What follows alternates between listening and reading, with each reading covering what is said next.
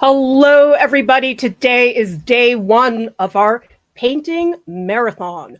Welcome to Art Prof. This is our global art party. Let's take a look at some of the thumbnails that I did in advance. These are some really quick ones I did. You can see how simple they are. And eventually, I decided to do this one here. If you want to see a better resolution image of what that looks like, you can all feel free to go down to our Discord. This is a little bit different in that I'm going to be asking everybody to post your stuff throughout the entire marathon. Usually we get in and we do a chat afterwards, but this time I would love everybody post anything you're working on. You do not have to do the prompt, use our reference photos. You can work on anything you want. I would love to see that. This is Winsor and Newton Art Guard. This is basically a barrier cream, and you just put it all over your hands. This basically is a barrier between your hands and the oil paints. This lets you have a little protection from having the oil paint right on top of your hands, and it also makes it a lot easier to wash your hands later on. Sometimes I paint with gloves, but I also really like the Art Guard because I like holding the brush, right contacting my fingers. It just feels better. Now, if you would like to see what the reference photos are, there is a link in the description. You can see all three of them. I was going to use all three, but I haven't made up my mind. Either way, the thumbnails that you saw me working on earlier, these are various combinations of these three images. And this is the thumbnail that I've decided to go with. There's also a lot in the Discord. You guys can check that out. Here we have a new channel, which is Art Marathons. It is right underneath the live streams area. Feel free to go in there and show us what you're working on. Again, I'm encouraging all of you to post throughout the entire marathon, and it goes through January 1st. So I'm hoping we can just have this gigantic avalanche of work for all of us to do. This is my first time using these Gamblin not water soluble. Sorry, I'm getting all my terminology messed up. This is solvent free. That's what I'm trying to say. This stuff here is safflower oil. It's 100% pure plant oil, slow drying painting medium. And I have this other thing here called solvent free fluid. And the paints I'm going to be using today are these Michael Harding Artist's Oil colors. And actually what I did here is I put the solvent into this little squeeze jar because this makes it easier to get it onto my palette. You can see I already did the underpainting, and this is the panel that I'm using. This is ampersand all primed wood panel, and you can see it does have this cradle. So if you look at the back of it, that's what it looks like with the cradle. Tell me in the comments, what are you going to be working on? Are you painting along with me? Are you working on something else? It's all good. I think I'm going to start with burnt umber. because this is cadmium red light with cadmium yellow medium. And I feel like the burnt umber would go on top of that fairly well. We're going to take it real slow today. I haven't had a chance to paint with oils in years and years.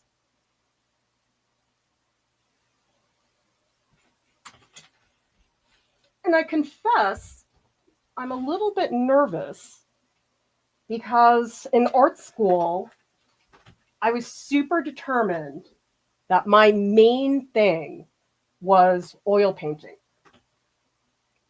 Oh, I can't get this thing open. Come on. Oh, okay, that's better. Okay, what I'm doing now, little drop of this solvent-free fluid, because I want to sketch very, very light and washy. Let me just see how this feels. Oh, it's pretty flowy. Solvent-free fluid, that's what we're looking at. The reason I use the squirt bottle is that I can put it right into my palette, and then I make sure that it's perfectly clean, solvent-free fluid. A lot of people have those little palette cups, but the thing is, every time you put your brush in there, you're making the oil even more dirty. With this, I know it's totally clean. Oh, these are, you guys, these are really nice paints. Oh my God. Oh, oh my God. Michael Harding, I can already tell. I mean, I have to try the other colors first. But woo, these are amazing. They're so juicy. Although it could also be that I just haven't painted with oils for so long that I can't remember. By the way, I have a warning for all of you. It's going to be really slow. Painting is very slow, and I think it's very important for people to understand that. I need my references. Where's my phone? Oh, here it is. Of course, it's like right next to me. Okay, let's take a look at the reference images. I'm going to start with the giant cluster of cherries. This is going to be the most discombobulated stream because that's just the way painting is, you guys. Okay, that's definitely not enough medium. Let's just wipe that away. I'm going to pour way more of this onto the palette because this initial sketch, I want it really thin. That way it's a lot easier to paint over, and I can already tell I have way too much paint in my brush. Tell me in the chat, how many of you have done oil painting before? Because I was trained in art school to do the whole solvent thing. That's just what they taught. But now that I've been hanging out with a lot of you here, I'm realizing that there's this whole world of solvent-free oil painting that I just never knew about. This is totally new for me. In fact, how many people here have done solvent-free oil painting? Because you know something? I'm going to need your help. I have a feeling I'm not going to know quite what to do. So tell me in the chat if you have experience with that, or if you have experience with the Michael Harding oil paints, if you've got any tips for me there.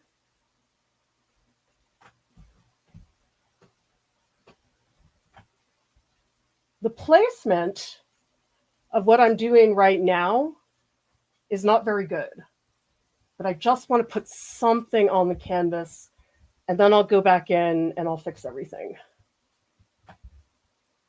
Let's too big. I knew I wanted to make this one bigger than the others, but I think that's a little absurd. So I do need to give this one down here a little more.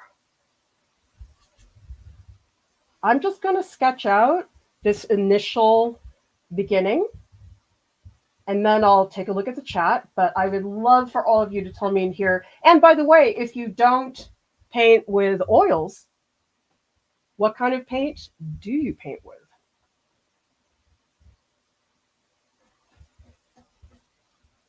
Painting is really slow, and I just think people need to see how absurdly slow it is. As you watch the stream, you're probably going to feel like I'm the slowest painter in the world.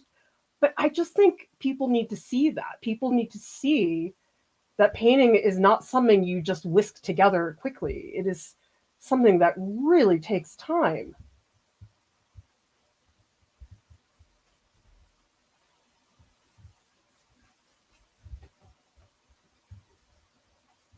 All right, let's take a look at what is happening in the chat. Oh, I'm so excited. There are so many of you here. Neil's asking, what kind of fruits are those? Those are rainier cherries. They're actually yellow. And I shot those photos when my family went to a cherry orchard a little ways back. Oh, I'm sorry to hear you're sick, Angela, but you can definitely hang out with us. Oh, good. Are you guys noticing my DSLR camera setup? I'm very proud. It took a long time to figure out, but it is working now. Bom is here from Germany. Actually, everybody tell me in the chat, where are you from? You can name a city, a country, because I'm still blown away by the technology.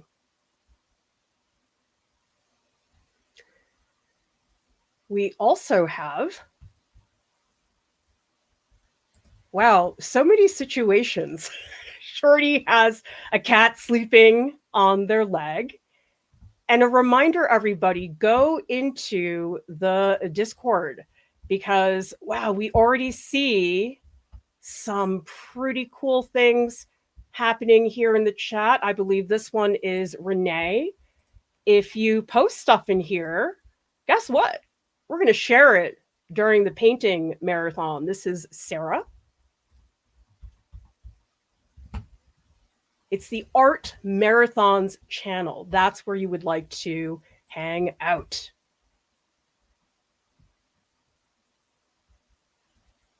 Carla says, working on thumbnails for my next painting. Excited to learn more about these paints. Ibis is also in Germany, staying at your in-laws, and it's late at night. Well, you don't have to make work during marathon. You can just keep me company because you know what? This is not an average Art Prof live stream. This is going to be how I really paint. Because on past live streams, I have a very limited amount of time. We're just going to keep going as if I am just painting. I've created this little cocoon of a painting marathon where this is the only thing I'm going to think about. And I'm really going to be a student here because oil painting was supposed to be my thing, but I think it was that moment where I realized, gosh, I am not good at this. I didn't paint with oils for many, many years. And I've learned a lot about painting through acrylics. I'm hoping that now I can take all of those things I've learned, that I'm a thin painter, so much I've learned about brush technique. Even though I haven't painted with oils in so long, I really feel like I'm a different painter than I was many, many years ago.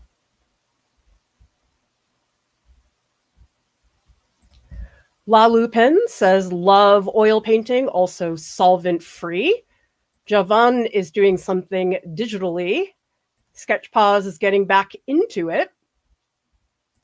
Anna says, oil is my favorite medium. I've been painting solvent-free with safflower oil for years now. It's so much healthier and easier to work with.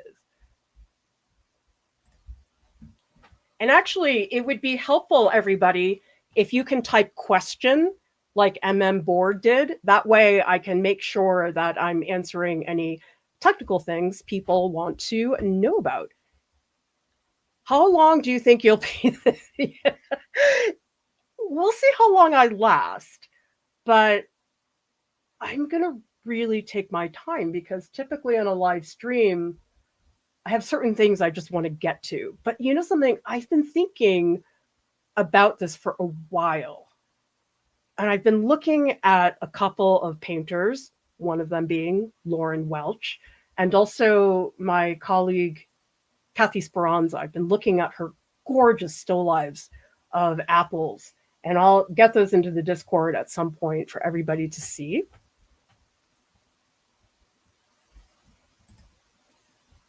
Okay, so Lalupin says, don't think you can use a solvent-free medium like a solvent. A little medium can go a long way to make the paint move along. A creamy brand like Michael Harding might not even need medium. Oh my gosh, Georgia, Texas, San Jose, Sydney, Long Beach, Iowa, Boston, California, Louisiana, Washington. How incredible. And thank you so much, Sarah, for the super chat. We so greatly appreciate that. And if you do like what we do here at Art Prof, leave us a tip, because arts organizations I know are quite concerned about the shift in politics here in the US. And I do think that that's going to make what we do here, because our content is free, even more important. There are so many groups right now, nonprofits, galleries, who are going under. And I just think that it's something we need to help support. And we are one of those places.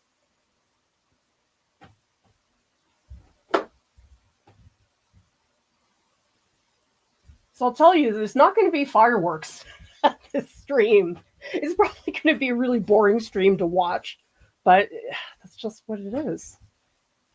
I'm not going to rush. I feel like when I painted with oils before, I did rush a lot, and it was a problem because I just think oil painting, like, you really have to think about the strokes you're putting down. What is the intention of what you're trying to do? This panel already feels fantastic. And by the way, everybody, in case you are wondering, the link to the reference photos and supplies are in the video description below.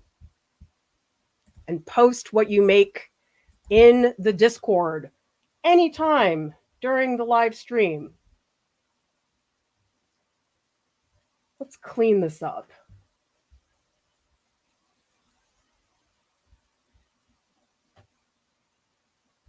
The main reason I am in love with oils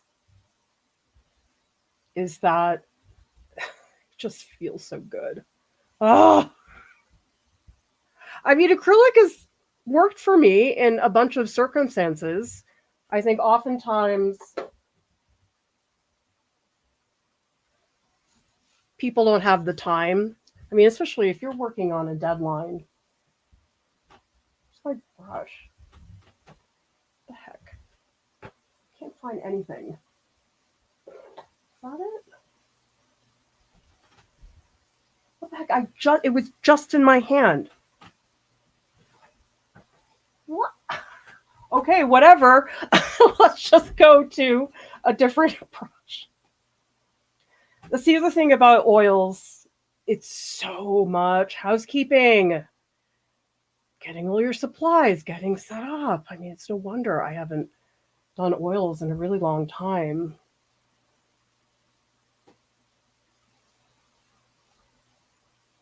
So this will probably be the most drama-free live stream you've ever seen us do here at Art Prof, but this is the real deal. This is what it's really like to sit and paint. There's too much editing now. I think people are not seeing what it really is like to paint.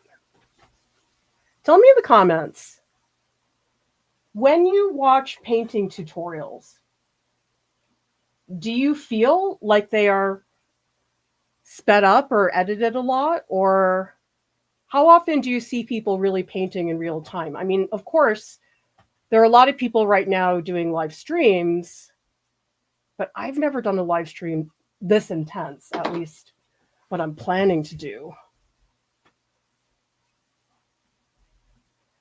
And by the way, everybody, if for some reason there's any tech issues, please tell me in the chat.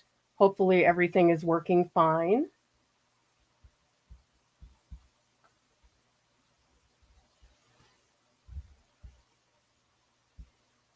Oh, my phone is not cooperating. Okay, there we go. Okay, so there's where I'm working on this reference, but I'll be doing the others later. I just want to get this one because this is the reference that really is quite large. It's dominating most of the composition.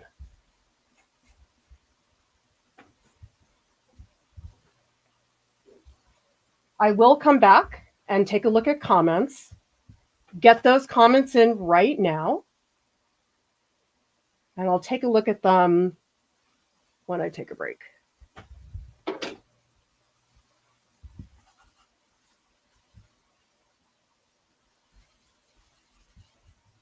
How many people here paint with their rags?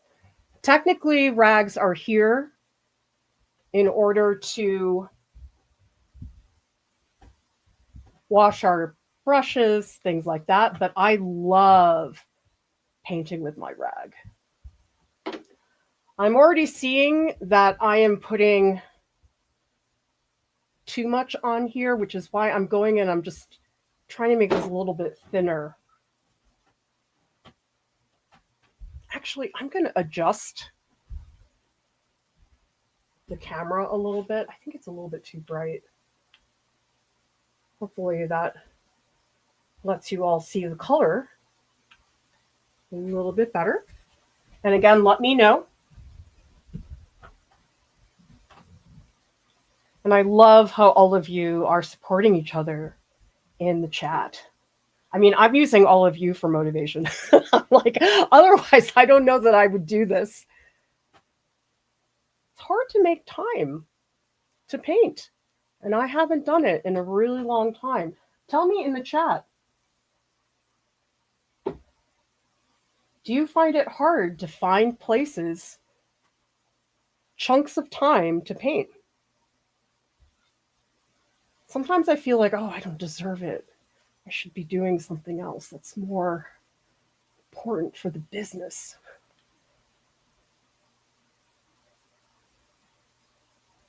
I still want this one bigger. So yes, the conversation is not going to be that exciting. And the painting's not going to be that exciting. This is what being an artist is. Doing really slow stuff. Really focusing.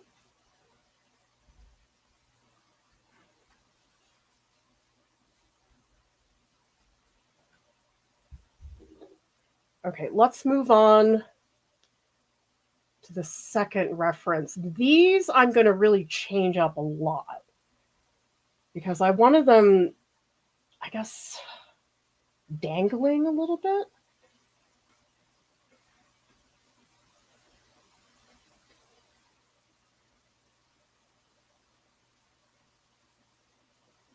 And I do think painting is a very different vibe, as Jordan would say.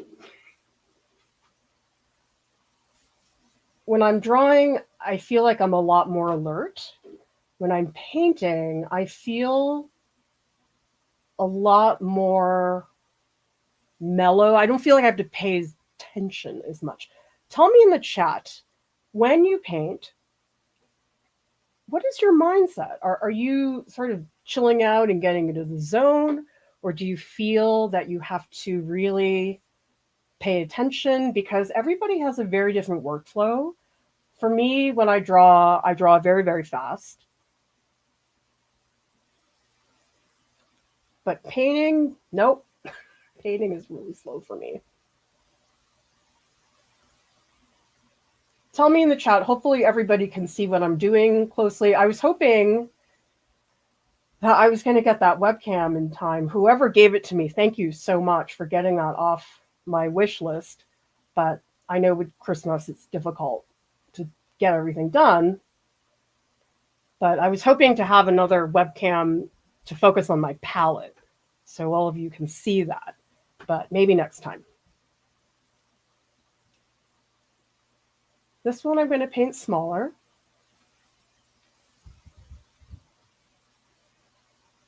There's a tiny one down here. Or do people feel like they have to rush? I guess because I know the stream is going to be really, really long, it's nice. It lets me just space for a little bit. I don't feel like I have to deliver fireworks for all of you. I mean, not like I do that often to begin with, but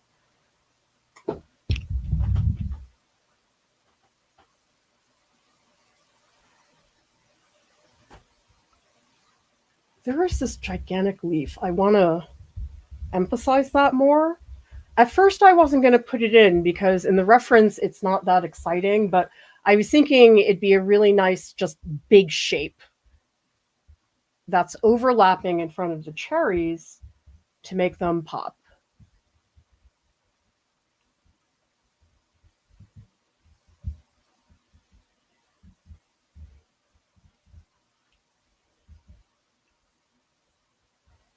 I think I'm definitely using too much because it's dripping on the surface. I think I need to just really cut back on the amount of solvent I'm using. It's definitely too much for what I'm trying to do right now. Yeah, it's dripping down here too. Okay. My first note to self, you don't need to use that much.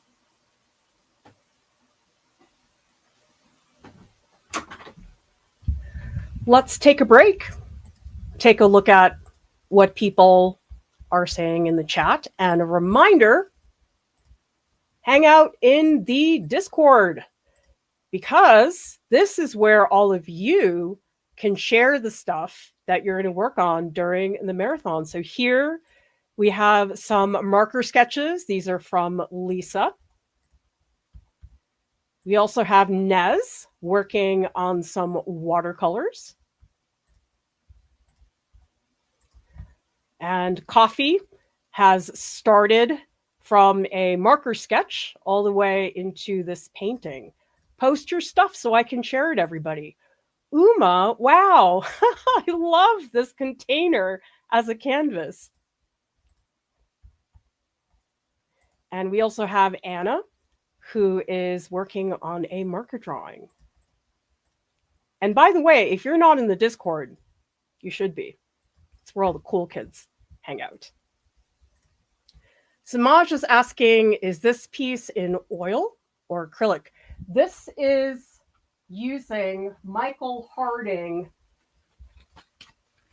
oils. But the difference is that I'm using solvent-free oils like safflower oil. We're not using the typical Gamsol solvent that you would be using for oil colors. Reminder, everybody, type question if you have something to ask. It'll make it easier for me because, wow, there's 118 people watching right now. Oh, thank you all for being here. This is great. Starving Artist says, finish a single painting only or different paintings over the next days. If not finished in one go, when will we see the finished works? The oil paint takes so long to dry that I can't work on the same painting consecutively. So I'm going to alternate. Tomorrow, I'll do a new painting. Next day, I'll do a new painting, and then I'll do another round back because this takes quite a bit of time to dry. And I don't know how long it's going to take to dry. People have told me to put it in direct sunlight for it to dry. We'll see how it goes. I mean, maybe I can pick this up a little sooner, but I have to see. Isabel says, I think more than I need to and get better progress just getting set up in painting. Oh, that's the biggest hurdle, just getting all your stuff out. I mean, this is so much work getting all the supplies that I needed. Me too, Nancy. I'm so happy to see myself painting. Yeah, JC, I have time, find it difficult to sit down and start working. It's the hardest thing, getting started. And apologies, everybody, if I don't get to your comment. There's so many great comments here. Lisa's asking, do you have a color scheme in mind for the cherries? I want this part to be very, very bright. This is going to have a lot of lemony yellows. There's going to be a very, very pale blue back here. This is all going to be dark greens. There's going to be a lot of lime green. The cherries up here are going to be mostly red at the top. And then down here, they're going to get darker in value. And then this is going to be a big, dark green one. So you can see here, this is the one that I'm going to be using. And again, you can see it in the Discord.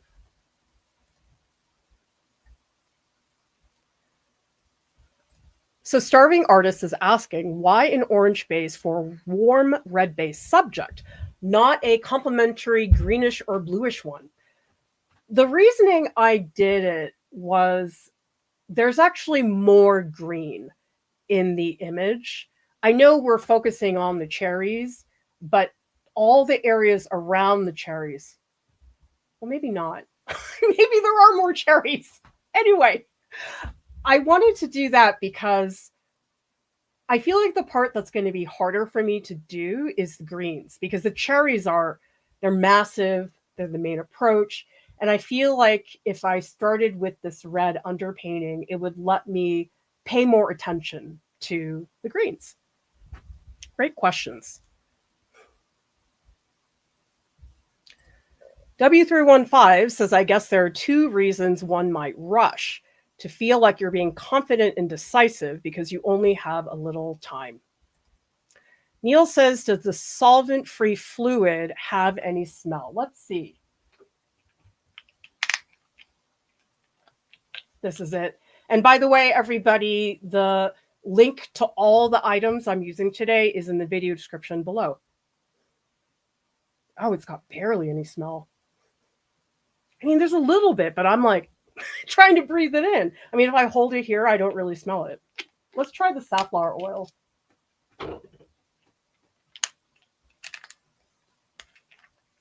Oh, gotta open it first. Okay, let's see. Oh, this one's even less. I mean, it really smells like just regular safflower oil. It's great. Very happy to find out about this option. Val says, my entire life I've been told I was always too slow. So when I paint, I feel like I'm actively rewiring my brain to be patient with myself again. That is something I never was. I think I had some kind of assumption that if I wanted my painting to look gestural, like John Singer Sargent, Andrew Zorn, that's somehow those strokes had to be painted fast. But actually, in my watercolors, when I want to make a gestural stroke like that, that really pops out, I do better when I paint that stroke really slow. I'm going to try that with oils. I never did that before.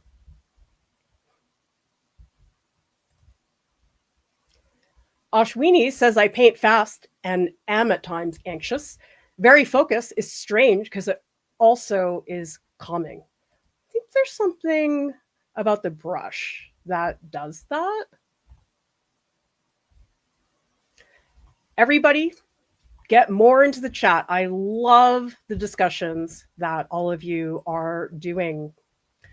Nancy's asking, could you share how to determine what colors to use for the underpainting? I have no knowledge or understanding of them or the purpose they serve. By the way, you bet I filmed it. That's going to come out later.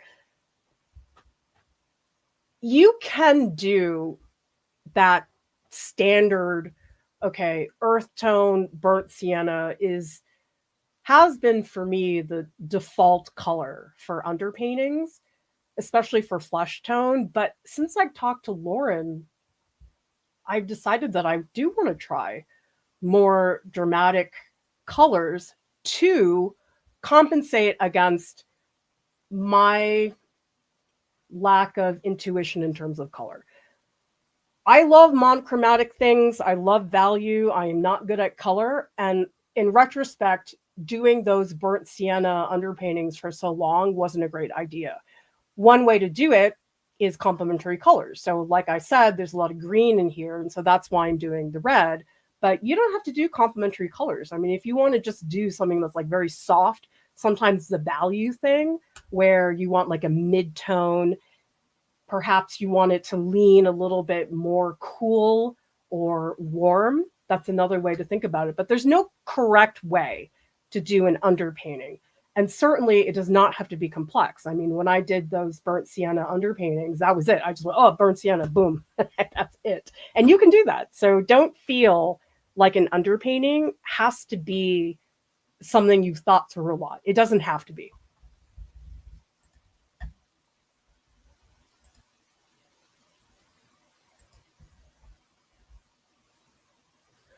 All right, everybody, let's get back into it. Yes, we are already, what, almost 40 minutes into the stream, and look at what I've accomplished. It's very exciting.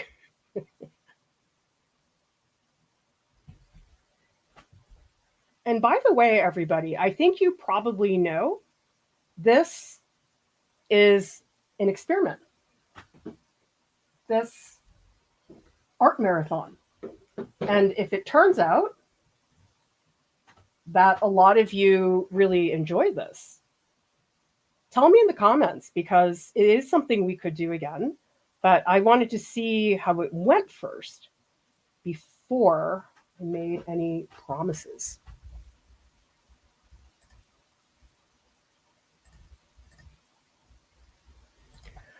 All right.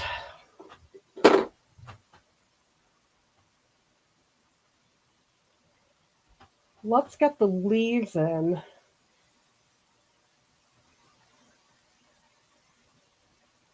A lot of painting is looking. You can see I'm already taking the time to pause. There's a lot of time that is in between brushstrokes when I want to stop and reassess things. May need to get a little bit darker. I don't want to do too much though.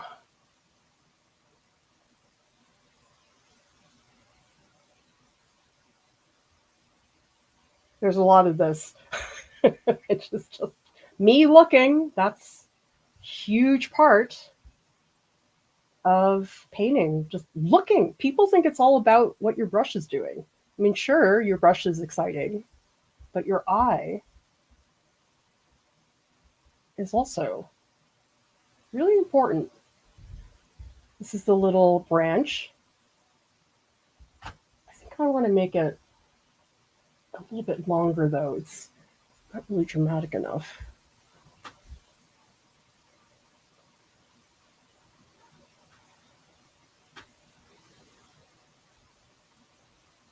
Well, that means I'm going to have to alter this. Yeah, see all this?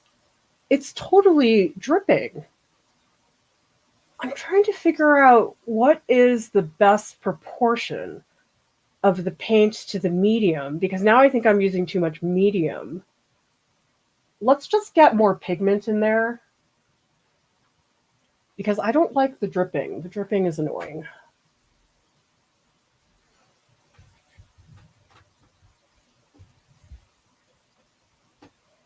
Tell me in the comments, what is your relationship with color?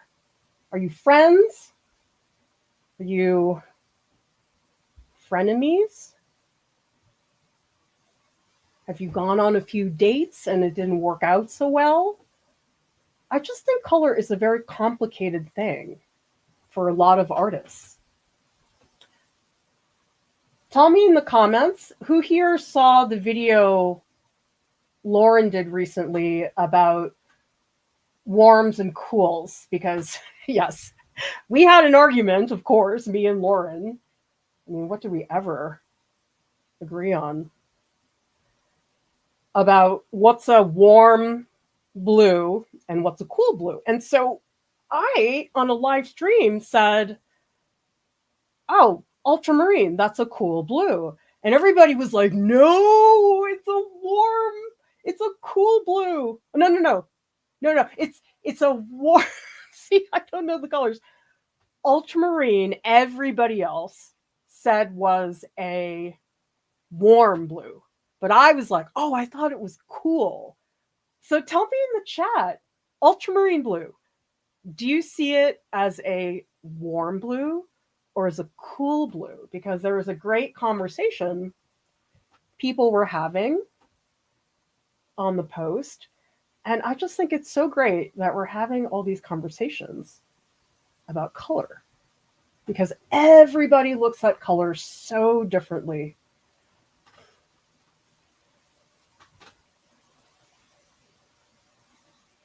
Actually, I'm going to make this one smaller. I feel like that'll give me a little more space for the branch. And also, I don't want these 4 cherries to look too much the same size.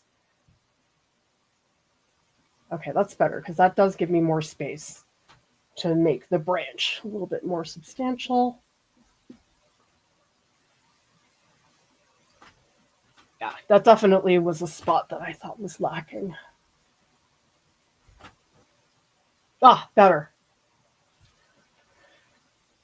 Although I think this should be more rounded. I want a slight indentation at the top. Okay, that's starting to feel a little better. This one I don't think is wide enough.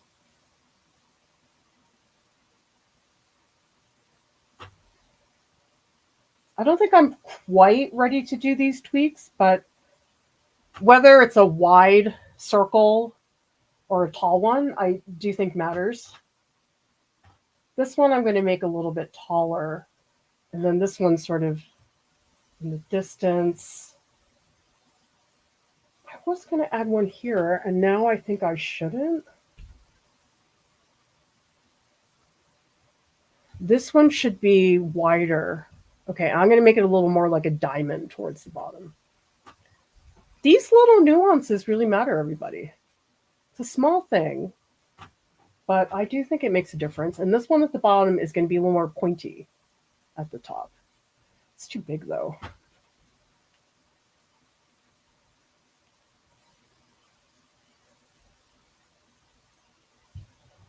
That's more the scale. Okay. Oh, it's still dripping. Okay.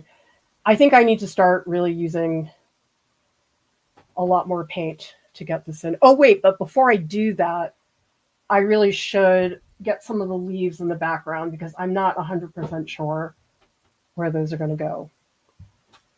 Let's see what people are saying in the chat.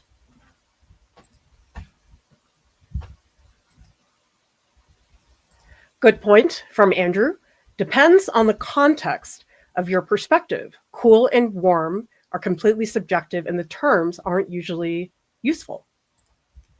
Jen says, I think it's my neurodivergent brain. I also get caught up on, at one point, does something become a different color? Very confusing, trust me.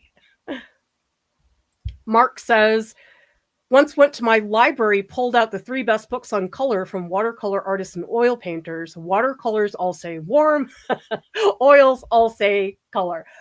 The one thing I can definitely guarantee in terms of the temperature of a color is it's subjective. I think it's so particular to a specific circumstance.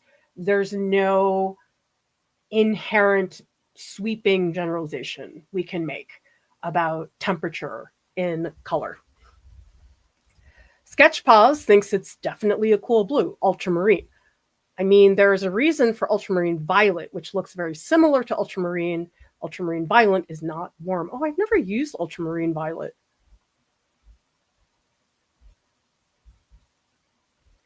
We also have a question.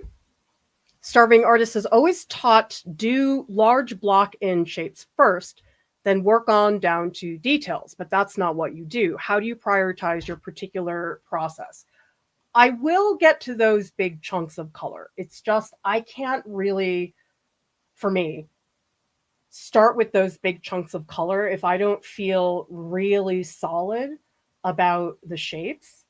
Once I get the shapes in here and I'm feeling confident about that, yes, I will absolutely go in and build up some of the opacity of that color. I am somebody who works in a lot of layers. It's not usually till I get to the fifth layer that I start to feel if my painting is really picking up. We'll see how it goes, but I do not do well with very thick opaque paints. I'm a lot more likely to slow down and be more sensitive and really look at, okay, the color that's underneath a transparent color and how are they working together. Whereas where I mix an opaque color and I'm just sort of painting over things, I don't find that to be as helpful because I like seeing the history of the colors that is underneath.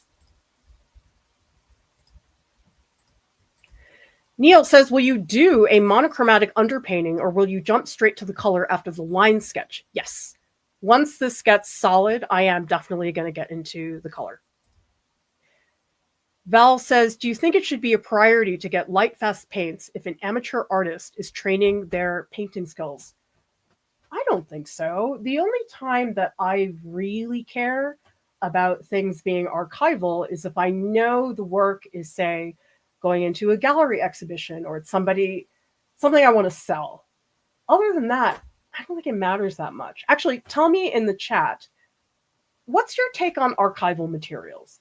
Because I just don't think they're quite as important as people think they are, especially if you're just practicing. It doesn't really matter so much, but then there's also an argument you can make that if you never use those materials that you're not going to get used to them. Tell me in the chat. We do have a video about archival materials.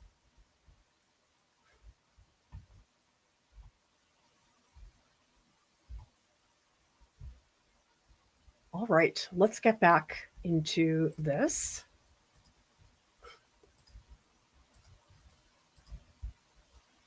Remember, post what you are making into our Discord, and I'm going to be sharing quite a few of those things. Okay, now this reference photo, this is the one I'm going to take the upper right-hand corner. Not doing the cherries, I'm just doing the leaves that are back there.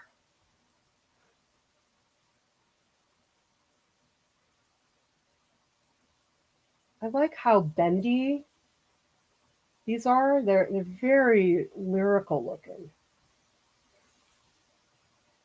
And I do want some of these leaves to be very large because shape is something I never thought about that much before, but I think about it a lot now. Those elements of art really coming into play. This leaf up here is meant to be the biggest one, but I also want some up here that are smaller.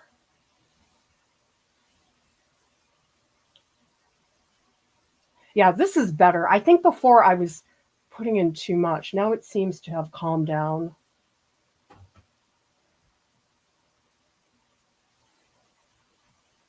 This is going to be a super bendy leaf.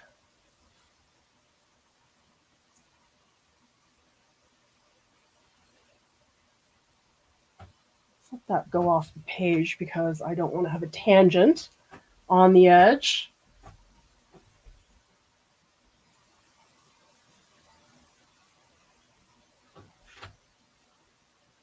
I feel like I need some smaller ones.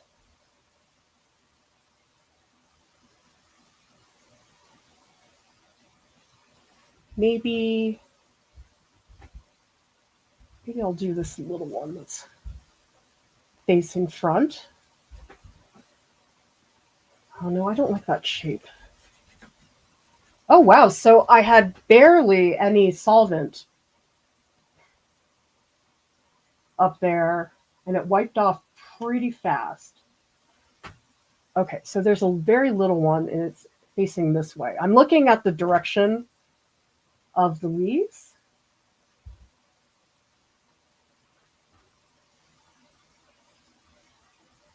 So we have a small one, medium one, and a very big one.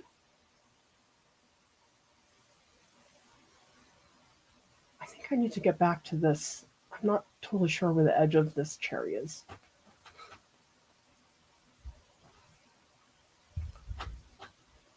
I hope you guys can sort of see my palette. I know it's not as close up as I would like it to be.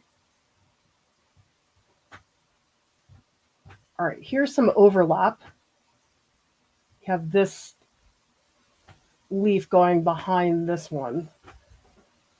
Overlap is one of those things, it's so easy to do, and it's instant depth.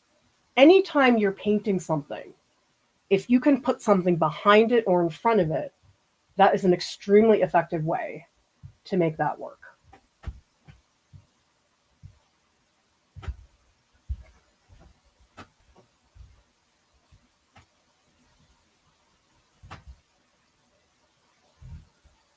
There are some shapes back here, but they're meant to be a little bit looser. I'm going to let those stay sort of blobby. We'll get to that later. Wow, it's really drippy. Sheesh. I feel like I can't quite get the right consistency, but I am finding I'm leaning more towards just the straight paint. I think somebody had said earlier that that was the case.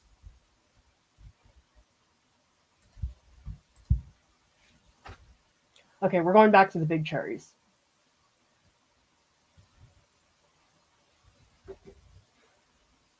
Yeah, we need to really solidify these. I feel like this is all just turning to mush right now. And tell me in the chat, how many of you here would like to see more art marathons? I don't think I can do them all the time because they're so much work.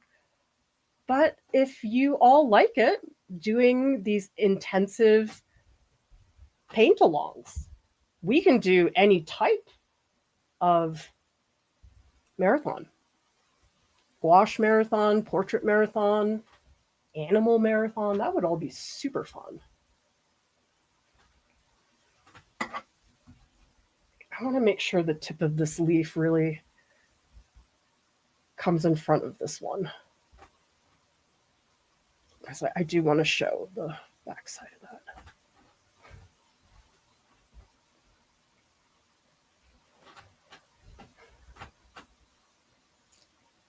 And if you do want to see more marathons, tell me what topics or media. I mean, would it be cool to have an oil pastel marathon? Soft pastel marathon, gouache marathon. Actually, that's the one I probably need the most because I really have not painted with gouache very much, and it would be really nice for me to just put in some intensive sessions. The other thing, too, is I find when I'm using a new material, I really credit still life with being the subject that taught me how to paint. I know some people think still life is boring, but I just think when you're starting out painting, it's really important not to do something complicated. Still life really helped me. It's really where I gained my painting chops, and that was definitely the case with oil painting. I had a teacher who had us doing complementary color still lives, and I learned so much about painting with that exercise. Tell me in the chat, what subject, if you paint, do you think helped you really get a grip on your painting chops when you first started painting. Because I did lots of figurative work with oil painting because that's what I wanted to do. But it was when I went back that I was able to just really focus on still life. I just think sometimes the subject is actually a distraction. So that's how I'm approaching these paintings, is that this is me building my painting chops. I think when I was younger, I really wanted to be like, I'm a painter, but I'm not. I've been feeling a little better about it because I have had a chance to do more painting work recently. But I still don't feel like I'm a painter. Painter. Okay, let's get in these a little darker. I just want them to feel a little more solid. They don't feel like they're totally there yet.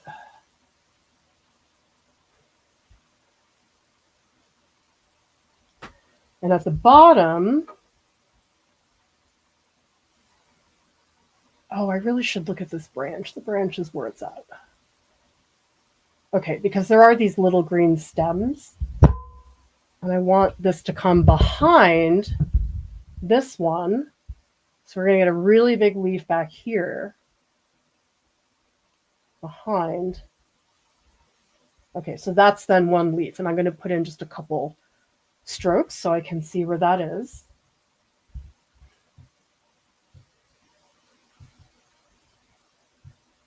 And then on the lower left-hand corner, we're going to keep it pretty simple.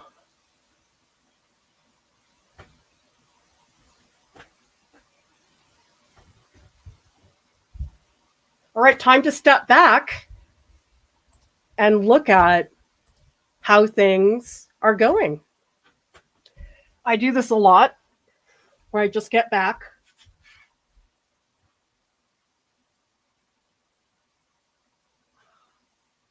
Oh, I feel like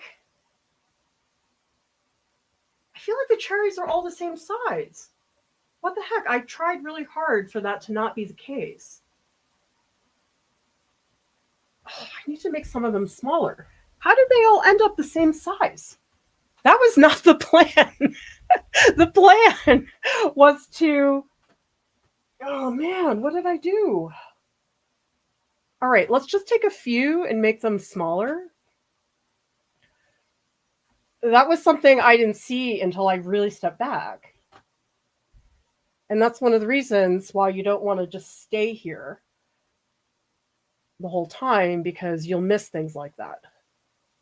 Okay, this one is going to get a lot bigger. It's a lot of tweaking here.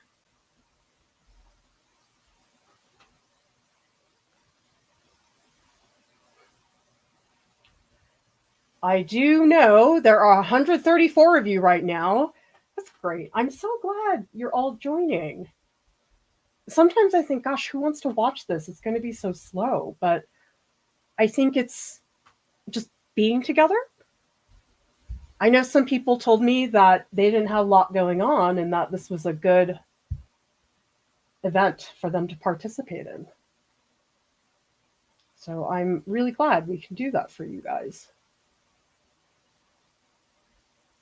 I guess it's just I've never been on the other side of the fence, in that I didn't grow up with YouTube. I don't know what it's like to follow somebody on YouTube in the way that we are set up. Tell me in the comments, who here grew up with YouTube? Who here did not grow up with YouTube? And if you did grow up with YouTube, what was the age that you started using it? Because some people, YouTube came along when they were teenagers, or you were born and it was always there. And so I'm very curious where YouTube belongs in your life. Because I still don't think I really understand what it's like to watch YouTube. I mean, I have a couple of people I watch for YouTube help, updates on YouTube that I wouldn't ordinarily know about are incredibly helpful. But as far as artists, I'll be honest, I just don't have the time. I've so many other things going on that it's hard for me to make the time to really watch other art YouTubers. And so this concept of painting with somebody on YouTube, it's like I can't process it because I didn't grow up with this experience.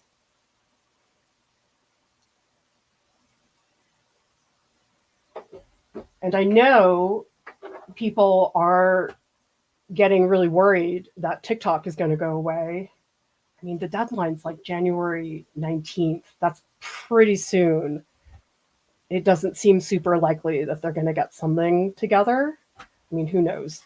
But I think a lot of people are realizing that these platforms are not reliable at all, which is why I tell a lot of people, listen, you've got to have an email list and you've got to have a website. And what's interesting is a long time ago, I was telling people, well, you don't really need a website because social media will take care of it. But the thing is, like, what if your social media disappears? I mean, we all saw what happened with X, formerly Twitter, what's happening right now with TikTok. And the thing about a email list is that's yours forever. You won't lose that.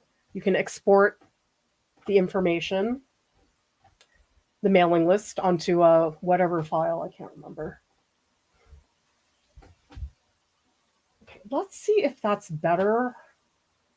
I don't think I'm totally convinced. Okay, let me step back, take a look at it. All right.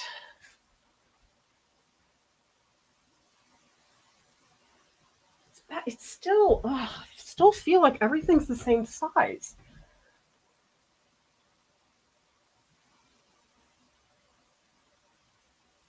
Oh, maybe if okay. I think it's this. I think if I make this one small. All right, if we get rid of this part. Okay, that really helps, I think. Oh, that was it. It was that one cherry.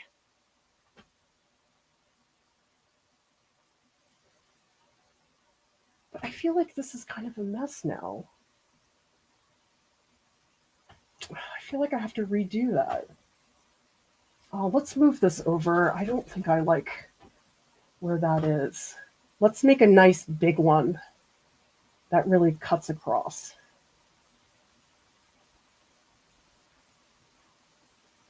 I need something more fluid. Ah! I really hope I don't knock anything over. Okay, let's see what people are saying in the chat. So Merrick says, Gamblin Paints website says ultramarine blue is warm. Okay, I stand corrected. I mean, Lauren already corrected me. I guess she wins the fight.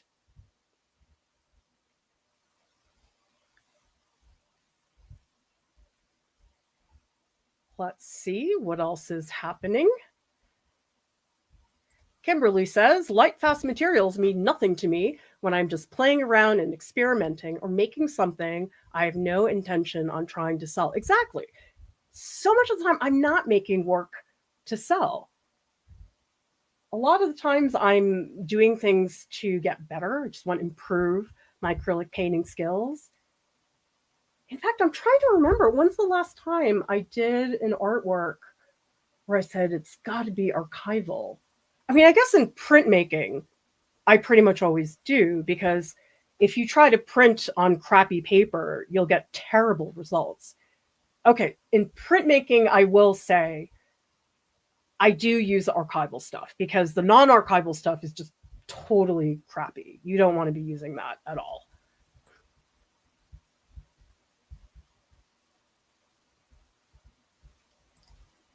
Valenstein Hart, I paint with you all as I look for my lost Christmas money. Oh, bummer.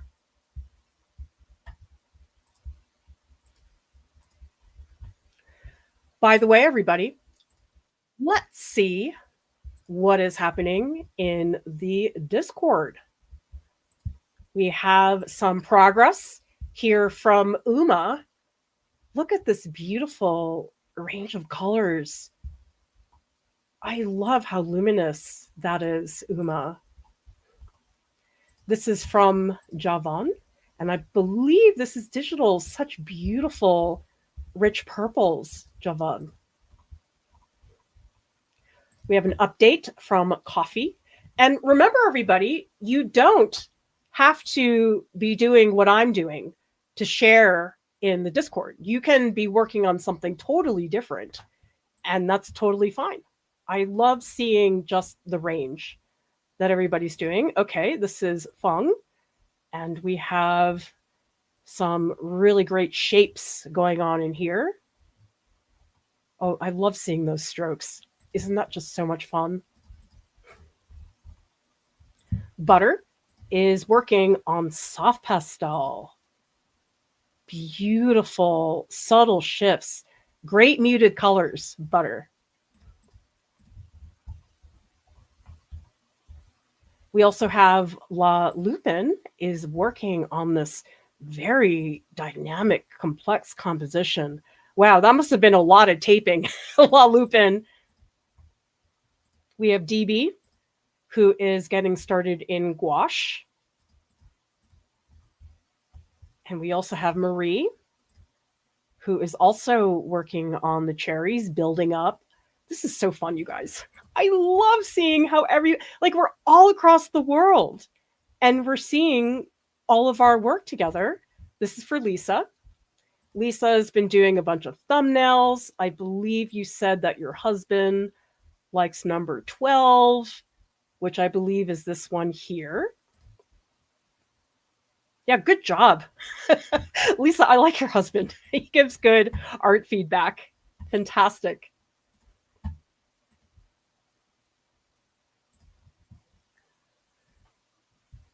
All right. So a lot of people, Tiffany, Jen, Sarah, are all saying more art marathons. You like the slip piece. I don't know. I always think, oh, it's not that exciting. But I guess that's not the point. The point is to do the work. And the work is slow.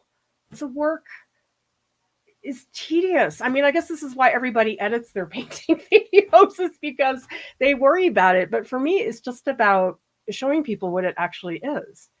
I mean, you saw how long it took for me to get to this point.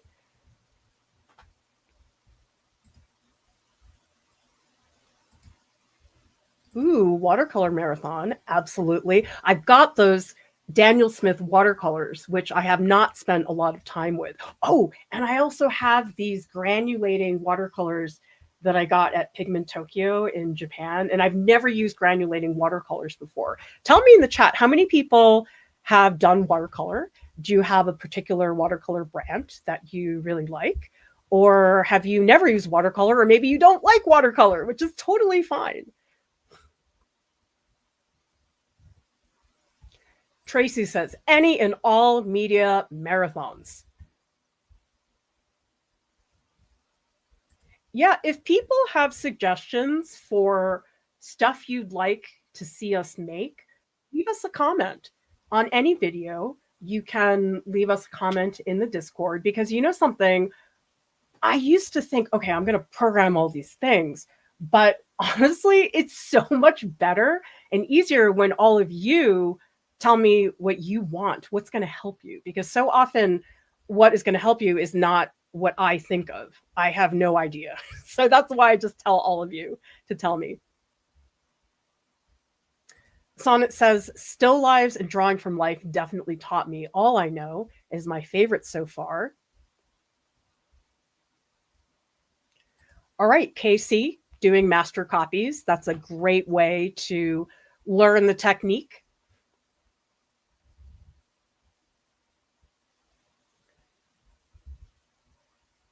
We also have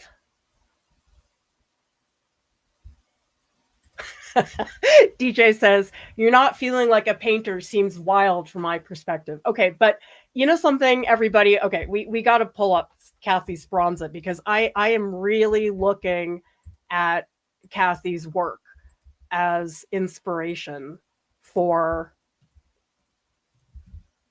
how I want to go about it.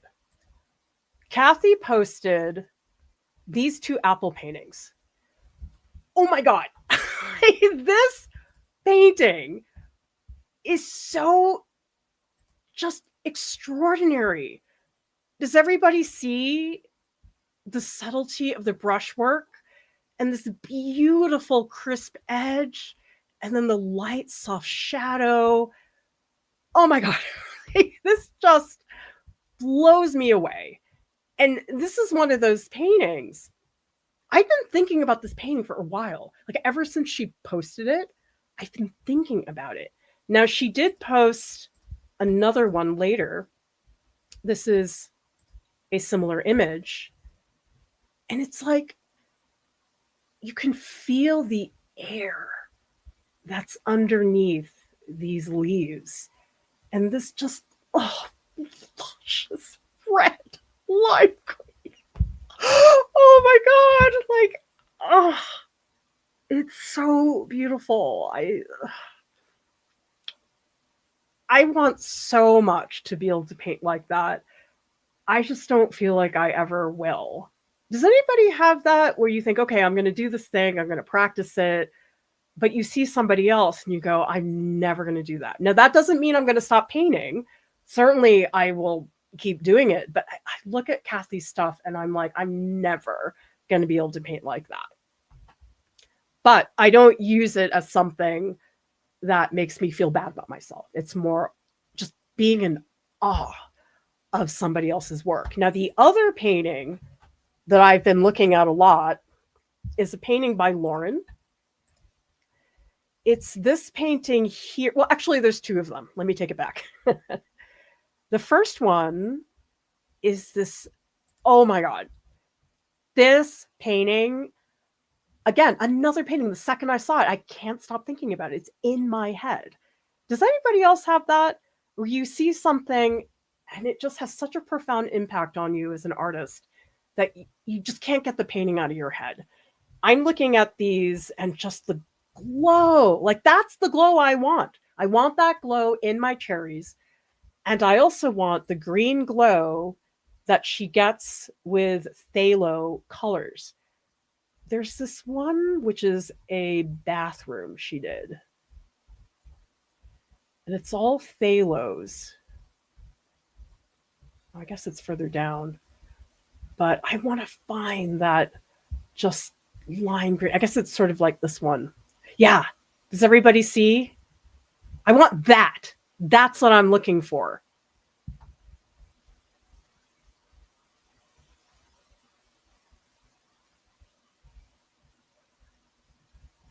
Katie grew up with YouTube. KC grew up around 7 to 8 years old. Jennifer, like me, did not grow up with YouTube. Damien says 11. David says, watch and listen to art streams. I'm 52. It's so fun to see how different the generations are.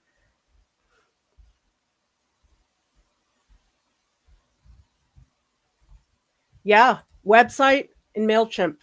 That is what everybody should do because we can't rely on these social media platforms. I mean, remember when our Instagram got hacked? That was terrifying. I mean, we're so lucky that we got it back.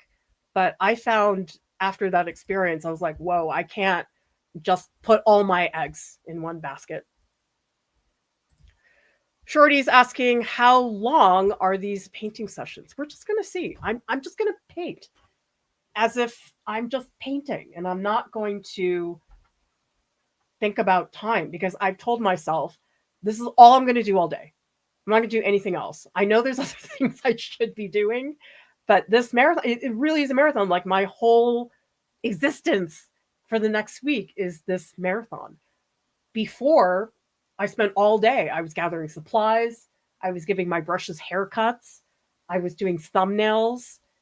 This is a marathon. I'm going to keep working on it, even when I'm not live streaming.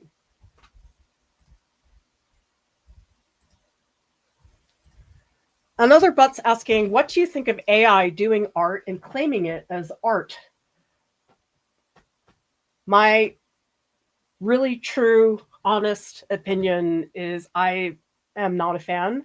I think a lot of it, from what I've seen, it's got this uncanny look to it that I really don't like. Sometimes an AI thing will pop up on Instagram, and I guess it just makes me deeply uncomfortable, especially all of the copyright things that a lot of artists are having to deal with. And tell me in the chat, what's your take on AI? I know some people have very different experience. Some people are saying, yes, I use it for all these things. It's really great. It's just not my cup of tea. Like, I can't really see myself ever using it. But then again, maybe I'm just being really stubborn. Who knows? It's hard to say. Phoenix says, would love to see more marathons. Great to hear you talk through your process, how you adjust, like changing sizes and erasing things. You won't see this in an Instagram short. Oh, no. Oh, I love this, Jeff. Creating art can be lonely. This removes that. Well, I'm so happy that we're all in studio together. It does keep me accountable when I'm like, okay, I got to do a live stream in ways that other things don't. Your artist friend is asking, what are your favorite watercolors? Daniel Smith. And I feel really dumb. I didn't use Daniel Smith for a really long time. And Mia told me about it. I tried them a little ways back. I was like, where have you been my whole life? I guess I was just lazy. I had these Winsor & Newton watercolors for a long time, and I got them from the company. And I just thought, oh, well, I've got these. I might as well use them. But, oh boy, Daniel Smith, no comparison. It's like shopping at Tiffany's.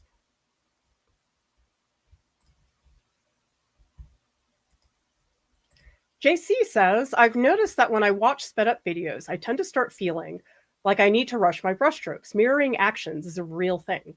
I love this real-time sharing of the process live. The time-lapse videos, I know people find them fun. I know they can be entertaining, but they are not good as educational content, because for something to be educational, you do have to see physically somebody putting down that stroke so you can observe that. When you take that away, people don't learn. And that's fine. I mean, time lapses don't have to be educational content, but for somebody who really wants to learn, you have to see, okay, how do you hold the brush? How fast is the stroke? Maybe the stroke starts out very slow, and then maybe it picks up the pace at the very end. That type of thing you cannot get out of a time lapse. Yes, I know, Val. Kathy's work is so, oh, yes.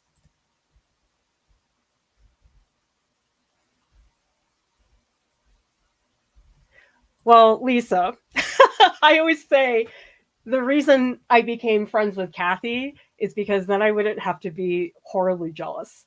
Now I'm like, she's my friend. I can't be jealous, even though I am. Yes, that's it. The painting by Lauren. It's a green bathroom with the toilet.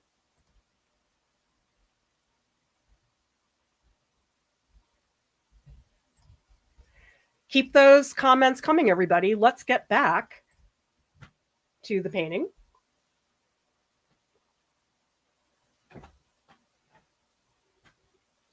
Actually, I gotta step back. I still feel like I'm too close. Okay, let's stand really far back.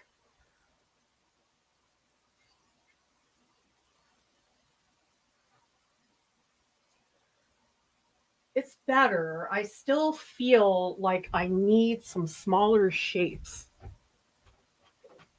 I'm not going to look at the reference. I'm going to tweak. I think this could be a little smaller. So this is where I'm not looking at the reference because I'm trying to evaluate size and shape. Because I did exaggerate some of the spots on purpose. Like this cherry is gigantic. There's no chance the cherry actually looks like that.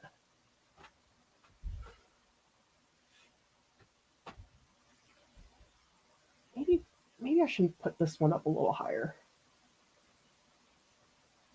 I just felt like a little ways back, everything was medium shaped. I don't want that. And it sort of makes sense to make this one smaller because it's behind the other cherry.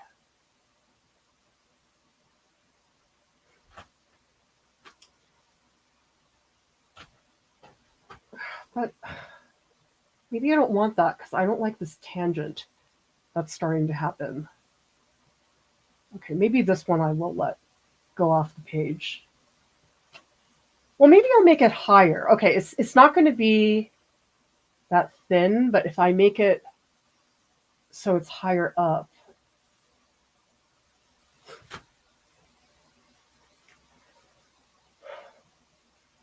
I don't like what's happening back here. Maybe I like this one. It's sort of like a mango. It's quite different than the other ones. Maybe this one's too big, but this is something I do a lot. I have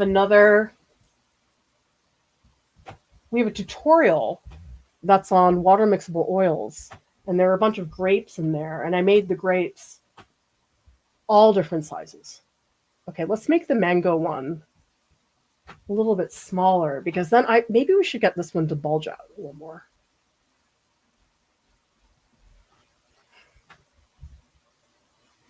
Let's make this one really big.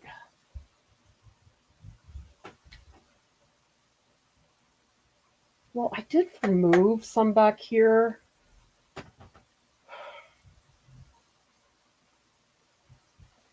Maybe this one's too big. Let's make it a little smaller. Maybe it'll give me more room for the leaf.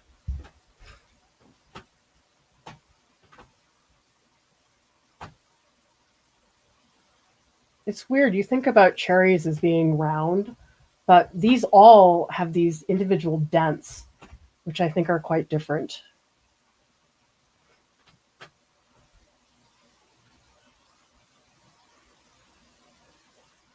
Yeah, a lot of these are sort of pointed towards the bottom. Oh, this one. That's too big. Oh, this width is too much the same as this width. Okay, this one's getting bigger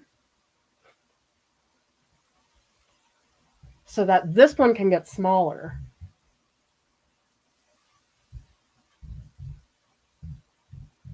Right?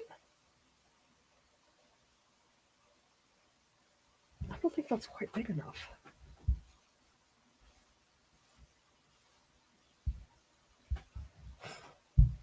Oh, that's better. Okay, it was too spherical before. These two really are squished up against each other, so let's really show that. You know, I think they were all too spherical. I like them having these like pointed bottoms. They look kind of like coconuts.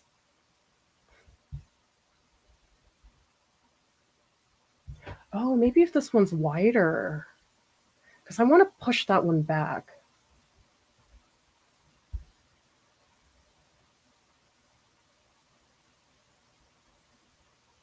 I gotta move this leaf. This is kind of a tangent there.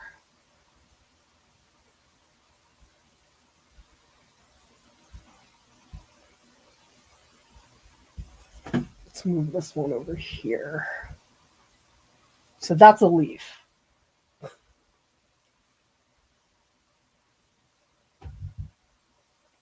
Here's another leaf.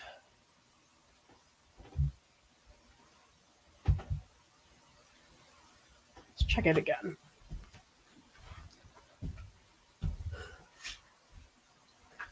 Ah, skeleton's in the way.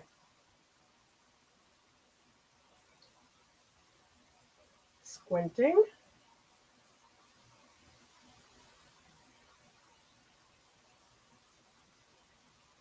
Do I need, maybe I need another cherry here.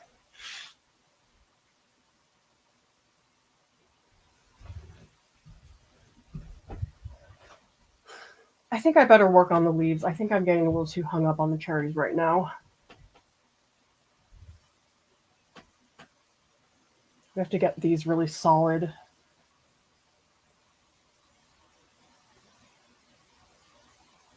Okay, I'm going to move there. There's a big leaf up here. So that one's going to go over the other one.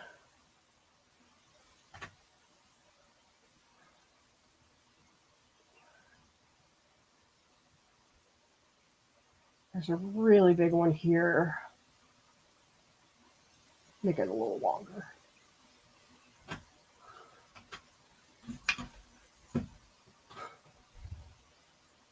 Tell me in the comments, what's your experience with painting been like? Do you feel like painting comes naturally to you? Or has it felt like a struggle? Because painting has been a struggle for me, even though for the longest time I was like, that's my thing. But it sort of isn't. Because I do think that everybody has, I guess, tendencies. And I think knowing what those tendencies can be helpful. For example, I know that I tend to make the legs too short whenever I'm painting a figure.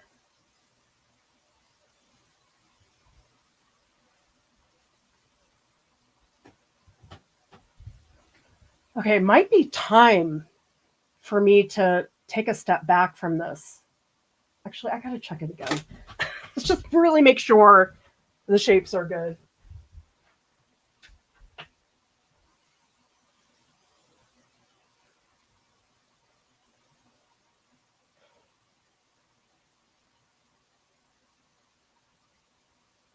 I think I want one more back here. I feel like that's, or maybe, oh, no. Let's move this one. Okay. So I move that one back.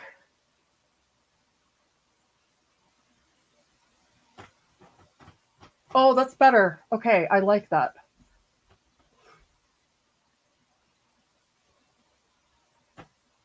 This one has a little dent down here, so if I move it...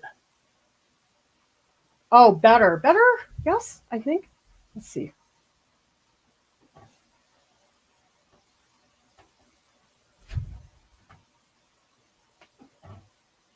See, now I don't like this leaf because it's sort of in the way.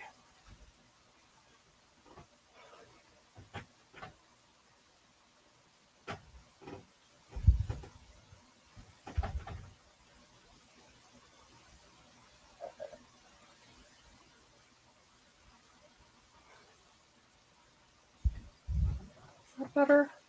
Oh, yes. Okay. We're getting there. Okay, I gotta look again. I'm still not convinced that the shapes are the size I want. I feel like the leaf in the upper left-hand corner should be bigger. Oh, maybe if I make it a little wider at the top.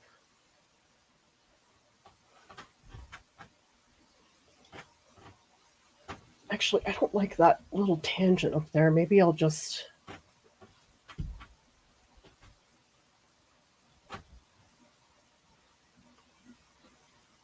We're going to make it a little wavier. And I lost the branch. Shoot. I think I didn't leave enough space for the branch. Okay, we got to check again. I find with painting, I have to keep stepping back.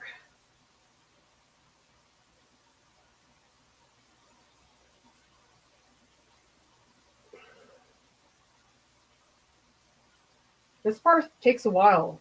I can just stand here and do this for a couple minutes. I don't like this leaf.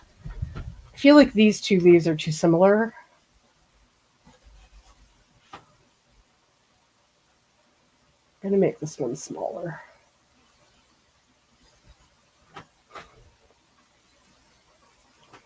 All right, we got to look at it again. I'm going to be doing this for a while, everybody.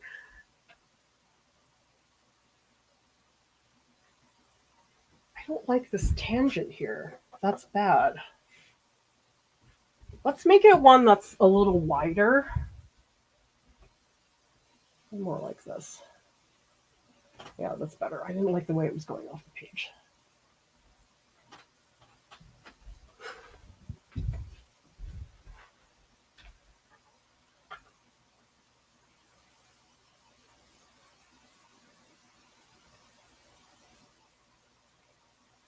Is it? Maybe it's this? Oh no, I want this one on top.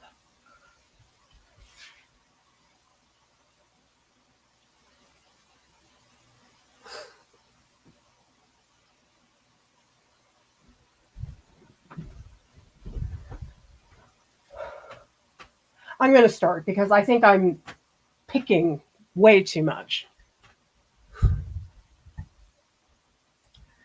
Let's see what people are saying in the chat.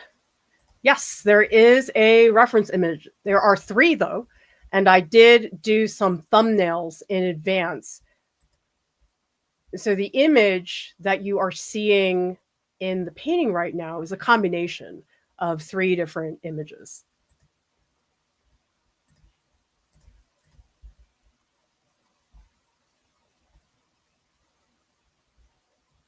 Yeah, you won't because I combined 3 reference photos and I also changed the scale and the location of everything. So there's no chance you're going to understand the point of view. Harvey says, painting feels natural for me once I get my first few sketches in. Strokes. Getting those on is my biggest battle. Oh, the beginning is absolutely what I'm doing right now. I'm spending so long on this because this is the setup. This is the part where I've got to really look at every single area.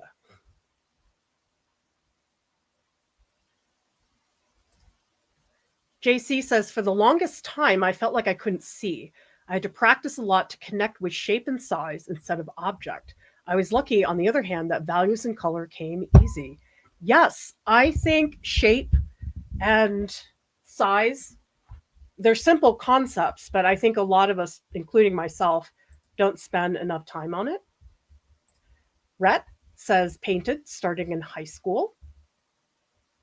Val says, I feel like painting is a skill I need to train, much like other aspects of art. Yes, Parvy. It's a lot of decisions, and they're really minor. A lot of it makes a really big difference. Suna says, I too am using this to stave off the lonelies. Good. I'm so glad we can be here with all of you. How big is the cherry painting? Let's look at the 16 by 20. This is the panel. And remember, everybody, the link to all the supplies is in the video description below.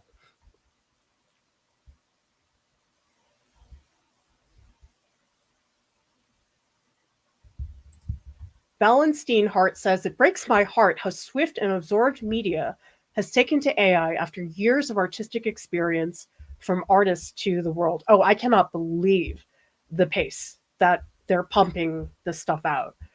Even, it's been 2 years or something since it came out? The technology is totally different. But you know something? I do believe that it's going to give people a reason to place tremendous value in work made with our hands.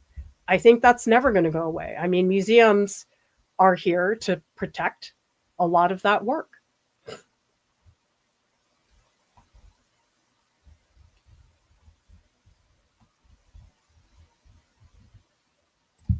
Xin Yi is asking, any painting workshops you recommend? Well, speaking of workshops, There are spots available in our winter workshops. This is a topic that a lot of people ask me about, that sometimes they've told me they have trouble articulating, but that's the concept behind this workshop, which is to loosen up your art. Now, that can mean a lot of different things, but I do think that sometimes people feel like they don't really know how to do it, regardless of the material. Tell me in the chat, does anybody here feel that you paint too tight, that you wish you could loosen up in a way that would maybe make your work more expressive or have more energy? That's what this workshop is going to explore. The digital painting workshop, this is coming up really soon. If you want to participate, I would sign up ASAP, because it is not next Sunday, but the Sunday after, which I believe is Sunday, January 5th.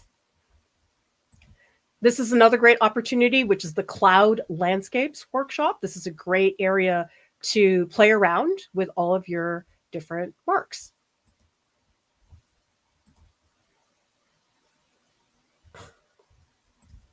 Glenn says, this might be an unpopular opinion, but I kind of like it the way it is now. It's loose and expressive. Well, good. I definitely want it to at least start that way, but it's missing so much color that I need to get back in there.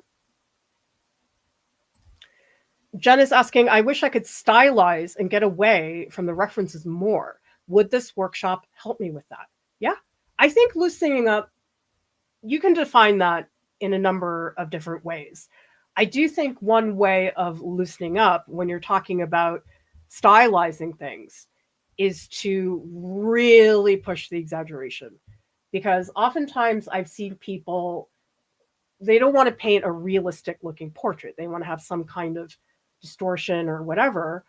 But what I usually see is when people make the effort, they want to loosen up, they do it like a little bit. They don't make a big enough leap, because the big enough leap oftentimes just feels ridiculous. You're like, oh, no way.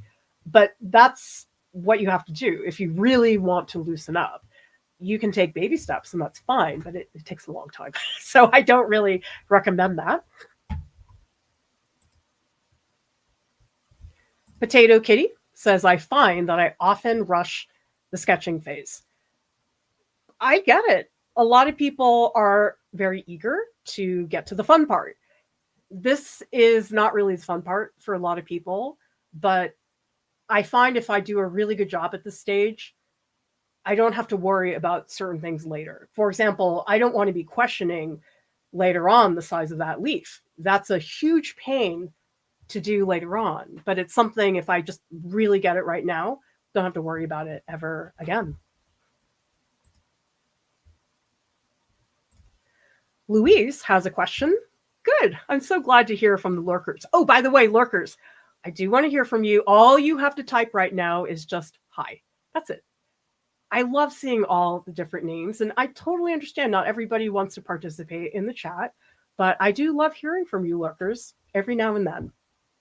What level should someone be to be comfortable and feel productive in the digital painting workshop? Also, is it with Jordan? Yes. The digital painting workshop is with Jordan. Trust me, you do not want to take a digital painting workshop with me. It would be terrible. But in all of our workshops across the board, we meet people where they are at. For example, if you're a total beginner, that's fine. If you have a lot of experience, that's fine. And anything in between, because one of the things about the workshop that I think is great is that they're very small. We have no more than 12 people, and that makes it possible for us to give everybody a lot of attention. If the class had 30 people, there's no chance we could meet people where they are at. But when you have a small group, and a lot of the workshops are smaller than 12, 12 is full enrollment. We've had workshops with 8 people, with 6 people. And so you get a lot of attention, and we try to really custom tailor things. For example, some people have personal projects they want to work on during the workshop. Other people have said to me, I have no idea, just tell me what to do. And I'll review the work, and I'll talk to them about, oh, well, I think it would be good for you to work on color. I'll give them some exercise. We have tons of prompts and things like that.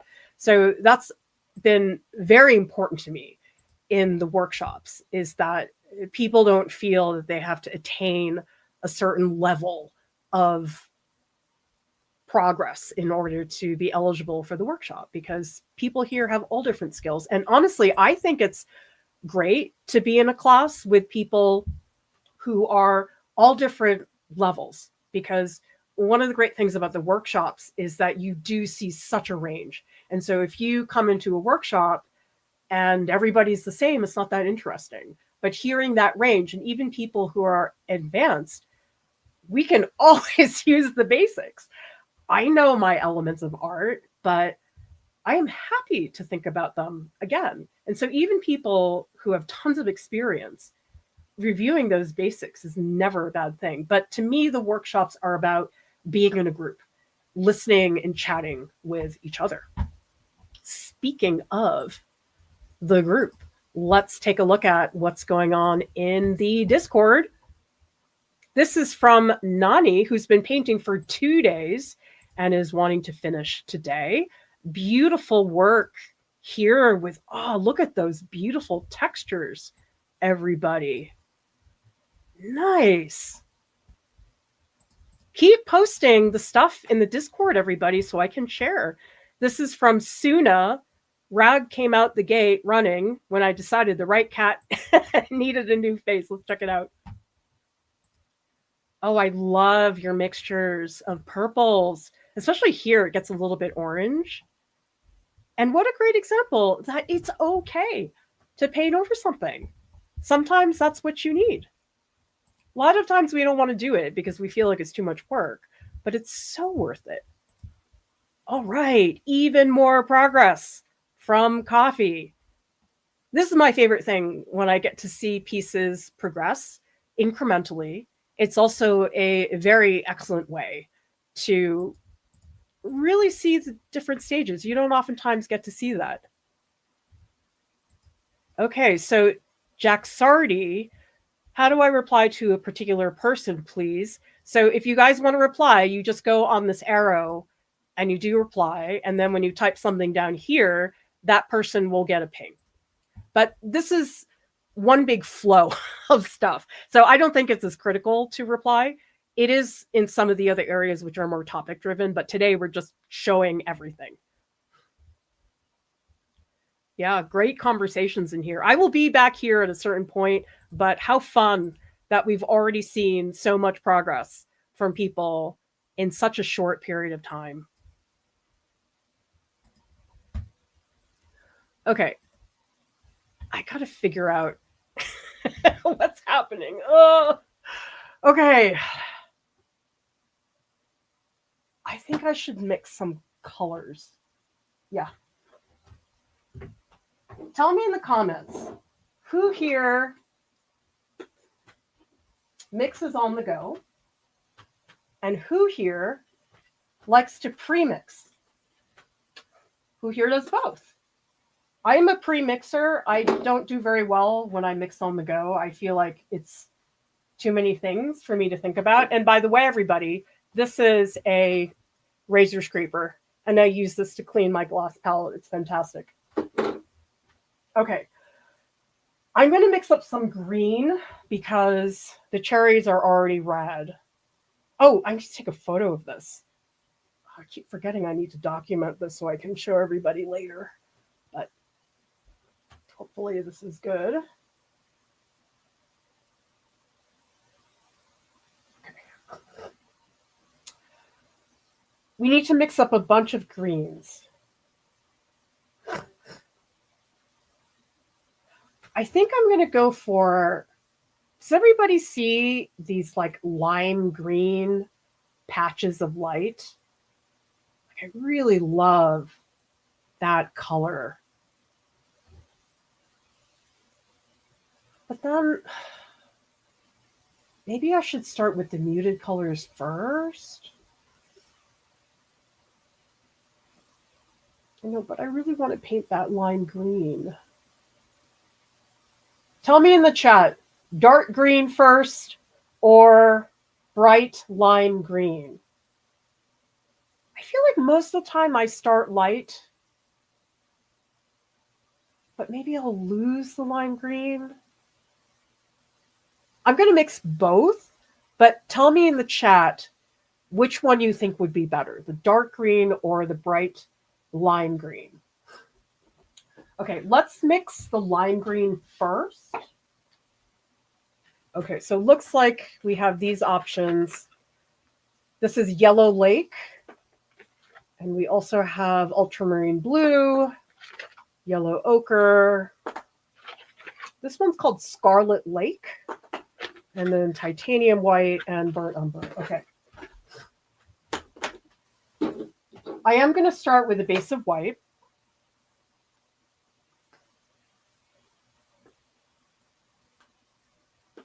And I'm going to incrementally add other colors. Actually, I should set up my palette. I'm not really doing that right now.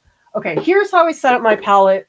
Is usually I put white in the corner, but I like to put things from light to dark. So first we're going to put down that cadmium yellow, or Yellow Lake, whatever it's called. Oh my gosh, this yellow ochre deep, really squishy.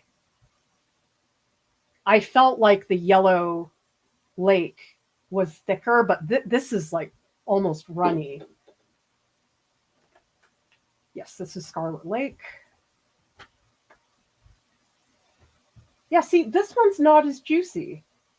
I'm surprised because oftentimes with oils, yellow ochre is not a juicy color. But I guess it just depends on the manufacturer. Okay, so here's burnt umber. I'm just going to move it over there.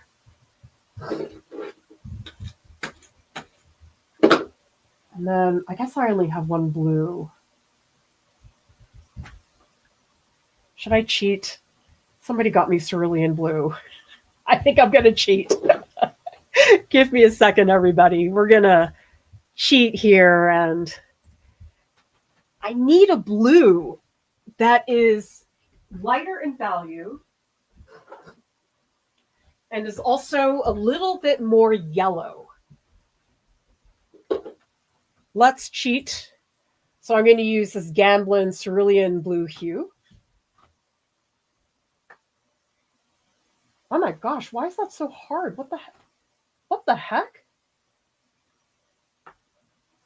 Wow, that that was hard to squeeze.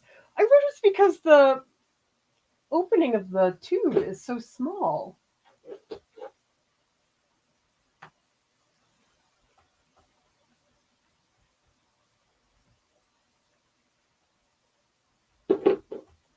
Okay, here we go. This is how I lay out my palette. It's light to dark with the warm colors, light to dark on the blue colors. Sometimes I have Viridian, but most of the time I don't. I like to have as few colors as possible. The one color that is missing for me is alizarin crimson. Oh, maybe I should get my alizarin crimson. I think I'm going to do it because I need alizarin crimson. I can't live without it. And also, this is my first time using the solvent-free oils. And so I don't really feel like I want to play with colors. I feel like I want to use colors I've used before, and then I can move into some other ones. Okay, so let's try that alizarin crimson because somebody did send me some Gamblins, which I'm going to use on another stream. Here is the set. This is Gamblin introductory set. And thank you so much to Louis for sending these to me. And there are a couple things on my wish list that I still need for some of the future streams. So if you go down to the video description below, you will see the link to my wish list. And if anybody wants to help me get a couple of those items, I am very curious about the solvent gel. If anybody wants to grab me that solvent gel, that's great. Oh, wow, look at this. It comes in like this really pretty wood crate. Wow, I love the wood box. Okay, let's get out the alizarin crimson. Ah, yes, alizarin crimson. Love you. It's a very deep, dark red. Tell me in the comments, what are some of your favorite reds? Because there's a whole world of reds that I don't know anything about. Some people have told me about Pyrrole Red, and that's the color I have no experience with that color at all.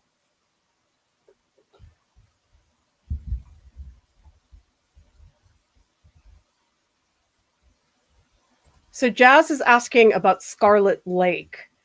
I think that one leans blue. It looks a lot like cadmium red medium, maybe deep. My preference is cadmium red light. This is a little bit of a deeper red than I'm accustomed to, but that's okay. I will live.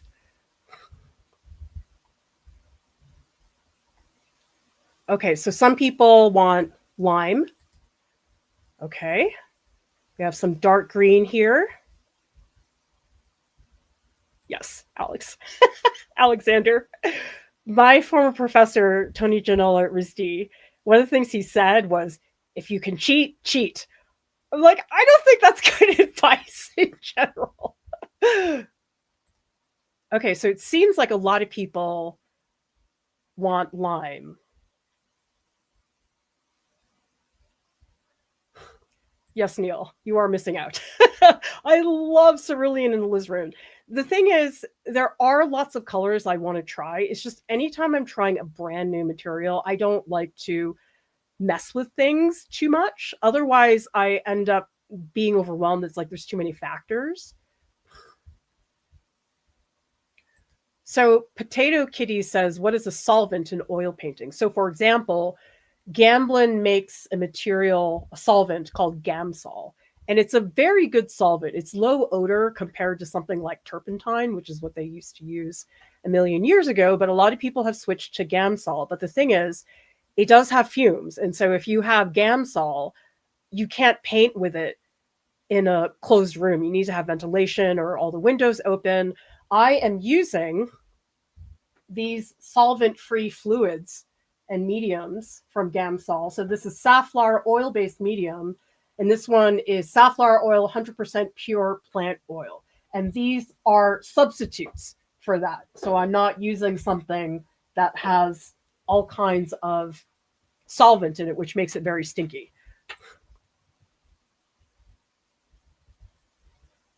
I love this. I love how you guys are just nerding out on all of these colors. Oh, the white. Oh my God, you guys.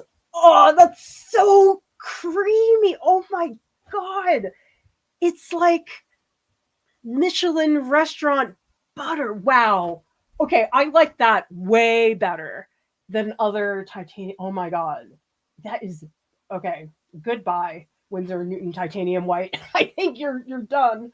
Okay, now I want to start with a little touch of the cadmium. Yellow Lake, sorry.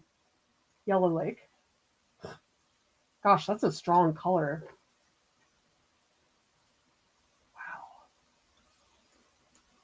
Oh my gosh, these Michael Harding oil paints, they're really smooth. Nice. How many people here have heard of the Michael Harding paints? I'd never heard of them before. Somebody told me about it and I added it to my wish list, and I am very happy I did. Okay, so that's a nice creamy green. I think cerulean. Yeah, I don't think I'd want to use ultramarine. You'll notice I mix in very, very tiny quantities. Oh my God, that's, whoa, shoot. That was very strong. Oh my God, these are really strongly pigmented. Oh my God, that is, what the heck?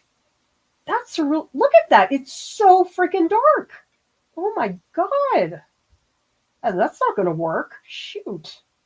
Okay, that needs like wait. Gosh, these pigments are, I did not expect that cerulean blue to be that strong. That was quite shocking. Oh my God, I think I need to take, shoot. Okay, this is too much. So this is something I do is I pick up the paint, and then if you guys see my scraper, I'm just going to scrape away, just saves on the palette space. And then I have another rag that is just for cleaning the scraper, so I just do this. Keep it nice and sharp. All right, this is so much blue in it. I'm going to take half of it and I'm going to mix some white. Oh my God, I cannot believe how strong that was. That was crazy. I think it's still too strong. Oh my God. Okay, so you can see this mixture is now more yellow, but it's too dark. Look at that. Oh my gosh. Okay, so you can see the difference if I pick it up. Does everybody here see how this has more cerulean blue in it? This one has more of that yellow lake. But that's still, oh my gosh, I need to put so much more white. Gosh, these are strong pigments, everybody. For those of you who have painted with oils, what brands have you used? And tell me if you like them, because I am a fan of these.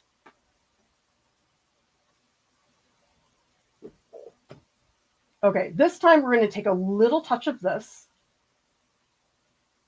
It might need a little bit more yellow lake, but I just want to see. Oh my gosh. Even that went such a long way. Oh my God. Okay, a little bit more yellow. I feel like I'm really missing the lime. I feel like it's way too blue.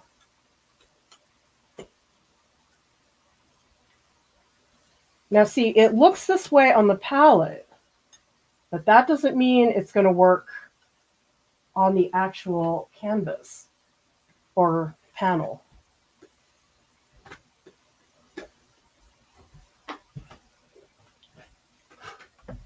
You can see this is brighter in value. It's a little bit more yellow. What a difference between those three mixtures. Okay, let's put a little swatch of it onto the piece. And again, I'm using the limes that I see here.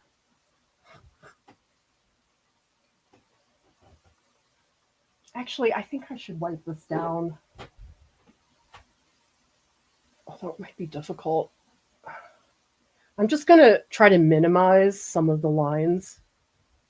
Oh, actually, that works pretty well. I was sort of dabbing it. I don't want to lose the lines, but I just don't want them to be so prominent because I don't want the value to get in the way. So here's where I'm going to let the painting get a little bit smudgy looking. And I am going to lose some of the lines. And I know what you're thinking. What was the point of doing all that if you're just going to smudge it all down? Some of it is just getting to know the piece. Like, where does this piece want to go?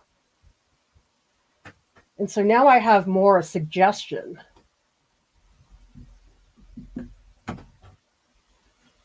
And now I don't have that dark burnt umber getting in the way.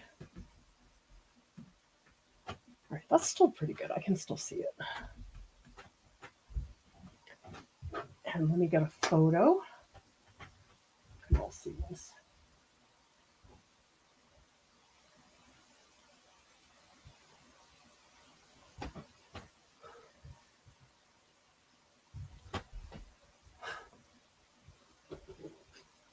This is what I do. I take a little bit of this. I'm going to put it on very thick. I'm not going to keep it thick, though.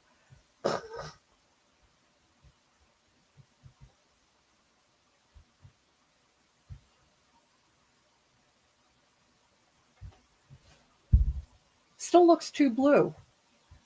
Needs more yellow. A lot of yellow, geez. Looks super blue on the panel. Okay, let's try another one.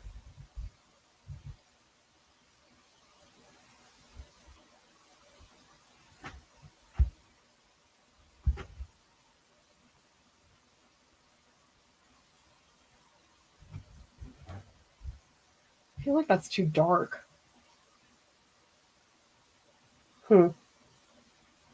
Yeah, a little white.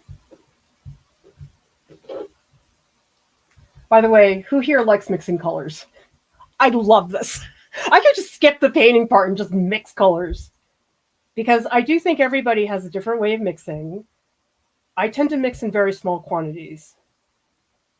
All right, I'm going to take a little piece of this one. Let's try another version over here, but I'm going to add a lot more white because I still feel like I'm not getting the value range. And I'm also going to add some more yellow.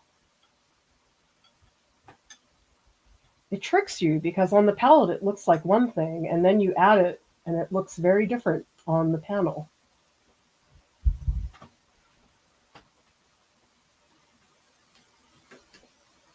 I mean, this is a part of the painting process that is crazy slow. All the color decisions. And tell me in the comments, what are you learning about color mixing here? Everybody has their own style. I'm by no means the word. Okay, we're going to try this one now.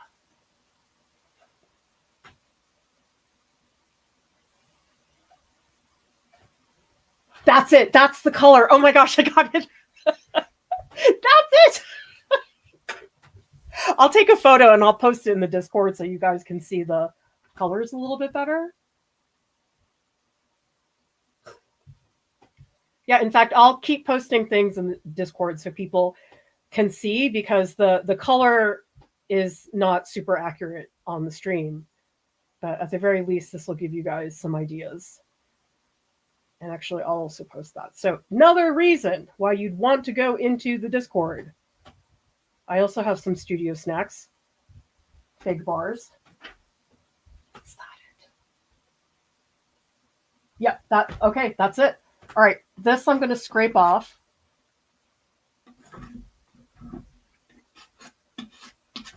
And it's okay for that to be the case because very easy for me to go in with a little bit of the oil. And I don't know that I need to erase this necessarily. Ooh, I kind of like those marks. Oh, maybe I'll just paint with my rag for a little bit. Oh, that sounds awesome. Okay, let's do that.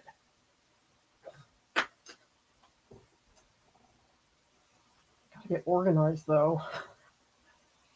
What am I trying to do here?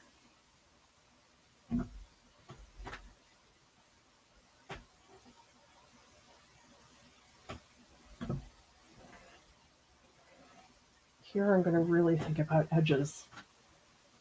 Oh, that's nice. Okay, good.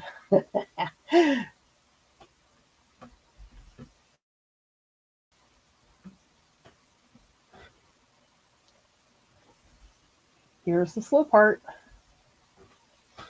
I wonder if I should use some palette knife, because sometimes I really like the palette knife look. Like if I come back here,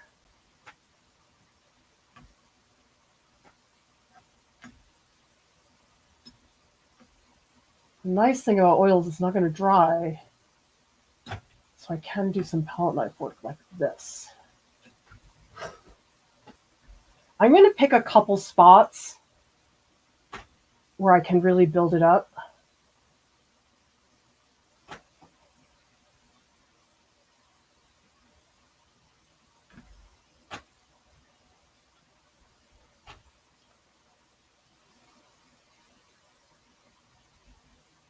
So yes, a big blobby mess right now, but that's okay.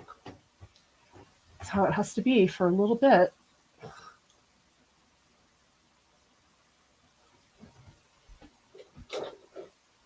I'm going to try without, oh my God, what is this crap on my brush? What is, I'm going to dip a little bit of the medium. I'm just going to see what happens when I, whoa, oh my God, that feels amazing. Oh my God. I wasn't going to put it on thick. Oh, I really like that, everybody. Yes. Oh my gosh. These Michael Harding paints, They're like really silky smooth chocolate ganache. Oh, I love these. We'll see about Gamblin. I mean, I've never tried Gamblin before.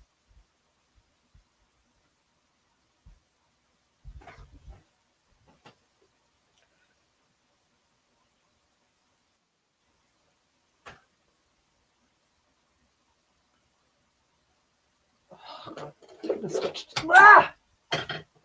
Crap, of course now there's like oil paint on my rug. I need to watch where I put like brushes. Just gonna move this around. There's so much you can do with a rag. Because actually I sort of like those little bits there. I'll do some in the middle so they're a little more visible.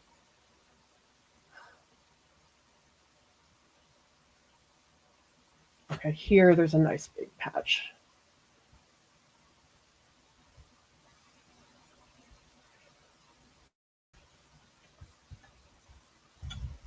I'm going to try putting it on with a palette knife. Although I should try just straight brush too. I'm going to do both. Okay, there's a palette knife spot. Let me do a spot down here. I think I like the palette knife better because the palette knife is getting me to use my rag some more.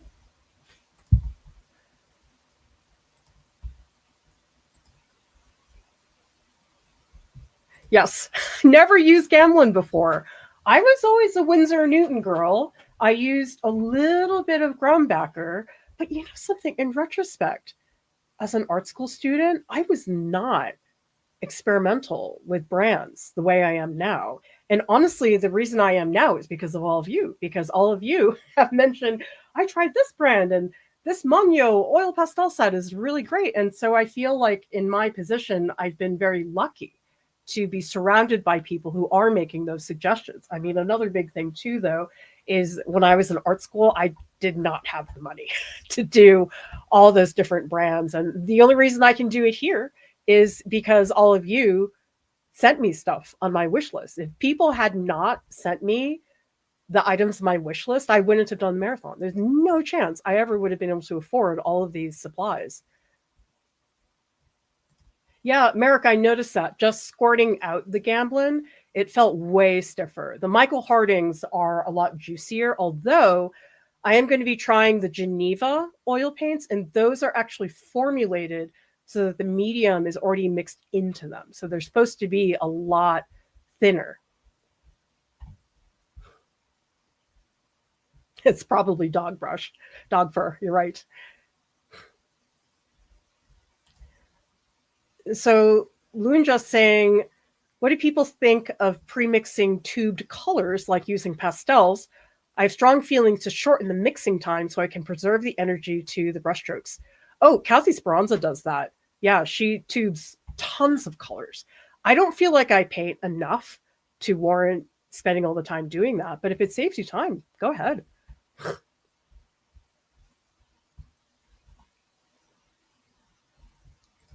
7A says, I find I want the ability to add more moisture if I want as I go with my gouache. So the watercolor provides the flexibility, but I'm really down to preference. Oh, yeah. Discord link is invalid. That's strange. Are you talking about the one in the video description? Let me know.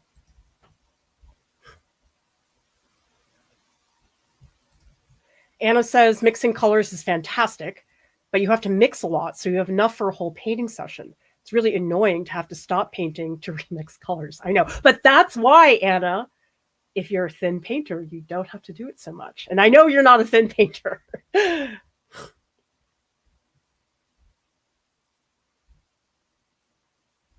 Oh, great suggestions, everybody, with all the different materials.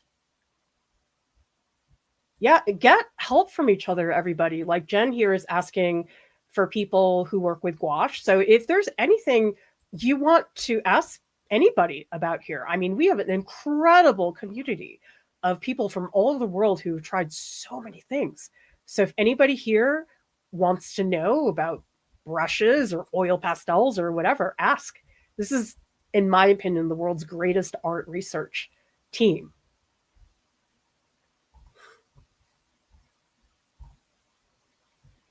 Sketch Pause asks, how will you clean your brushes? A good question. I don't entirely know, but Wartink in the Discord says that he never cleans his brushes. Rather, he leaves them soaked in the safflower oil. And one way to handle all this is that he said he had different brushes that are assigned for different colors. So I could say, okay, this is my green, light green brush, and that's the color I'm going to stick with for that brush, which makes sense because then you don't have to change from dark violet to yellow, which would take a lot of mixing. Yeah, anybody here who paints solvent-free oils, let me know, because I haven't thought that through all the way, and I would be very curious. And reminder to everybody, if you have a question, please type question into the chat so it's easier for me to see. Rhett's asking, how do I send you some? If you guys go down to the video description below, you will see that there is a link to my Amazon wish list. Martha says, you're so good and knowledgeable. I want to be you one day. I'm just starting to learn how to paint. Well, you're in the right place because we're all going to paint together. I'm so glad you're here, Martha.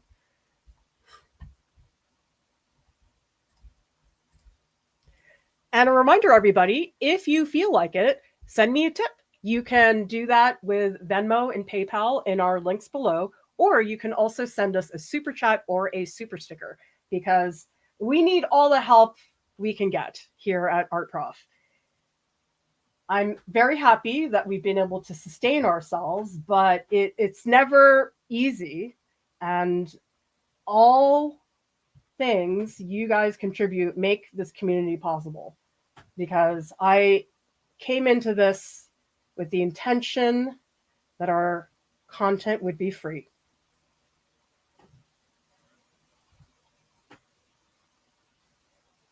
Oh my God, I swear, there's like freaking dog hair here. Oh my gosh. I haven't painted since we got a dog.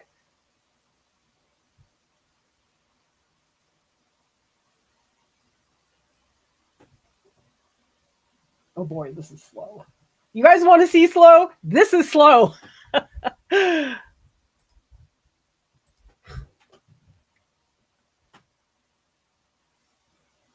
I'm doing this sort of abstractly. It's sort of like little patches here and there.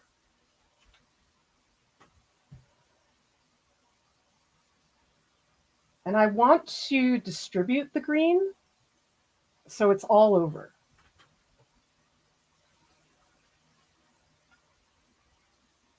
Yeah, I do like the palette knife. I feel like the palette knife makes me a lot looser. Sometimes I get into drawing mode and I'm not really painting as much.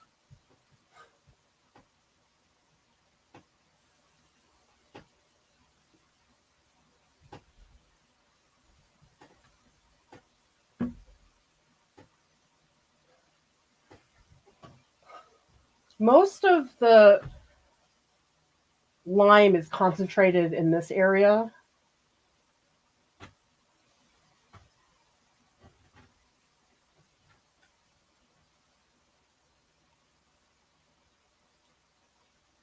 I guess I want a little up here. I know it looks like I'm just putting down random spots, but there is a thinking behind this.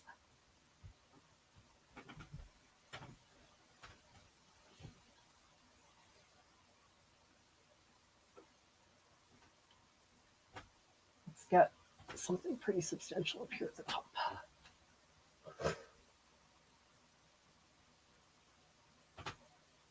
Keep down here.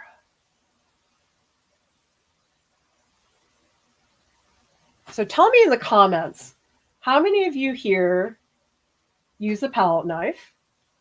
What kind of palette knife do you use? And tell me if you don't use a palette knife. People have all different types of ways that they paint.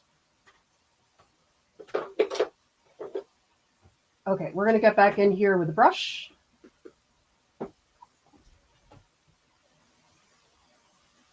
I'm painting a lot patchier than I typically do,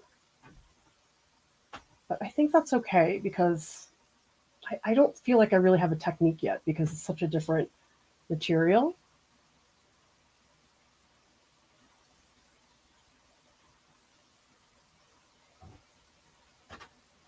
And I do really like the rag for getting a very stark edge.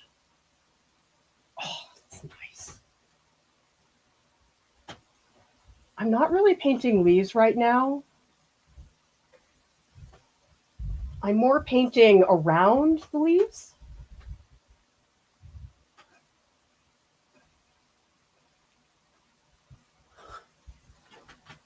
But the rag is where it's at. That's where I think I'm really doing something.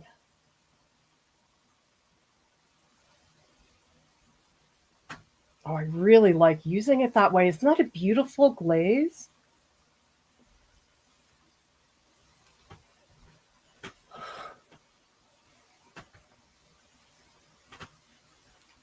I'm trying to do softer edges because long time ago when I used to paint with oils, I think I made my edges way too harsh. Trying to do some softer transitions. Because I do think when I think about Kathy Speranza's work, I think a lot of her work has to do with her really controlling those edges. So I'm curious about speed. How many of you here are watching me paint and thinking, wow, that is so slow? Or are you thinking, yeah, that's how slow I paint? Because I think it's really difficult to tell. Sometimes people say to me, well, I think I should paint faster.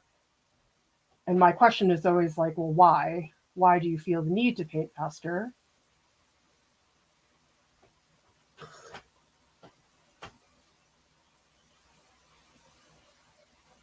Because it's not always necessary. And I do think people should paint at their own pace. However, I do think there is value in trying different paces. For example, if you've never tried a different pace, maybe give it a shot and see if it helps.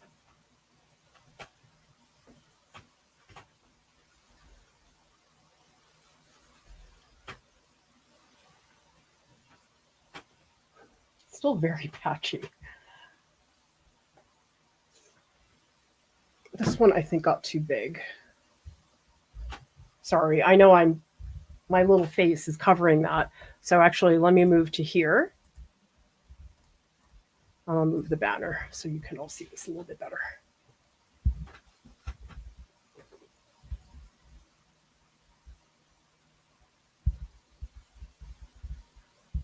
Oh gosh, I've missed oils.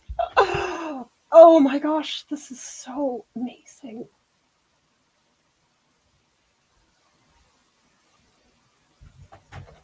So what I'm trying to do with my brushwork is to be more intentional about it.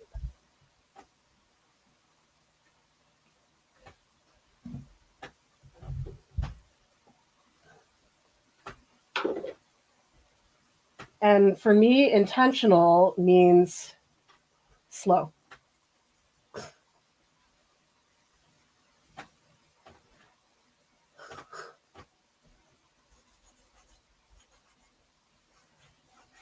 I'm a fan of this glaze.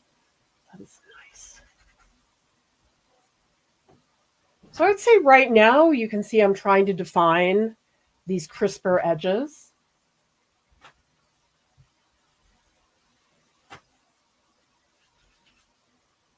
But I'm also trying to just show pockets to differentiate. Okay, these are the cherries.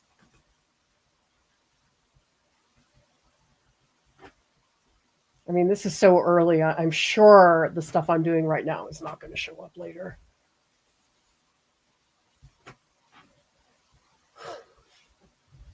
Ugh, I do feel like I'm being too tight, though. to loosen up. It's hard to loosen up. Like even when you know you want to loosen up, it's still really hard to do. Let's get a bigger brush. The brush I'm using is definitely too small. And this one I'm going to use more to blend. So I didn't actually put any paint in here. I'm just going to move the paint around.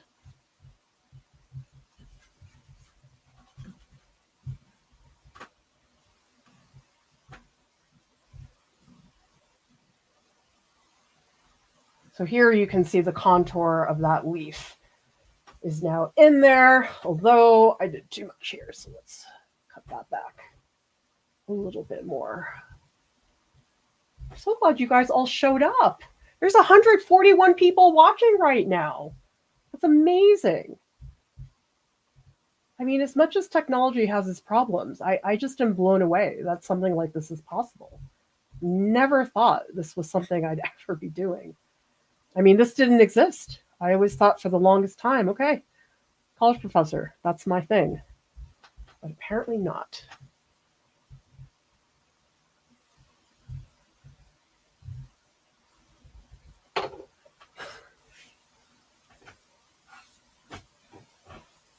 I do want to watch out for chunks of paint, so I'm going to pull some of those down with the rag.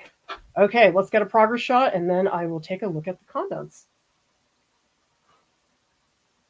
And remember, everybody, I am uploading all of these images into the Discord because a lot of the times the quality of the color is not quite right.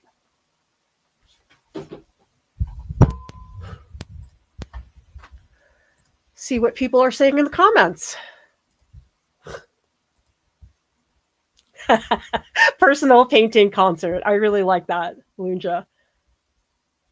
Yeah, smudging is difficult to do with acrylics, Neil. I feel like you have to do it immediately while the paint is really wet. Otherwise, it's impossible. Probably I would dip my rag into some matte medium and then try to spread it around. But you're right, it's not really something that acrylic does very well.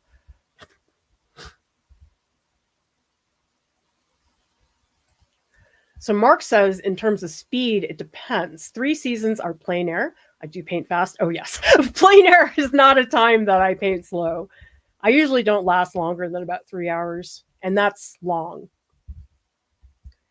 The difference is in Pennsylvania season, I study, do another. In studio, I study and correct.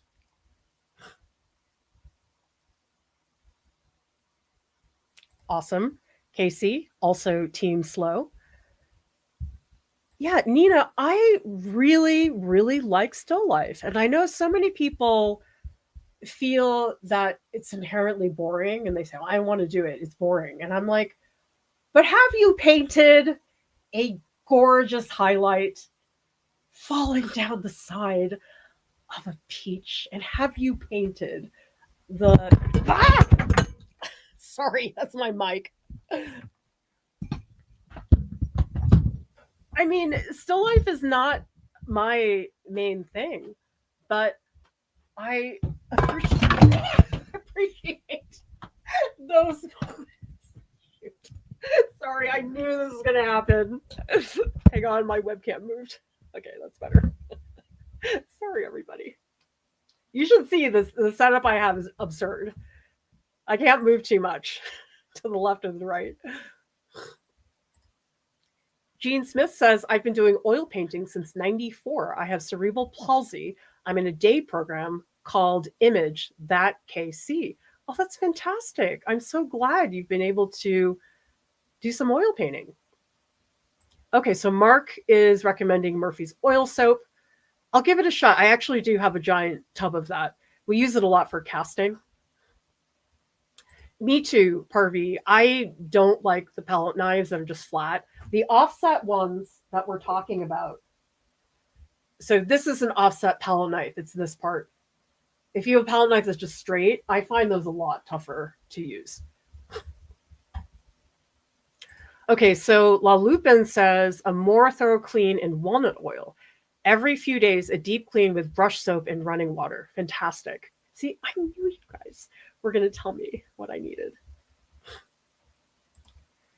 Nina says, if the objective is to paint looser, would it be better to use the biggest brush possible? Are you painting on an acrylic underpainting? Yes. The underpainting is acrylic, and you can all see it in the Discord. I did post all of that there.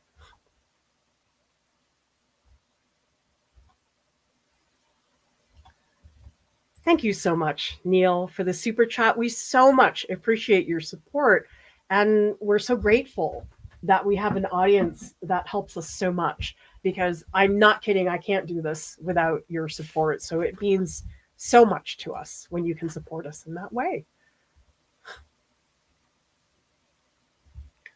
Okay, so Sarah says, I found my brushes last longer dipping them in safflower oil than zipping the tops in a plastic bag.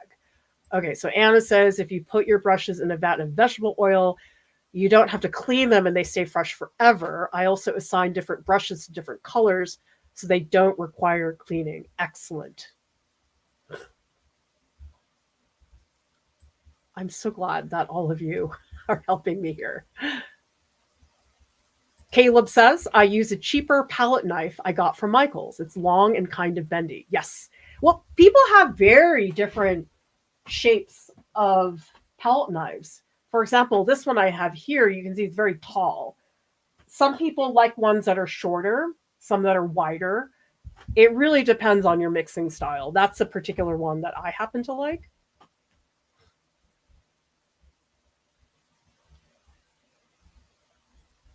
But yes, the question about loosening up, I guess I am being a little timid because I've never done this before. That's one of the reasons why I think right now it's harder for me to be all loose and gestural, because I'm just not familiar with the material. If I was doing something that I had already done before, I would feel better about loosening up. And yes, long term, I want to do that. I'm just finding that right now, it's not something I feel great about doing right now. Shingy's asking, is your underpainting burnt sienna? It's not. It's actually a mixture of cadmium red light with some cadmium yellow medium. And if you go into the Discord and you scroll all the way up, I did post those earlier images so you can all see. Yes, Murphy's oil soap for casting. So we use them a lot when we were doing plaster waste molds. So you have to do something called a release, because if you have two pieces of plaster together and there's nothing in between them, they'll stick. But you don't want them to stick because one is the mold, one is the cast. So you brush on Murphy's oil soap in between the mold and the cast, and so you can release them like that. That's the purpose of the Murphy's oil soap. Yes, and another reminder, everybody, please type questions so I can tell where there are questions. Sketchpaw says, have you ever heard of casein paints, milk-based binder? It's permanent when dries, but works with water. I have heard of it. Never used it before, though. If anybody wants to send some to me, I'd be happy to try it on a stream. Beth says, I prefer using Gamblin's gel medium instead of Gamsol or Liquin. There is a solvent-free gel that Gamblin makes, and it's on my wish list. So if anybody wants to go down to the description, pick up that for me, that would be fantastic.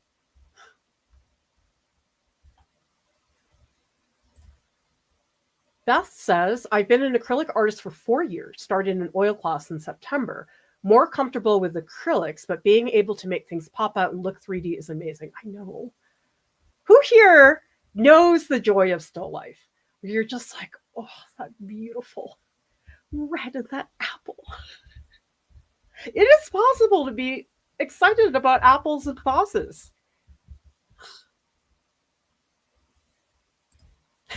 Andrew, I'm glad you like my tech problems. Yeah, Nina, that's one of the reasons why I always like to have more than one painting going at a time, because I'm the same way. I can't do it.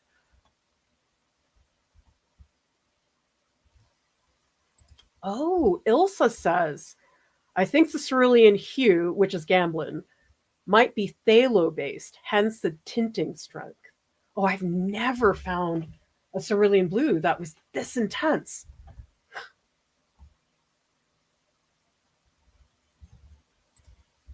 Yes, great point, Val. As annoying as the internet is, it truly has been a blessing to artists of several paths and backgrounds. Absolutely. And we do have a super chat from Andrew. Thank you so much. Scrolling back trying to find it. Apologies. But thank you guys so much for your support. And yes, when you give us super chats, we also give you silly animations.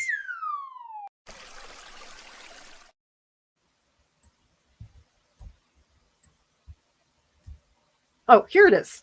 Thank you, Andrew.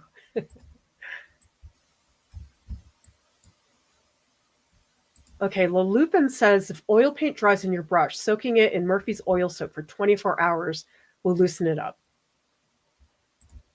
I know.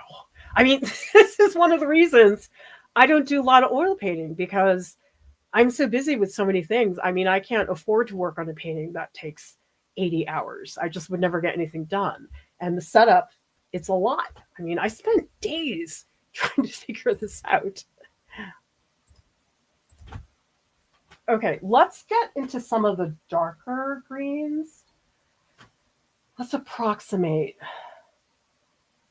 I mean, some of the green is actually quite blue, but I think I want something very muted, because this is a pretty bright color, and I think I need to offset it with some very muted greens. By the way, everybody, I'm not even close to being done streaming. I'm like, oh, we've been streaming for 2.5 hours. I'm like, this is maybe halfway. I don't know. We'll see how I last. But I'm telling you, painting takes a really long time.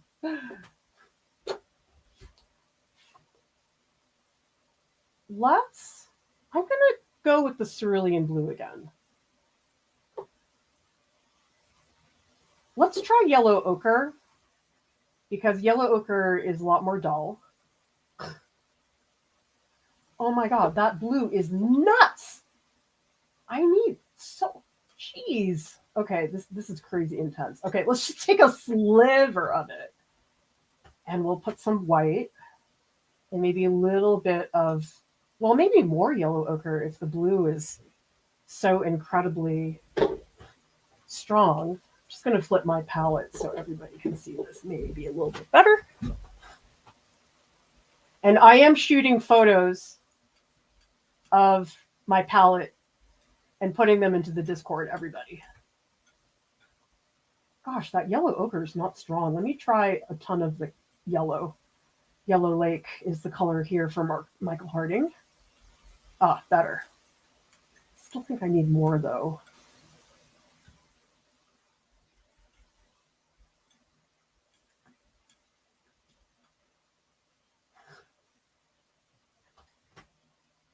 Oh. Color mixing is so slow. But the other thing I would say, too, is that everything I'm mixing right now, it's definitely an approximation. I'm not trying to nail a color.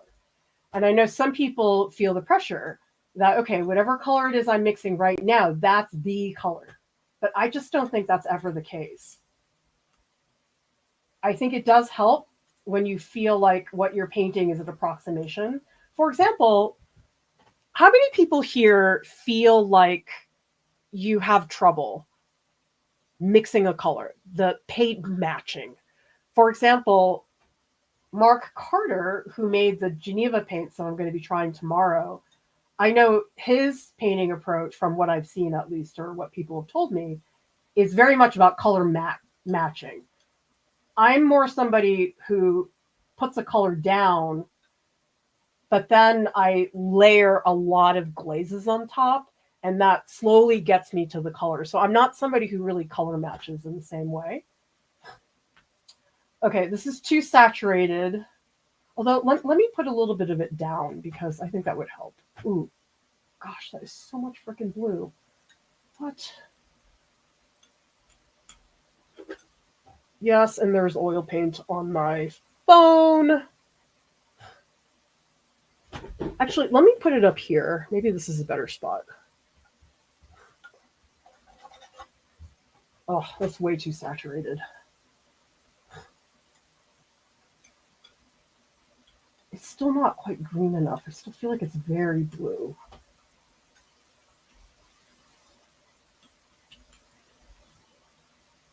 Okay, let's punch down the saturation. I'm going to add maybe alizarin crimson because maybe that value could help me. It's a little bit dark.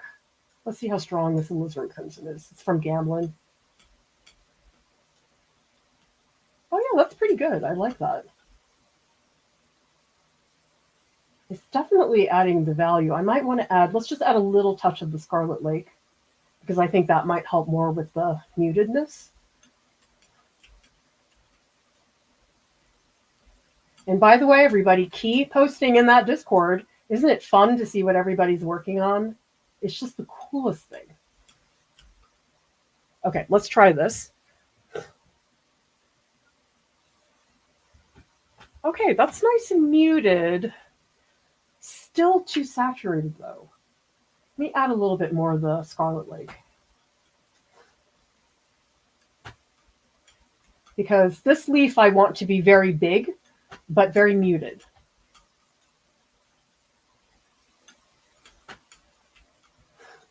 By the way, since we're talking about green, what is your favorite green tubes? I really like sap green. Now, sap green I haven't used much for somebody who claims to like it, but it's a beautiful transparent green, and I also like Viridian. Viridian is a very bluish green. I'm going to really pump up the yellow. I feel like it's still too blue. Let's try this.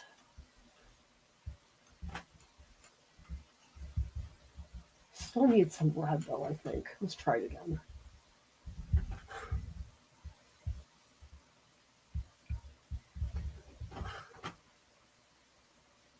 It's still too bright. Let's add the red.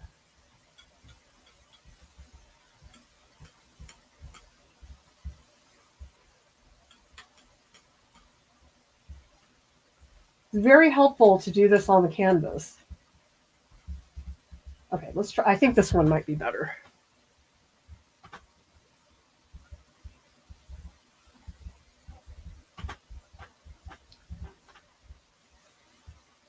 Is that too dark? I think it's too dark. Maybe a little more yellow? Maybe a little more. I'll just pick up this, see if this helps.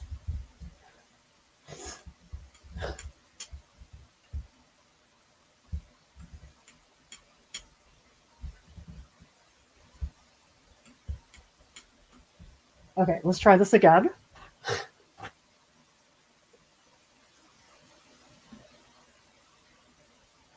That's it. That's it. This one. I'll take a photo of it and post it in the Discord so people can see the slight color differences. But it's crazy how bright that initial green was compared to what I had before. Here we go. Oh, good. Marie says in the Discord, I missed it. I'm enjoying the slower, peaceful pace of this marathon. It's relaxing. So many people want to constantly rush. I was one of those people. I eventually got tired of the stress and decided constant, continuous rushing no longer served me. At this stage of my life, I want to savor every moment. Love it.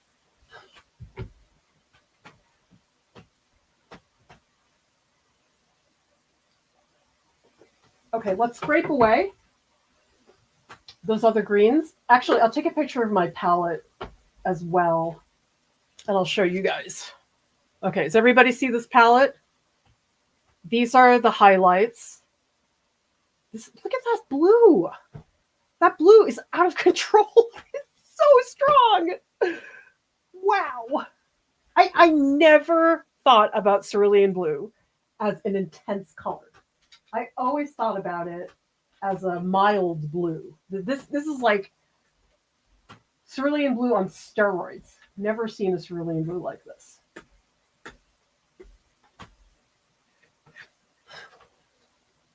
And by the way, everybody, this is a rag that it's just on my lap, and I'm using it to scrape off the parts of my palette.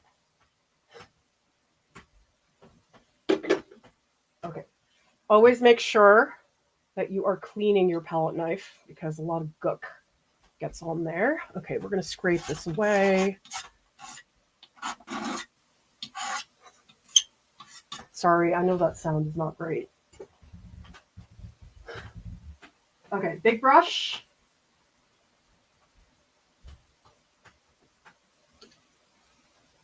Let's just start with this leaf.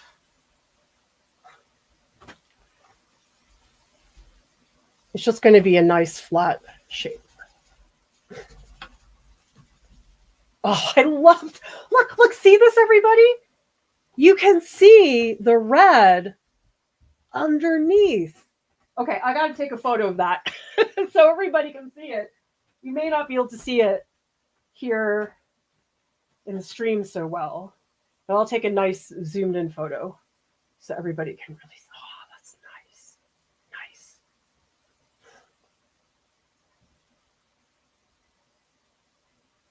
Nice.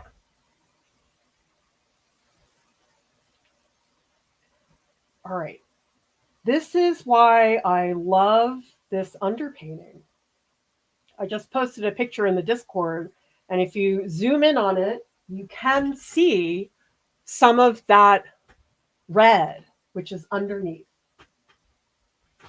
Okay, let's get back to my reference image. I'm not following the reference images that closely. I think because I just know so much is going to change that this is fine.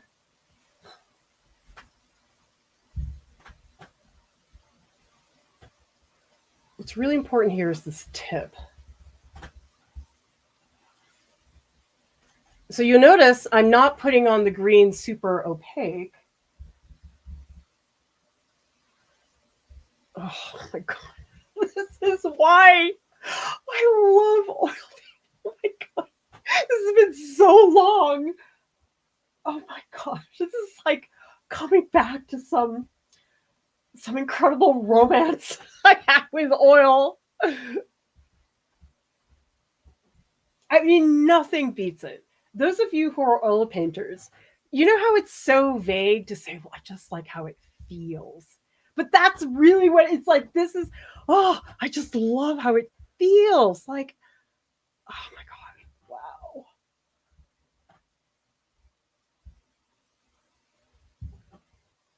Oh my God. So amazing. Oh, I need to paint in oils more. I'm glad all of you convinced me. Okay, here, I'm just going to put in a couple strokes. But I'm not going to paint them as super opaque. I just want to get a couple moments going. By the way, everybody, how about I zoom in so you can all see a little better? Hang on. This is the great thing about my DSLR camera, is I really can zoom in a lot more.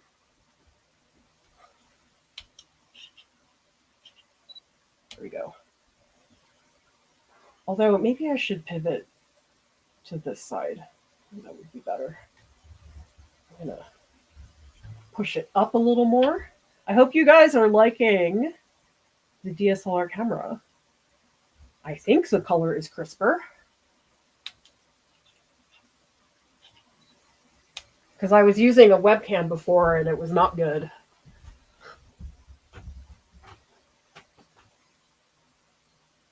Okay, let's try this.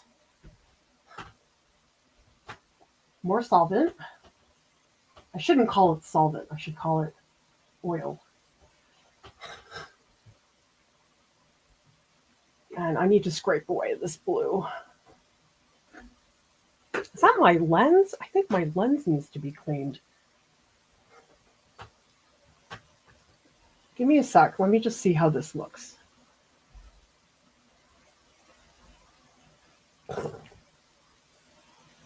my lens? Hang on a sec. Let me check my lens.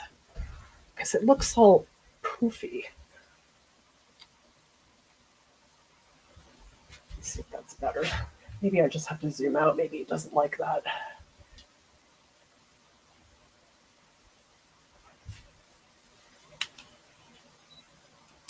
Okay, hopefully that's a little bit better, everybody.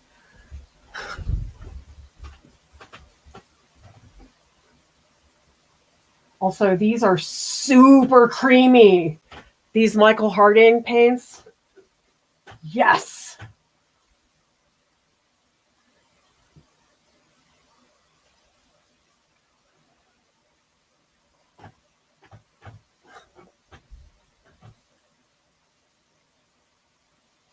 What is happening? Okay, I'm trying to stick it in a bunch of different spots. That's one thing I do that I think is sometimes more efficient, is I will pick one color, like what I'm doing right now, and I'll just paint it everywhere.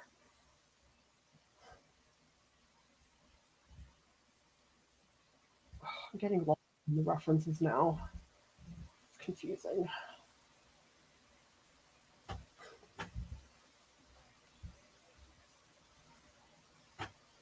Let's get in there with my rag. I want to spread it out a bit more.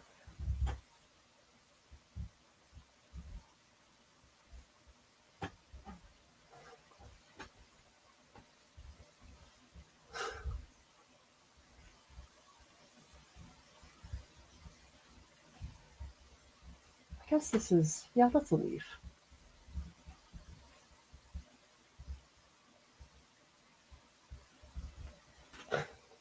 There's nothing like this, you guys. Oh my God.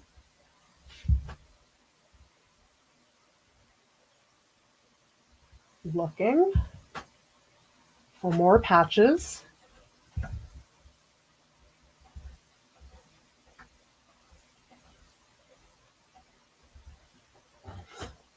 When you blend like this, oh my God.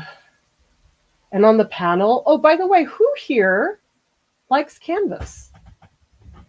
Who here is like me and doesn't like canvas? I like paper and I like panels.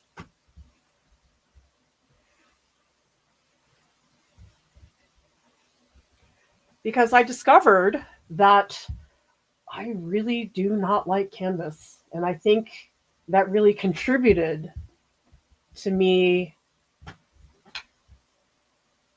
not liking painting.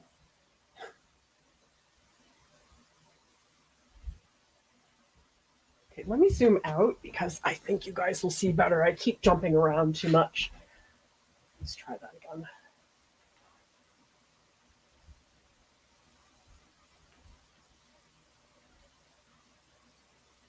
Okay.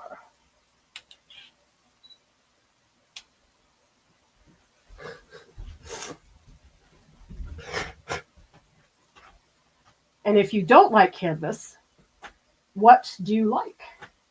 I do happen to really like stretched canvas. I mean, not stretched canvas, stretched paper is something I really like.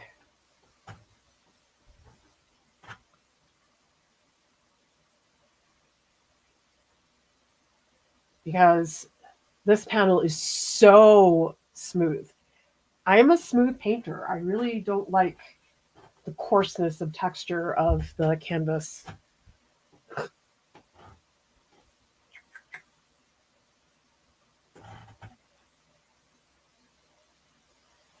So you can see here now the contour of some of the cherries is starting to pop up.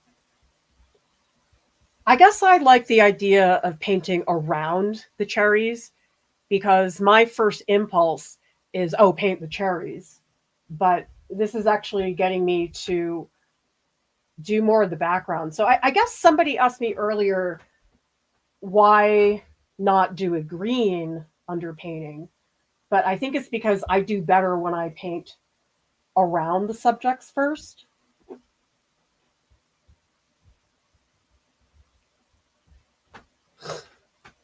I'm also trying to paint very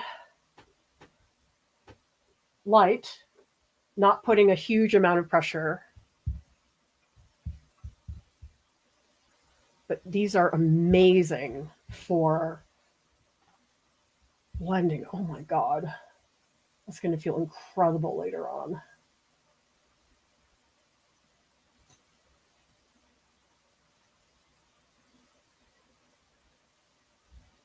Okay, I'm trying to get, I think I lost this cherry. Let's bring it back. That happens a lot where I lose things. Yeah, I got to bring this back. So let's cut back on some of this yellow.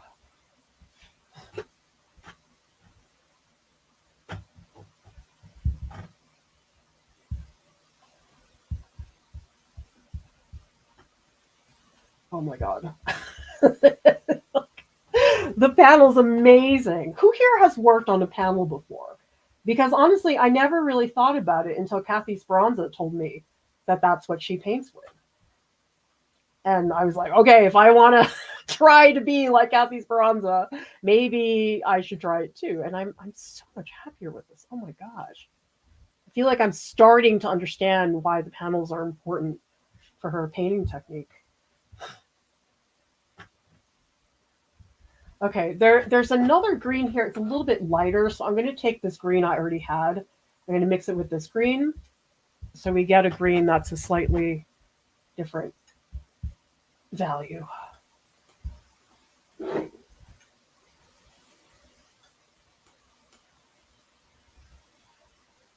so that really just made it lighter.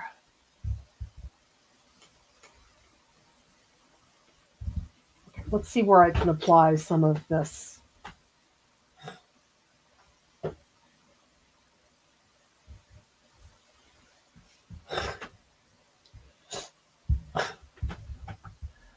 On a completely different topic.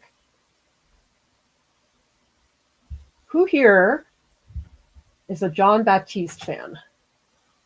Because one of the things I really like doing is getting inspiration from people who are artists in other fields.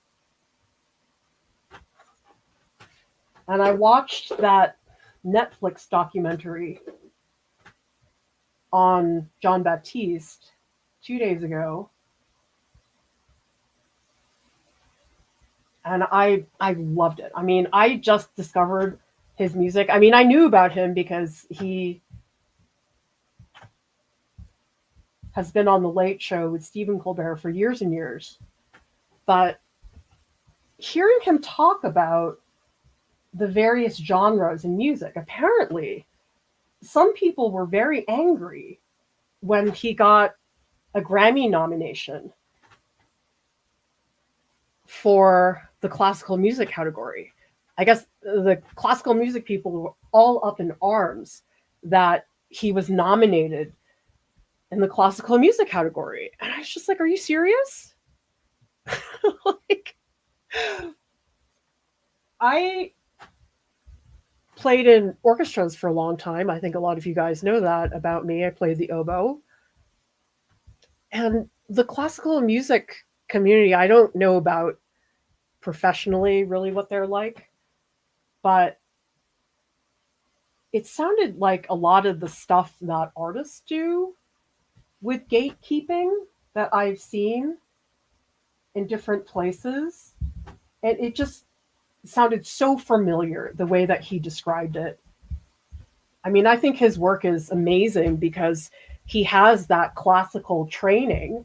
He went to Juilliard, and some of his amazing recordings, he released one that was all these Beethoven pieces on piano, but he adds his own flair to it, and they're just beautiful. I mean, I'm the classical musician type that I'll just roll my eyes. I'm sorry. A lot of those like classical music interpretations, but his is so good. Oh my God, I was so inspired by that. So tell me in the chat, are there artists in other fields who you've been inspired by, who different fields than being an artist, but maybe has helped you as an artist? because that to me is one of the best places to find that inspiration is with people who are in other fields.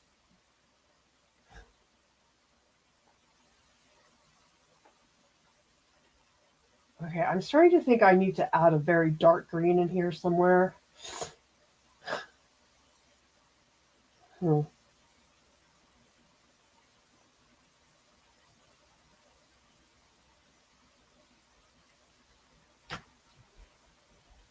Yeah, I think I need that.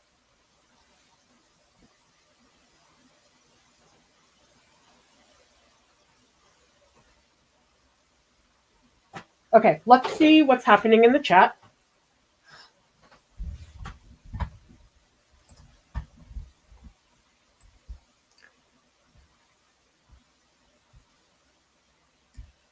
Ginger says, I love mixing. I spend hours doing it, which you can see I am. Thank you so much, Sketch Pause, for the super chat. Remember, everybody, you can always leave me a tip.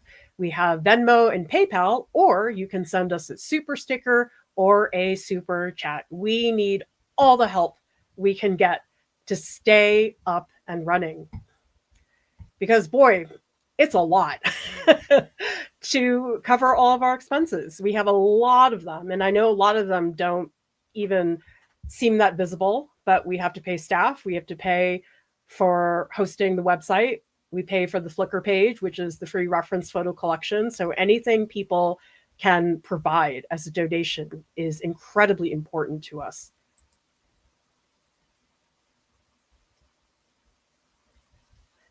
Joseph says, would start with sap green. Sorry, maybe next time I shouldn't wear such a bright shirt next time. Thank you so much, Sonnet, for the super sticker. Everybody keep those coming because we need your support to keep Art Prof free and accessible for everybody. Renee says, this has been so much fun. Gotta quit for the night, but thanks so much for doing this stream, of course. And in fact, let's see what people in the Discord have been up to. Everybody keep posting your progress. Oh, wow. We have from Nez, finished up my chili bowl, accidentally went a little crazy with the yellow for the bowl. Oh, I love the yellow. I don't think you went too crazy. And I love the little beans. That is so awesome. Okay, so Lisa is doing bigger versions of her thumbnails.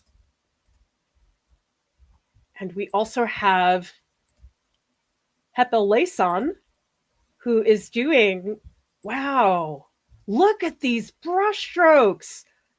Oh, they're so active. And I like how here it's very thick and here it's very thin. Nice work. Post in the Discord. I'll share during the marathon. And also you can see here I'm posting the close-ups of the painting so you can all see the colors more visibly. Sometimes on the live stream they're not quite correct. We also have Nani, who is working on their fish tank. Don't you guys love seeing paintings up close? Seeing the texture, the direction of the strokes.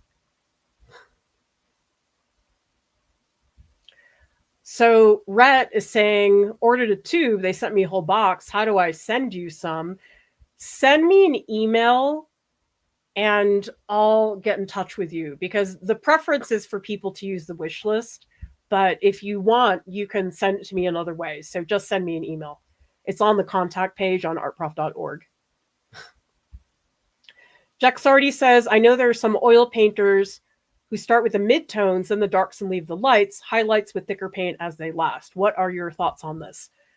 Whatever works. I don't have one set way of doing that because just every painting I do is different. And it also depends on the material. Like sometimes with soft pastel, that's a material I would not start with the darks because things get muddy very fast. But with oil painting, you can always paint over it. So it's not a big deal. Okay. Oh, this is your fish tank. I love this. It's so fun to see people's inspiration for their paintings. Nice. I know coffee is done for the night, but so much progress. I'm so proud of you guys. It's just really phenomenal to see all of this. Okay, so this is from Anahita. Takes me a long time to even set up a painting. Grateful to be here with the Art Prof family for giving me motivation to get my project started. Let's take a look. Oh, you are using R&F oil sticks. Wow, everybody look at those strokes. So juicy.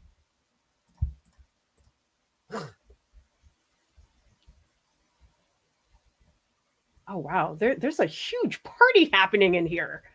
We also have DB. This is their progress on the cherries. I don't know why the images are coming up small, but if you can post a bigger version, DB, that would be great to see. Nez is making a balloon anteater. Yes. Oh, wow. Uma, so much progress. And remember, everybody, you don't have to do the prompt that I'm doing. You don't have to paint the cherries. You can totally do something else. And actually, I'm going to get up and I'm going to change this because I feel like the angle on my DSLR could be better. All right. Well, it's 3 hours and I'm not ready to stop yet. I still feel like I have some things that need to be resolved before I get on to the next part. Anya says, Viridian is my favorite green. Love the transparency to it in watercolor. Brian's asking, what are you trying to make? Is it abstract? That is such a good question because I don't know that I figured it out entirely. But what I am interested in is just this giant bulge, this mass. I mean, I'm almost treating this like it's a planet. And then I liked the downward motion, things trailing off, and then having a bright, bright light up there at the top.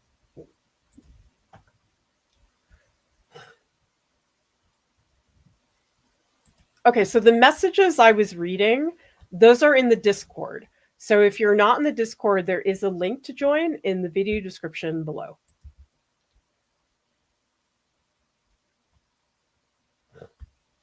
So Nina, it depends on what device you're on, but you can be in both. If you have 2 separate browser windows, that would be fine.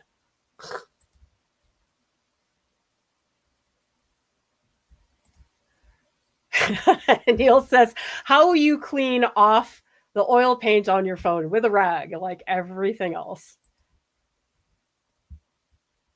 Yeah, I can't help it, Sarah. Come on! So cool. How can you not be excited about this? So Case says, love at first sight with chalk pastels.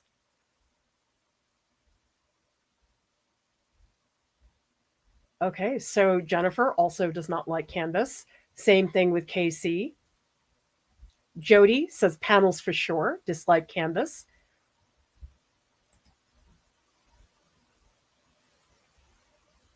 We also have Alexander says not wild about canvas, but people keep giving them to me to fill. I prefer paper over boards. Chris is asking, what are you painting on at the moment? Yes, I am painting on an ampersand artist panel. You can see that it's prime smooth. And the link to that is in the video description below. All the art supplies are linked in the video description below, everybody.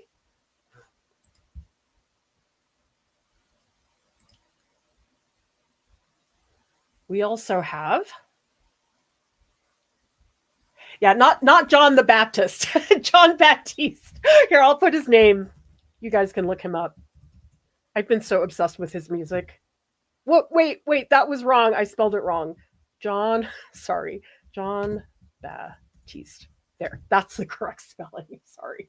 Oh my God, I'm so obsessed with his music right now. Like, I'm obsessed with it enough that I haven't been listening to Aaron Tveit. Like, that's really saying something. I love the way he moves. He's got like great style.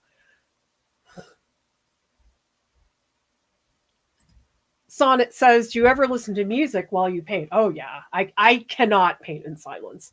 That is not my deal.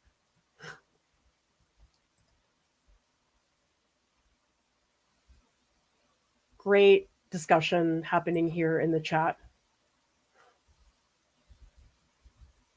All right, let's go do some more work, everybody. And a quick reminder that we are doing registration. Whole bunch of these winter workshops are running, everybody. The ones that are coming up very soon, digital painting with Jordan. Oh, and I forgot to put in the slide for realistic painting. Realistic painting is on Saturday, January 4th.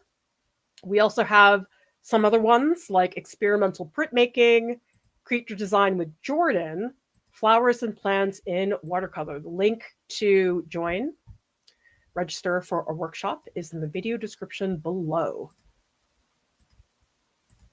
Okay. I want to put in a dark green, and then I'm going to get into the cherries. All right, let's mix up a dark green. Let's clean up my palette a little bit. I just do this thing where I consolidate things. Okay. And then let's get my razor scraper.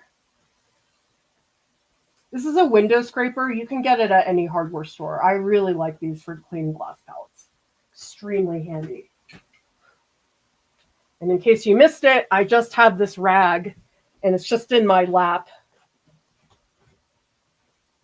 And I'm scraping off the bits of my palette there.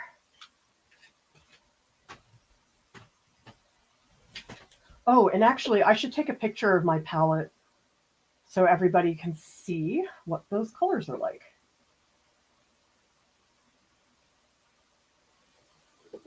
Again, all of these photos, I am posting them in the Discord in the Art Marathons channel.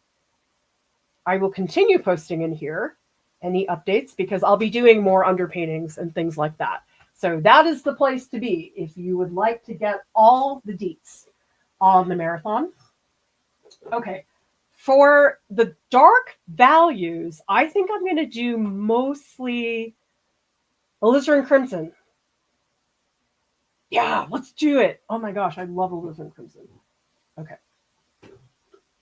Let's start with alizarin crimson. But there's a lot of green. You know what? Let me take a chunk of this green. I'm going to add alizarin crimson. Let's see how that works. Might still be too light.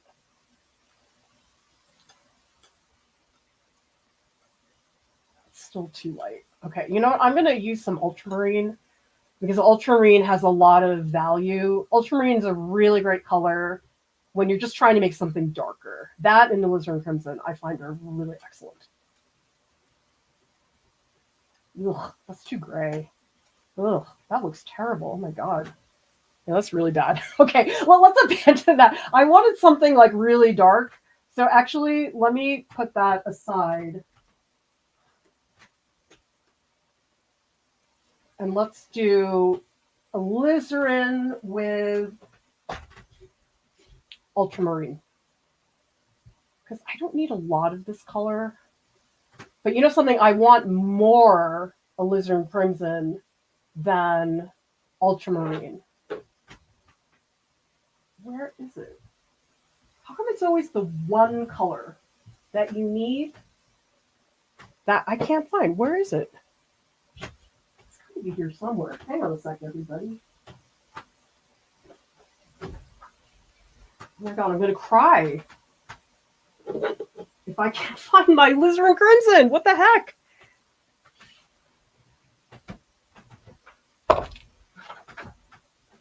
Who here, like me, always loses their keys? This is like me and my keys. I cannot ever keep track of them. Where is it? I need the alizarin crimson. I need that red.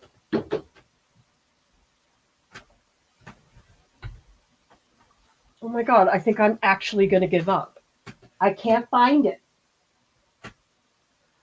All right, I guess we're going to just go with some cadmium red and see see how it works. So dumb. Okay, more ultramarine.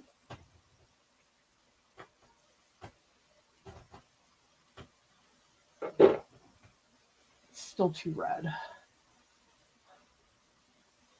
By the way, everybody, who here mixes their own black? And if you do, what's the combination?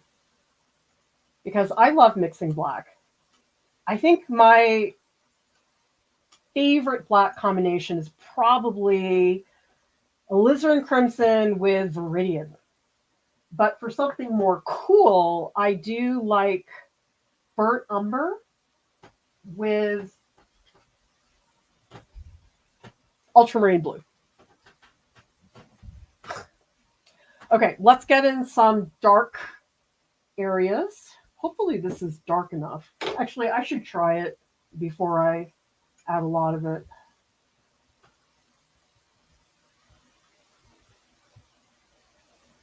Here. Actually, no, I'm going to put it, let's try it up here. Oh, that's good. I like that. You see how it has the feeling of black, but it's red. Let me post some photos in the Discord of this exact color so you can all see, because you can see if you go in up close that it is quite red, but that on my palette, it's very much a purple. Those are the subtleties that I think are very difficult to see, which is why I think it's nice to see them in the Discord. By the way, who here is just joining? Who here has been here from the beginning? How long am I going to last? But see, the thing is, the more I paint, the more I want to stick around. It just seems like with oil painting especially, if I paint less than 3 hours, it feels like it's a waste. I mean, it never really is, but I just feel like 3 hours. I mean, look at how much I've done. It's like not that much. And by the way, everybody, I really like how all of you are supporting each other in the Discord. People have told me that our Discord is, quote, very wholesome, which I'm very proud of. Because you know something, everybody, it's a lot of work to maintain the Discord. We have an incredible, this is a crappy brush. Does everybody see this? Look at how crappy this brush is. You know why it's crappy? Because I gave it a haircut this morning. Okay, that's it. I can't use this brush. Let's use the one that did not get a haircut. Okay, this is the last time I'm giving my brushes a haircut. I thought it was going to work, but it wasn't good. I think I need to go brush shopping, though. A lot of my brushes are pretty dead. Okay, that's better.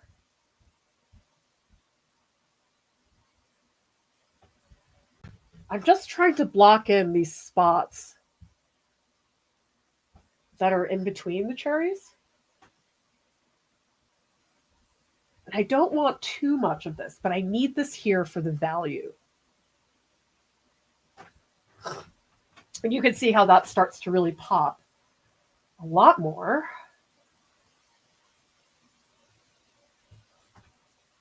I think here.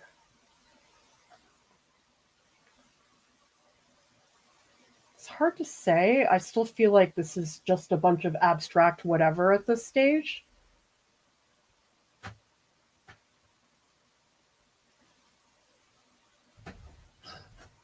See, that's too light. I don't want something that light.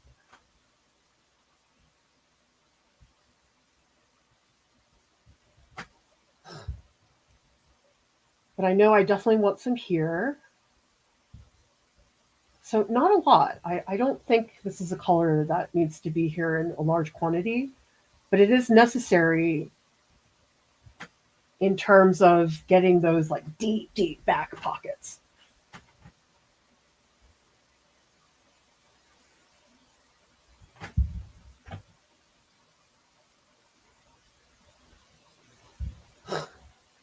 I really do need to go brush shopping though. These brushes are in such bad shape. Like I did not realize what bad shape they were in. Oh, you know something? I gotta put those branches back. Those kind of died.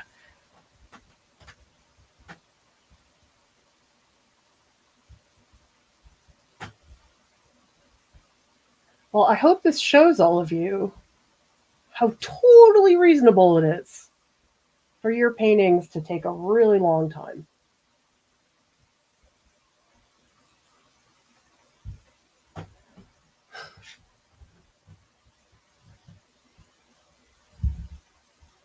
Oh, I feel like the painting's getting very strokey. I don't really like that.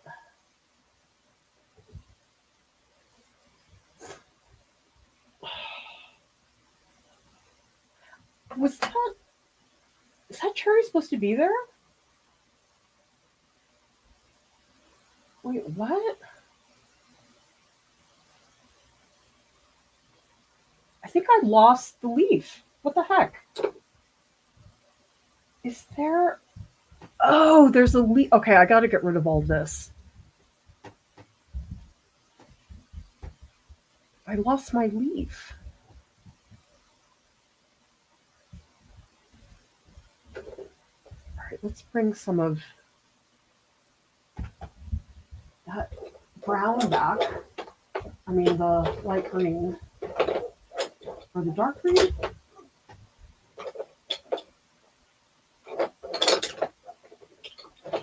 Okay.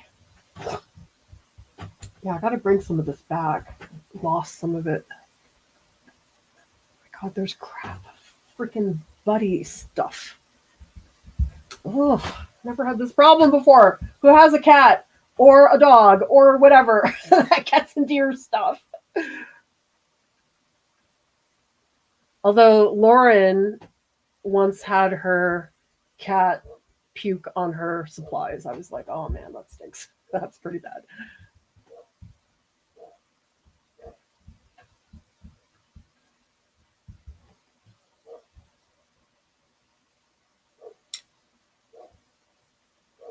Oh, there's some dark green here. Getting lost in the reference photo.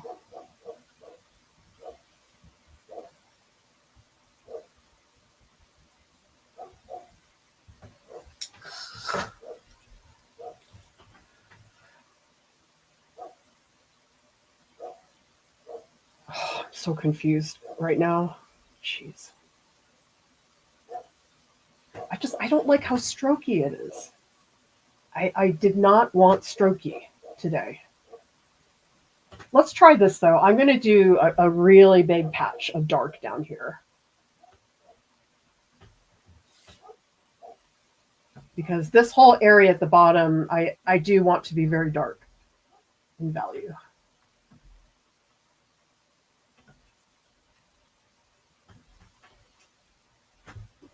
And this part, let's get out the rag again.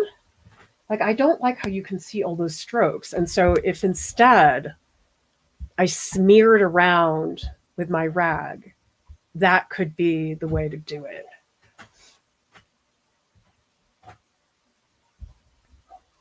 Thank you so much, Anna, for the super chat. Big fan of these long streams. Well, if you like it, let me know, everybody. We are happy to do more marathons in the future if people are interested.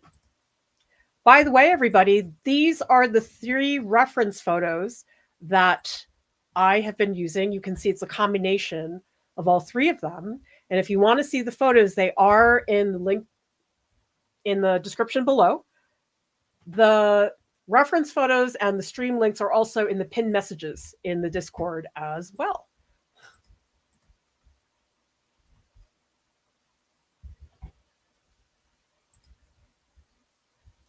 Yeah, tell me in the chat, even if your pets don't get into your paintings, what pets do you have? Because we also have an axolotl and we have 3 guinea pigs. We have a spider, but I don't know if she's coming out. She was hibernating for a while. Thank you, Jen, for joining us. First time catching a live stream. Who here is here for the first time on a live stream? Let me know, because I would be happy to welcome you here.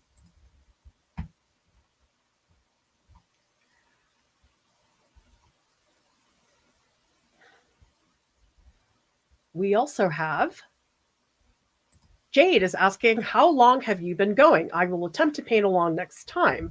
Time difference can be hard. Yeah, sorry, everybody. For the sake of my sanity, I wasn't able to do it at all different times, but I'll try to do other streams in the future that are going to be more accommodating for different time zones.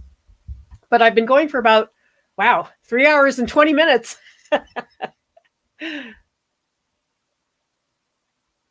Starving Artist is saying, curious about your Gamblin cerulean blue. Is it genuine or a hue? It is a hue.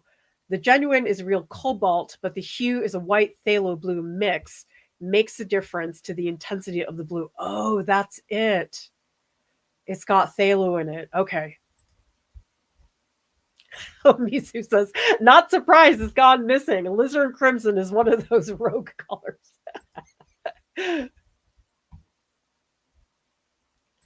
Menat says, I don't usually mix my own black, but I did experiment with doing it in the past, which helped me understand color mixing better.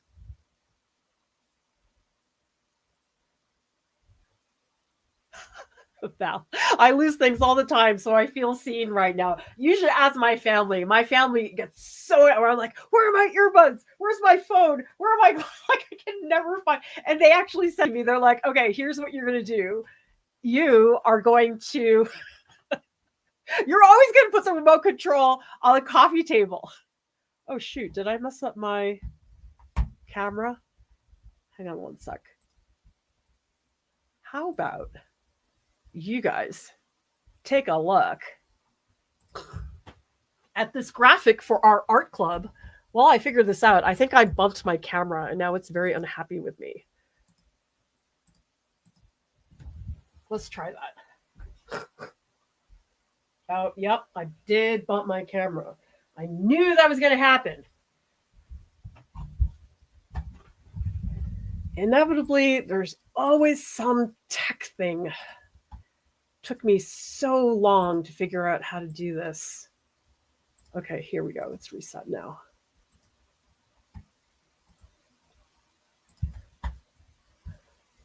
Give me a minute, everybody. I'll be back in a few minutes. Talk amongst yourselves. How about argue which is a better yellow? Naples yellow or cadmium lemon? Okay, if you could only paint with one yellow for the rest of your life, okay? Actually, let's redo it. Okay, one yellow for the rest of your life. You can't paint with any other yellows.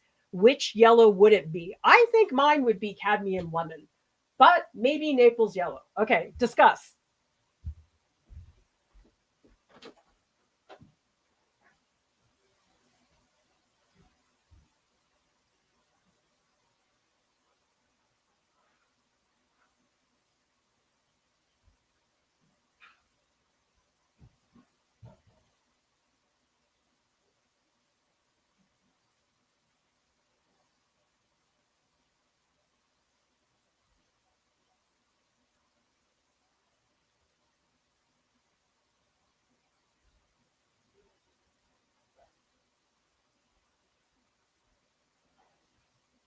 I'm back. So who's the winner? Who's the yellow you would like to paint with the rest of your life if you are not allowed to paint with other yellows? Actually, I don't think it's Naples yellow because I could add cadmium lemon to white to make Naples yellow. Okay, so no, for me, it would be cadmium lemon. Although I do really like yellow ochre. Yellow ochre is very handy for that.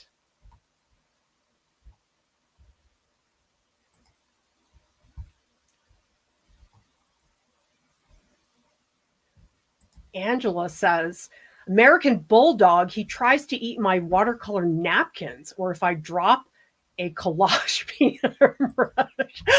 I am so obsessed with English Bulldogs. I watch so many TikTok videos of Bulldogs because it calms me down. I don't think I would ever have an English Bulldog because I know they're a lot of maintenance to put together. But yeah, they're so cute.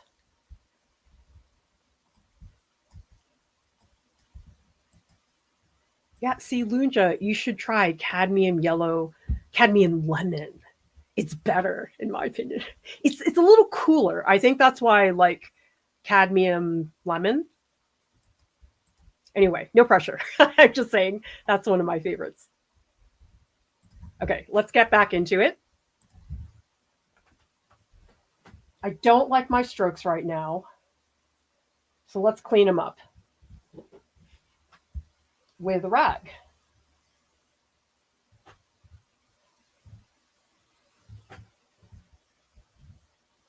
This is going to get a little abstract pretty soon.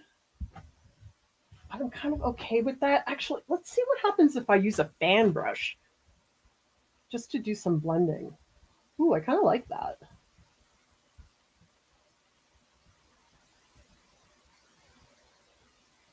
Maybe if I can just mess around with some of the transitions. By the way, who here likes fan brushes? Because Lauren and I, as always, got into an argument. She's like, I hate fan brushes. I'm like, I like them. They're really fun. And other people are like, no. So tell me in the comments if you like fan brushes or not.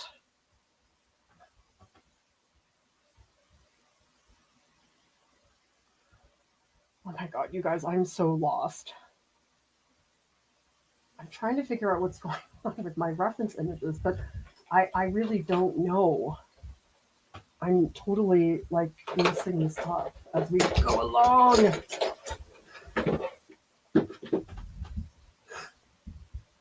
I think I better bring some of this green back because I think I lost the shape of the leaf that I really need.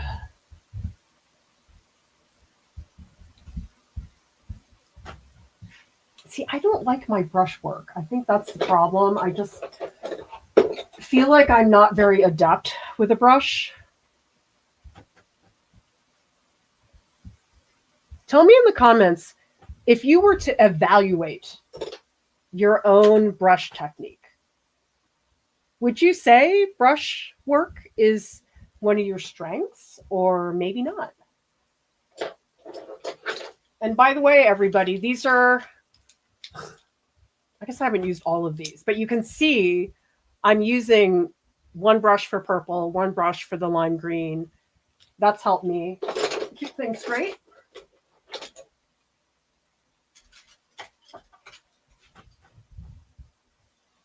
I gotta bring back some of that purple. It's getting a little lost. I'm pleasantly surprised though. I thought I was going to really miss using so much of the solvent, but this is like okay. I'm fine with this.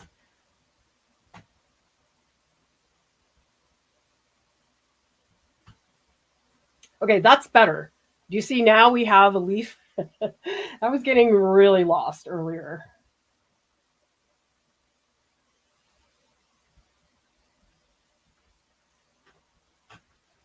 Okay, we need to get over here.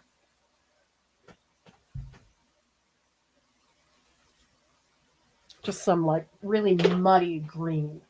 Total mud is what we're after here.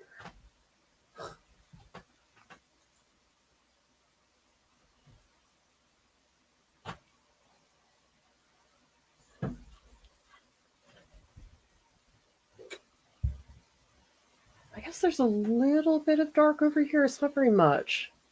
It's almost like a little pocket. What I'm really after is patches. I'm not trying to outline anything. I'm just putting in a patch of color. That's the way I would describe this because I do think it is very easy to get into really outlining things. And I know I definitely did that way too much.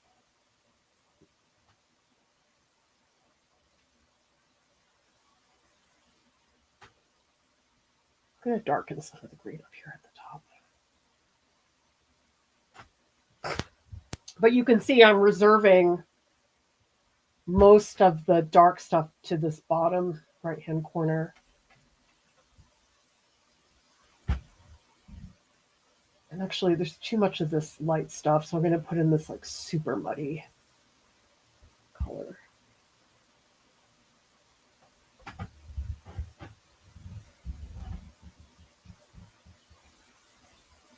Oh, it's getting really muddy, which is fine. This is the part I want. I want this to be really muddy, but no, it's too muddy. It's never what you want.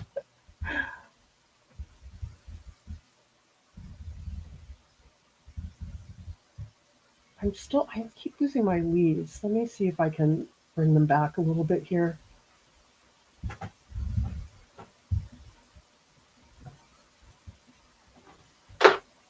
I'm going to use my crappy brush, the one where I gave it a haircut. I'm just going to use it to blend a little.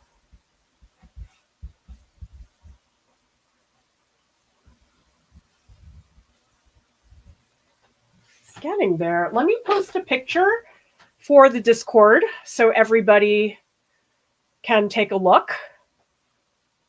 That way you'll see the colors better. And I'll also shoot some close-ups so people can see that.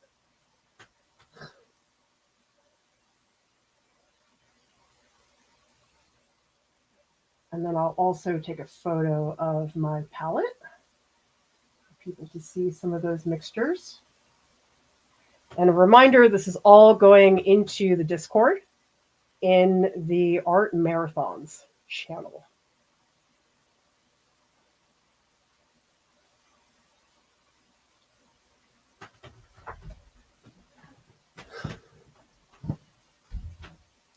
We gotta step back.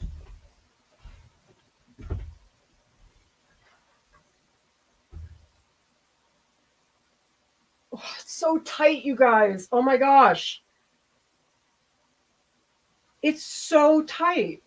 How do I make it not so tight? Oh my God. It's like everything that I don't want it to be. I gotta look at a Kathy Speranza painting. Let's do that, you guys. I need to look at her stuff. I need help. I have to remind myself. What did Kathy do? How did she do it?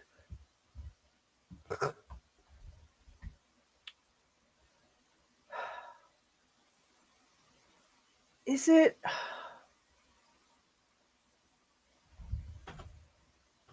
Mine is so freaking stiff. Or maybe this is too soon? I wish she posted the early version of this. Oh, like how you set goals for yourself. You're like, I guess I didn't do that. Maybe I should just spend some time with a brush blending a little bit. Look at her other one.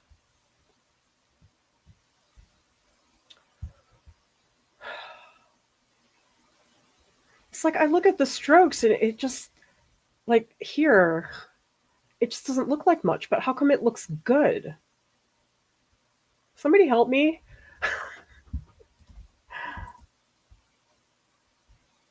What is it? I mean, granted, I am looking at a finished piece. It's like, why did she choose to make that shape there? And how come these strokes are this way and these are going up? But here it's very smooth. All right. let's give it another shot. I gotta loosen up. I'm just gonna blend for a little bit. Okay, that's what we're gonna do. We're gonna blend.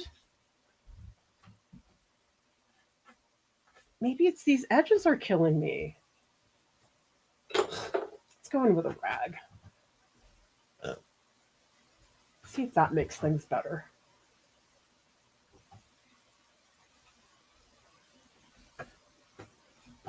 If anybody has tips, give me Kathy's secret.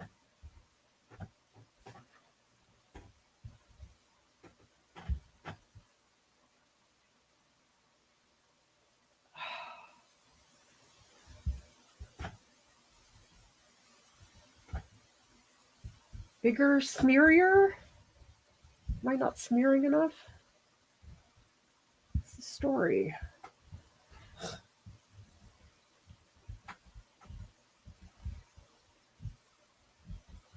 Is the rag helping you guys, or is it making it worse? I can't tell. I want it to look like Kathy's. I know it's not going to, but I want it to like sort of resemble her technique. Just it looks so good on her painting. Like for real, you guys, that's my goal. I want to get within the realm of what Kathy does. That's what I'm trying to do. Is this helping with the rag? It looks so good when she does it. Oh.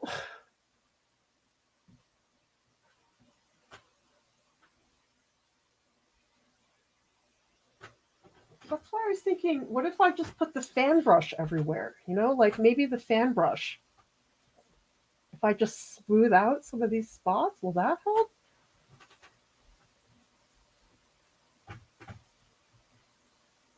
I feel like the fan brush is leaving this yucky texture, which I don't like.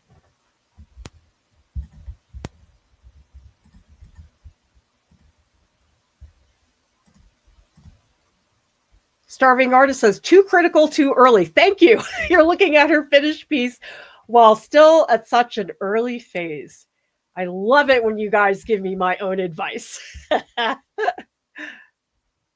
Okay, good. I like the confirmation. See, this is why I need all of you here. John Caravero, be more confident. Get the darks in. Bigger brush, says Rowan. Jade says, I like the pale background. All right, good. I'm glad, Jan, it is helping. Ben says, using values of a color without excessive blending.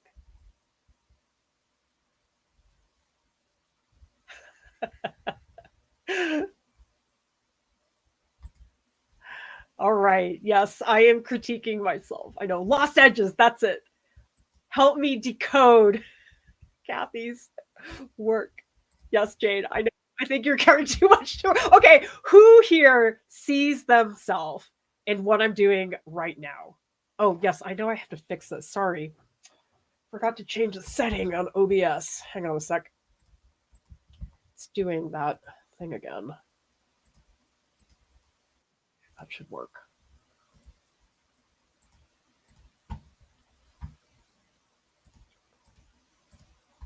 Okay. Maybe I'm trying to fit in too much. Maybe. I guess I would rather have too many things and remove them than not have enough. Oh, yeah, that's what. Oh, yes, yes. Rowan, that's it. Hold the brush farther away from the head. Yes, yes. I'm going to do it right now, Rowan. It's happening. I need the bigger fan brush. Okay, good. Good. So does everybody see? This is what Rowan's talking about. Instead of holding it like this, hang on, just switch this. Instead of holding it like this, hold it more like this. Oh, that's it. Okay. Thank you. Thank you. I don't like this. Oh, the stand brush is kind of annoying. Let me try. Okay, here's a brush that doesn't have any paint in it.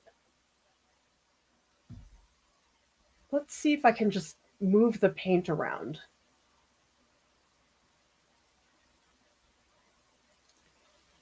I guess I want things to flow a little more.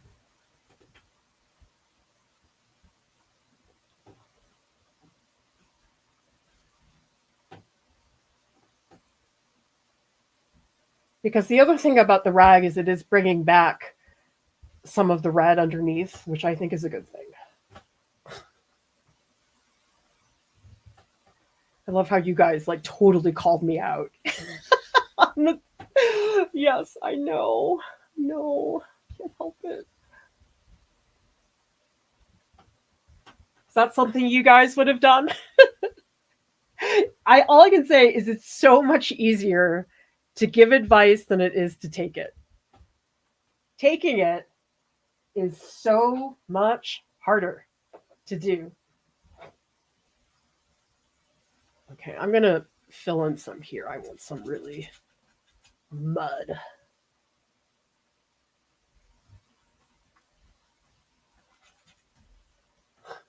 Let's move this around. You guys ever look at like your idol's work? You're just like, oh, help me. You can't.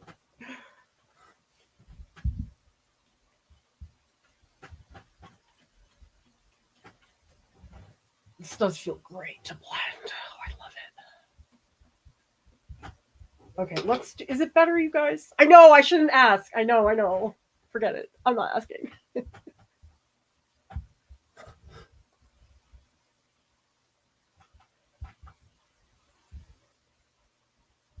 not going to ask. I'm not going to critique right now. It's too soon, right? Right, everybody? It's too soon.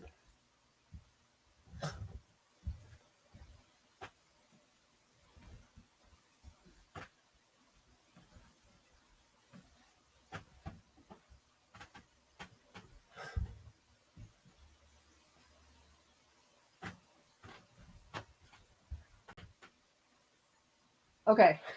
We need to do some work on the cherries. Maybe that will be more fun. Because this is really hard. I'm going to post some of the close-ups of the painting so you guys can see where it's at.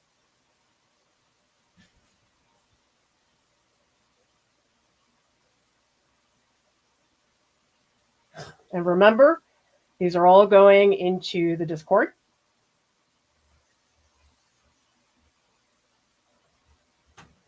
Okay, let's do some work on the cherries, the rainier cherries. It's a lot of yellow.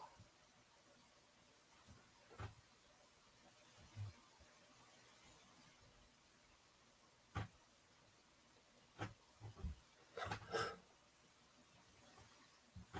want to do that like thing where Kathy makes it look good.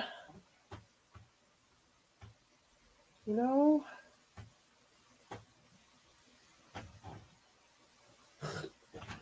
Now I feel like I'm just picking. Rowan, I'm just saying things you said that helped me. I love you guys. Yes, I know. But what if I want to be like Kathy right now?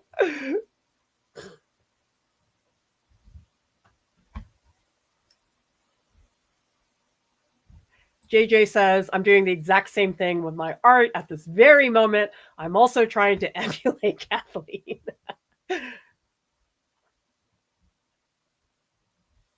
A mop brush? What is a mop brush? Can somebody describe to me what that is?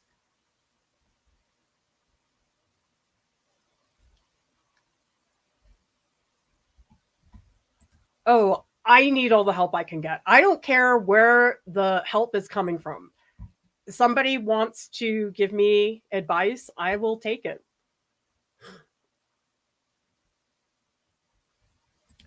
Mark says blending, large brush with softest edges for most. Grasses work well with fan brush, soft edges. I need new brushes, you guys. My brushes are a wreck.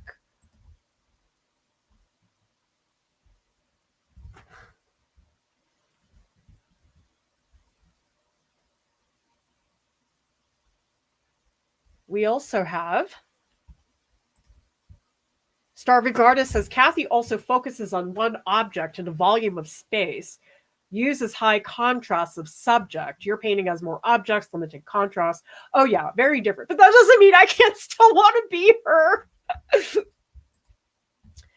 C. Cantrell says you may be able to learn her techniques, but you will never be her. Therefore, you must paint as yourself. I know. That doesn't mean I can't want to be her. Okay, we're going to do some of that. There's so much yellow in the cherries. Okay, but the yellow is more like an orange. Let's try to get that in there.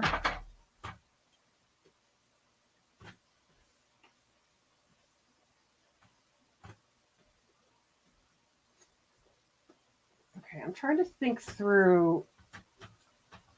It's really more of an orange than it is a yellow. So maybe the base should be yellow ochre, because yellow ochre is a nice opaque color.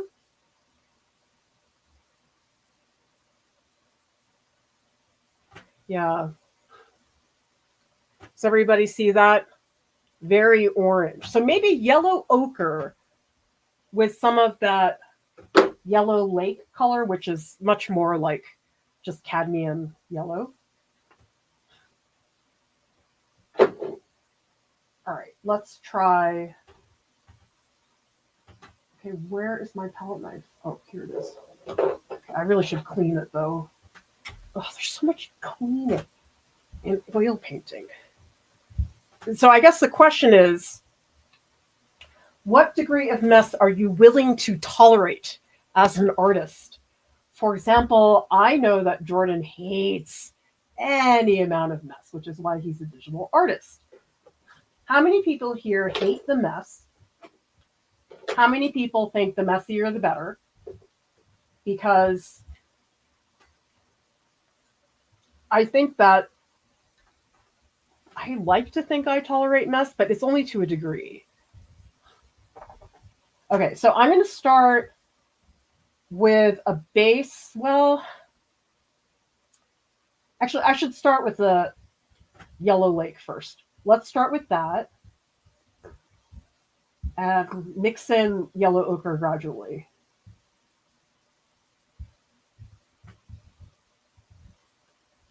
Wow, the yellow lake, it's pretty opaque. Yellow is a pretty transparent color. Okay, let me just put some down. Ugh, that is not good.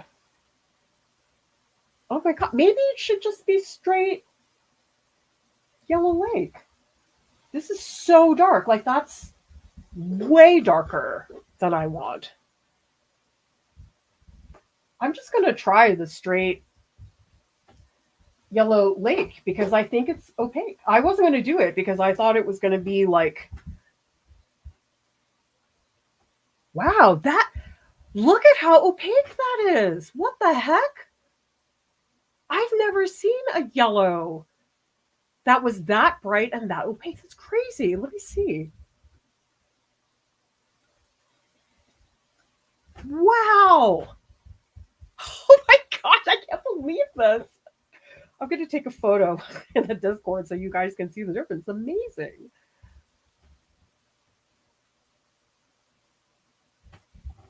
I hope you guys are enjoying the posts in the Discord. And I'm so happy so many of you are hanging out in there.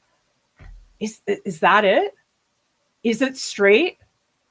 Yeah, it looks like Jazz thinks straight yellow lake because it's pretty open. I'm shocked. I thought it was going to be thin.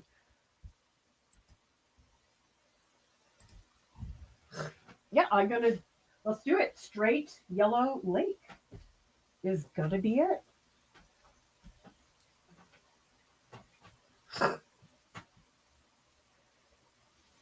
Tomorrow we are doing a landscape, everybody. I think.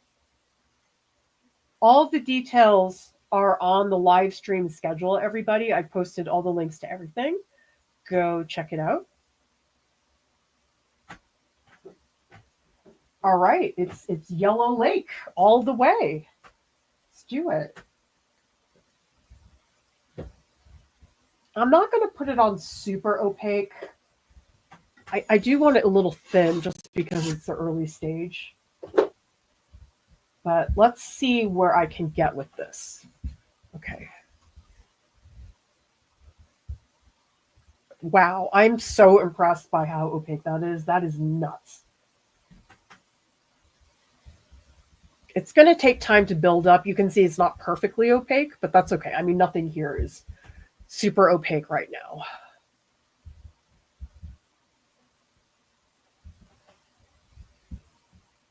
And this part's tricky because the color is the color of the object. It's not like the yellow is the lighting part. But right now I'm just going to jump around and just throw it in a bunch of places.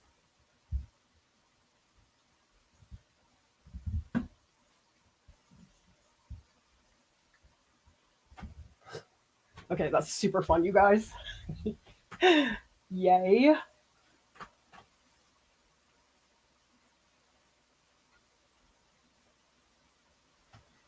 I don't know. It's like I'm starting to feel really self-conscious about my brushwork now. Because I feel like it's just super strokey. I feel like I'm not like that in drawing. I feel like in drawing, I know better how to really put down a mark. But here, I just feel very strokey. Okay, brush technique tips. How do I get more diversity in my brushwork? Because I think I am too reliant on strokes. I want to be able to make things that are more like shapes. Like, do you know what I mean? How this is like very strokey right now? Maybe I need better brushes. I don't know. Is it a brush issue? I mean, I'm sure it's both. I'm sure a lot of it is how I'm using it. But I want to put down stuff that doesn't look like, oh, that's a brush stroke. At least in the beginning. I want it like patchier. Like, see, I don't like this. Like, to me, that doesn't look good.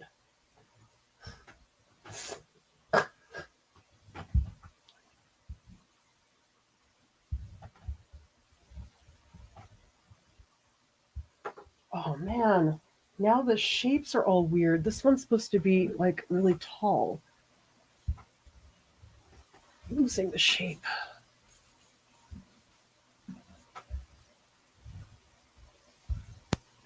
Bring it back.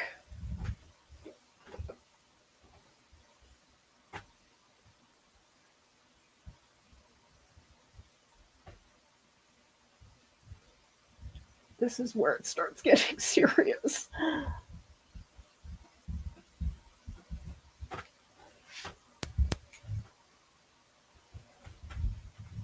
That's it, JC. Hold farther down the handle, twist, and push against the bristles. That's it. Okay, I'm going to do it, you guys.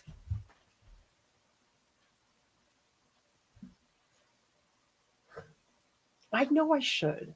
I've given that advice to so many people before, but you can see I need it for myself.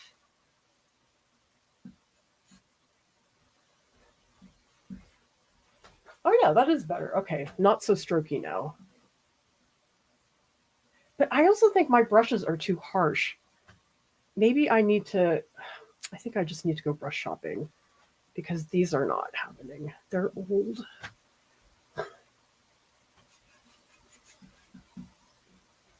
Gotta think patch of color, not stroke of color.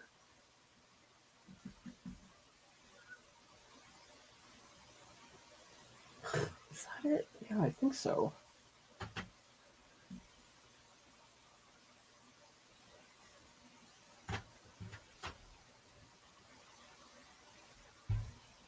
Oh. Guys, I'm getting stressed out. Oh. Like, this is when it actually starts to look like something, and that's when I get stressed. Like, shoot.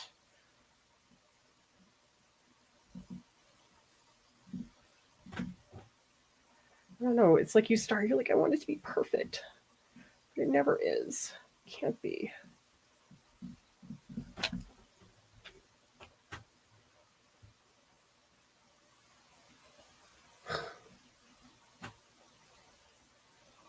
The shape of these is getting a little lost. Oh, and even here, dark brush. I lost the shape of this cherry. It needs to have a little more nuance. It's more like this.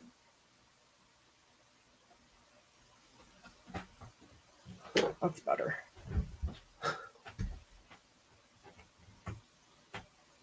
Still feel, I feel like I need to patch. That's the word. Patch. No strokes, patches.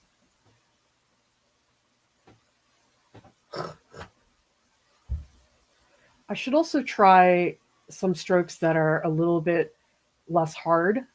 I'm going to put a little less pressure on them.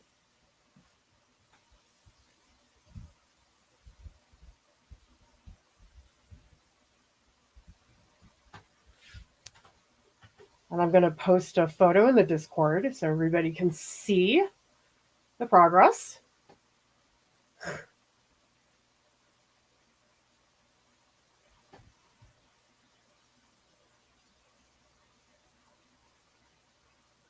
All right. Let's move on to the other cherries that are down here. These don't have much yellow. In fact, this is sort of a dark yellow, so I'm going to take the yellow I have and I'm going to add a little touch of this gray color because this is where the part of the painting gets a lot darker. I don't want to have it have the same brilliant yellows.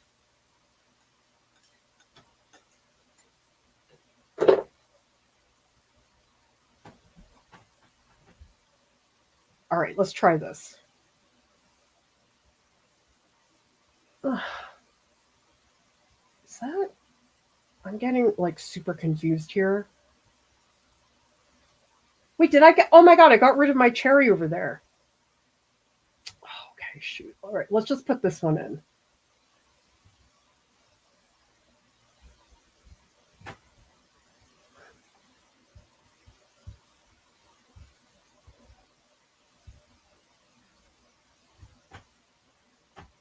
I lost my cherry. What the heck? It was here and then I erased it. Wasn't it here? I think it was.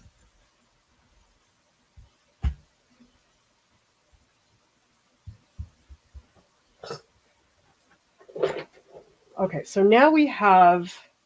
Oh, and this one needs a little bit of that muddy. That was it. See, you guys, I knew that I had to hold it like this, but I didn't feel like it. Like, honestly, that's really the case. I just need somebody to tell me. Do you guys ever have that where you're like, oh yeah, I totally know that thing. I just chose not to do it in that moment. Okay, so now I'm going to go over various parts, but I'm not going to press so hard. I'm going to do it very light. Oh, I need some of this green. I feel like I lost this shape here. Put it back.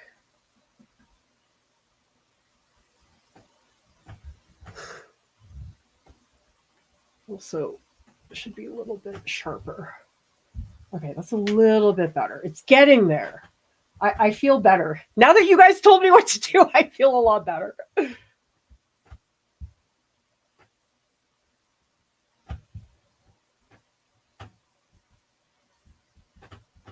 Okay, it's time for some red. Let me cleave off the colors. All right, tell me in the chat, what's your favorite red? This is definitely going to be Scarlet Lake. I'm just going to put it on, well, I should make a dark version too. Okay, so let's just do a straight red, and then I'm going to do one that's... maybe I should mix it with, well, no, it's more... Maybe I'll just add ultramarine. Okay. Ultramarine with some of the scarlet red for a deeper, darker red, especially down here. There's a lot of that. Let's get that in. Okay. Yeah, actually, I could use this. Oh, wait, I should clean my... Always clean your palette knife.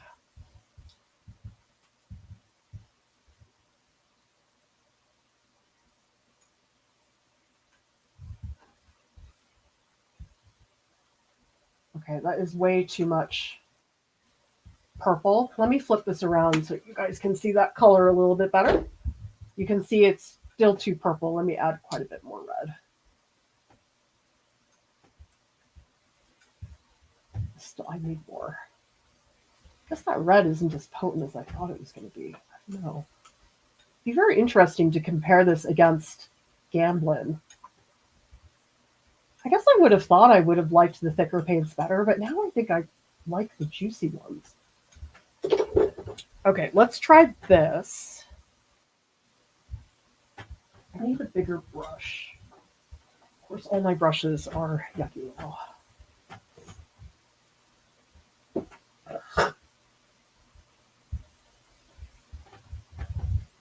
Okay.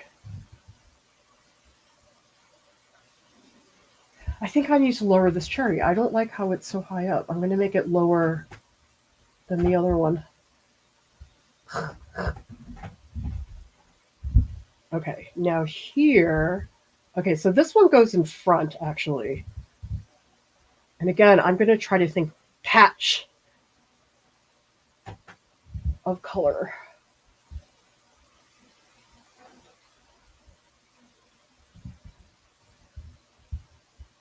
Ugh, this brush is really coarse. Oh my gosh. I really need to go to the store. I didn't realize how bad my brushes were.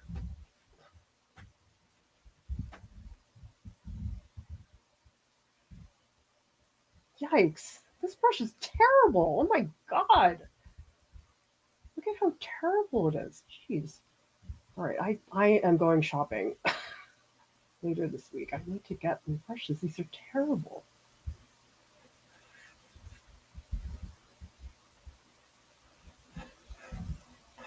I'll just put them down with this brush, but I will go back in with another brush to smooth it out a bit.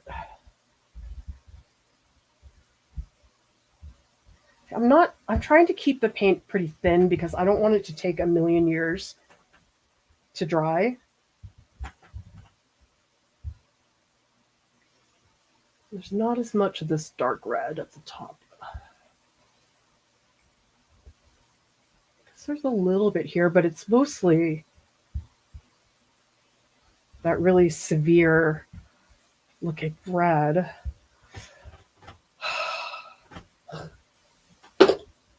I'm going to smush some of these reds around. I feel like it's so scratchy. It's my stupid brush. It stinks. I guess I have not bought new brushes since like art school. Ooh, that's kind of nice. I like that glaze on top.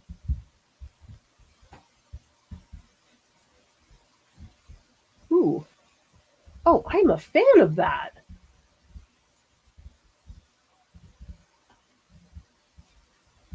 It's a nice red, the way it spreads.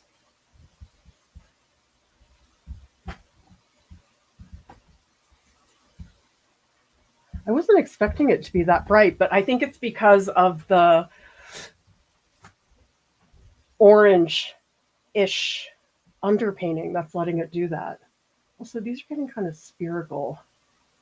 I'm definitely losing the shape, but I can bring the shape back later. I'm not that worried about that.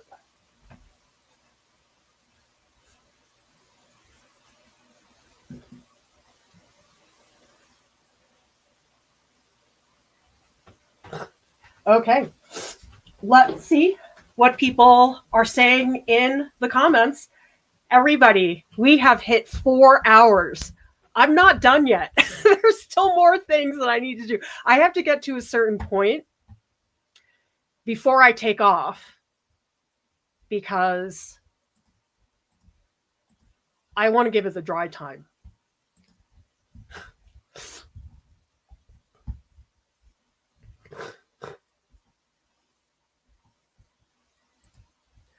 JJ says the dark on the cherries is starting to make the piece come together. Yeah, I like it. I just love dark. Dark anything.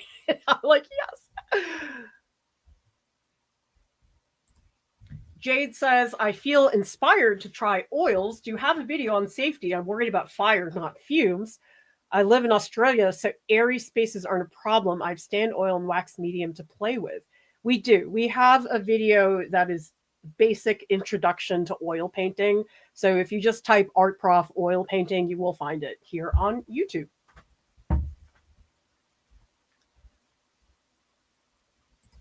What type of cherries are they? Asks Brian. I'm asking in a serious way. Oh, they're rainier cherries. Do people know what I'm talking about? They're very yellow. That's why they aren't that dark maroon that some cherries are. Rowan says, did you gesso the wood panel or do something to seal? I did not, because the panel that I'm using, it's this. This one is from Ampersand, and it comes primed. No prep needed, just paint, simple to hang and frame. Yes, I'm a fan of that. I'm just, stretching canvases is such a pain. Who here has stretched their own canvases before, and do you still do it? I look at the stuff that Lauren does, those giant, I'm like, how does she do that? She stretches all her own stuff.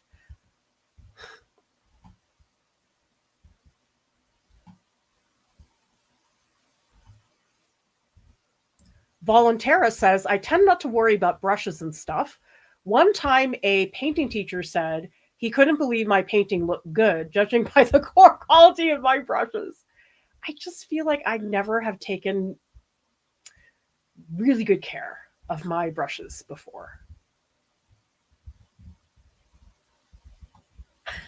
Harry says, Lucy and Freud would love your brushes. Let's take a look at what people in the Discord are doing. Oh, wow. This is a piece by Tara. Beautiful glow you've gotten there, Tara. And we also have Damien, who is working on a charcoal portrait. Love seeing all of the roughness in your strokes. We have Anna is working on a large marker drawing, and it's so great to see the layering between all of those colors. And Sarah says, decided I need to clean my apartment before starting my underpainting, but I'm finally underway. Yeah, it's so fun to see how everybody does an underpainting differently. That's why I was saying that there's no correct way to do an underpainting. I think the more important thing is that you have an underpainting. Whoops. Got to bring my video back. Oh, it doesn't like me. Hang on. Why did you turn me into EOS webcam utility? I'll see if I can get it back. Lisa says, scraping off oil pastel was so satisfying. I bet. I got to change my camera. Why did that? Oh, there. Okay. I'm actually surprised that the stream has not collapsed from all the tech. I mean, it seems like it's working out okay.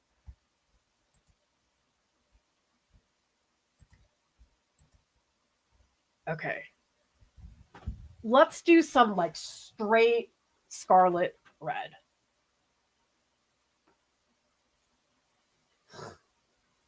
I'm going to put it on fairly thin.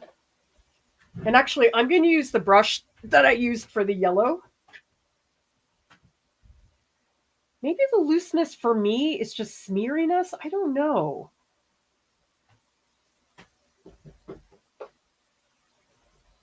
By the way, everybody, tell me in the chat, who are some of your favorite painters?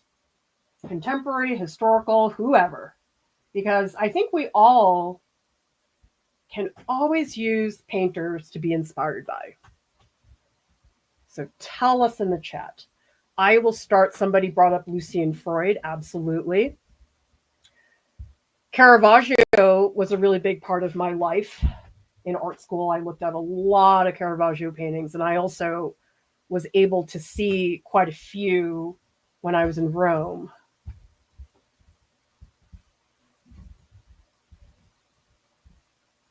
Now here, I should be able to start to distinguish some of the spaces in between. I need a bigger work table. This work table is not big enough. And actually in here, I do want to get some better articulation. I feel like I'm losing the forms here.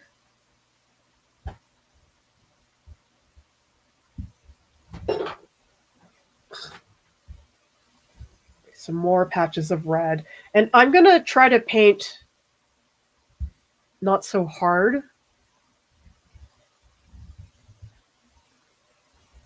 Let's see, up here, this is like really red.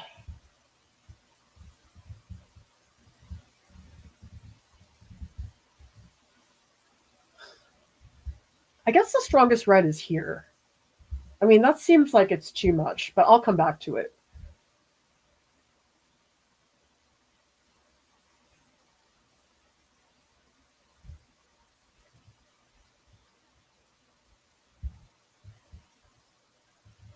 It's getting messy. But I don't know, maybe it's okay to keep things sort of messy. Maybe that's what will help the looseness. I don't know.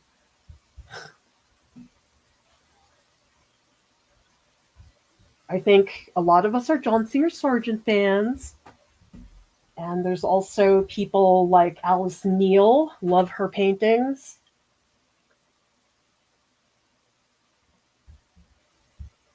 I think Alice Neal is underappreciated. I wish that she was talked about more. She's a brilliant artist and painter. A contemporary artist I really like Julie Heffernan. I think her paintings are just so glorious.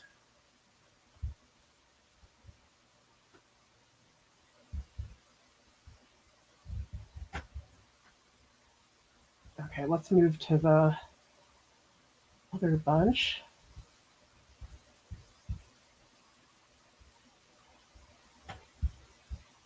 You know, I guess I haven't figured out if I want to paint thick or thin. I guess I'm doing both.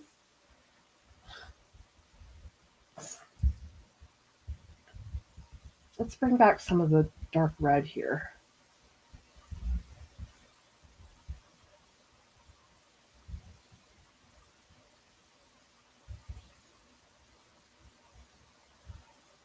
This looks like no red at all.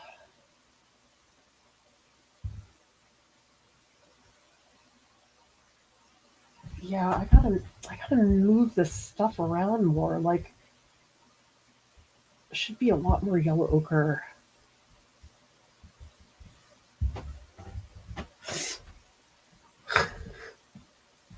What do I need? Maybe I need to.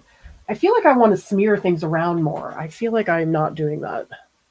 So maybe after this pass, I'll do some more smearing.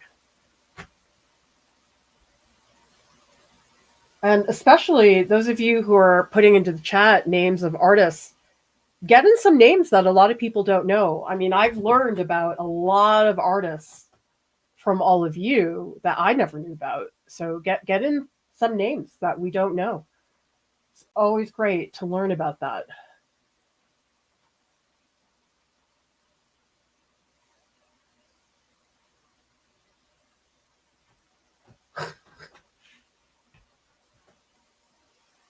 Do I want to blend? I gotta step back and look at this from a distance. Let's see. Yeah, I want to blend. I don't like.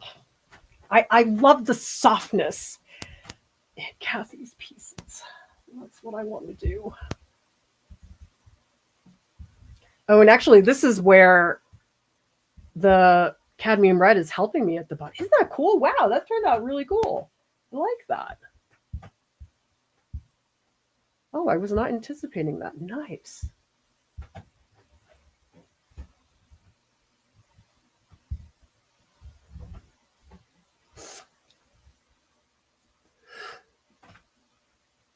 And tell me in the chat, what type of painting style do you like? Do you like something that is more realistic?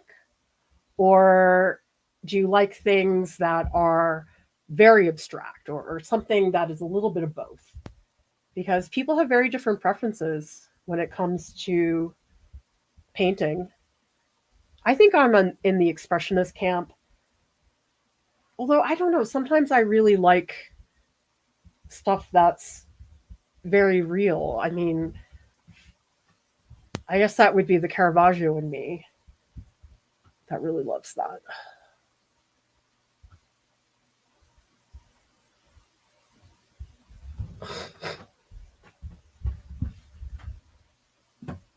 But I do really like artists like Max Beckmann. I mean, here's the thing, like, I would never paint like that. That's not my jam.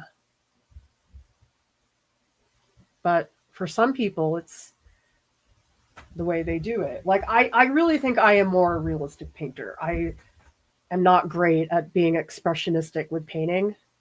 I feel like I can do it with drawing. Like, drawing, yes, I can definitely be expressionistic, but not so much when it comes to painting.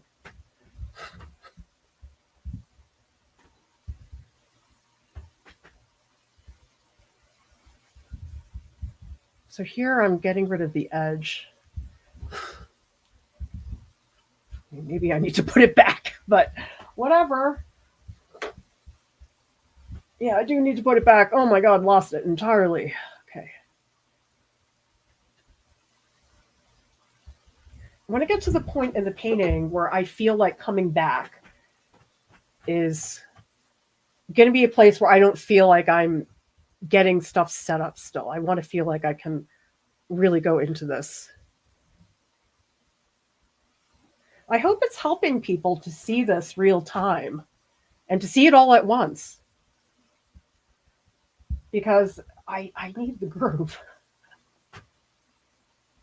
Yeah, that's so cool. I'm so happy that I chose that orange underpainting, because now I'm wiping away, but I still retain the red. Isn't that kind of cool, you guys? Like, I was not thinking about that. So like here, I can rub away everything, but I still end up with that really beautiful red. Isn't that cool? All right. I was wondering if I was going to regret not doing a green underpainting, but I am very happy now. This is cool.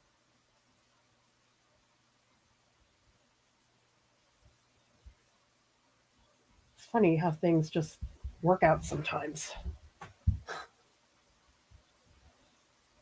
Okay, and this one really has to go in front. So I need some darker stuff here.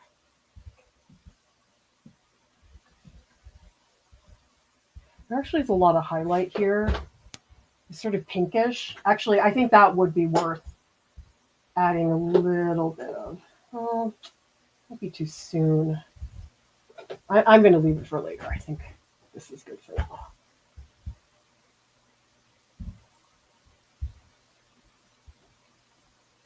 So here I'm going to beef up the dark.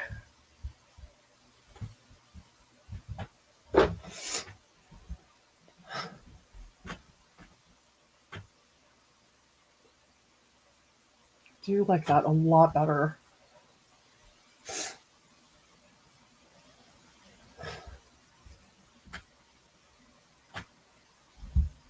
Thank you so much for the super chat, Andrew. Give us all the support you guys can. We need it. These painting marathons are a lot of work, and we need your support to keep them going. So if you want to see art marathons again, let me know. We can see how we can make that happen. But again, you guys were so amazing the way you came through with the supplies that I needed. There's no chance I could have done this if people hadn't gotten me those supplies.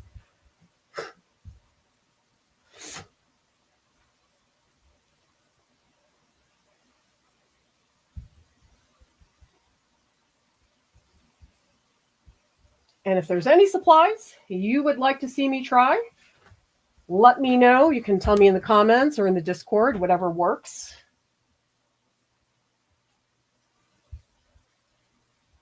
Oh, shoot. This one goes in front. Shoot. I lost this one. This one's a lot bigger, too.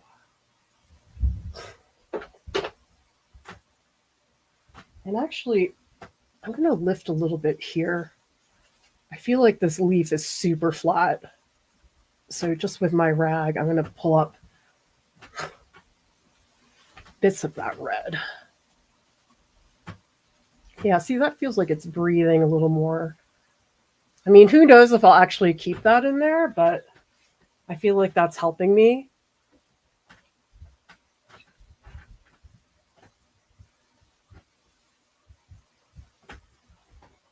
It's getting there. I still have some passages that I think need a little more clarity. It's got sort of sloppy. Some parts I want to really fix.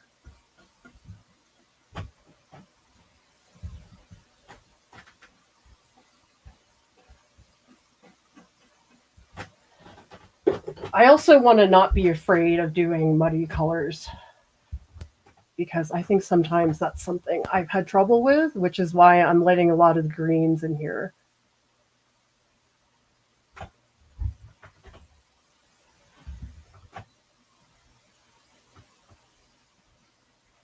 So I feel like it's, if I do object by object, it's like it gets too fragmented, and I don't want that to happen.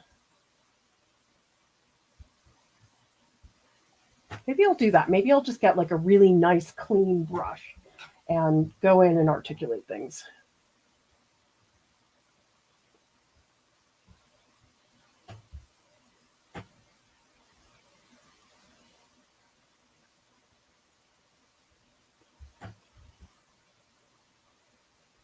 Oh, lost the shape. I'm going to do a little bit more yellow, I think.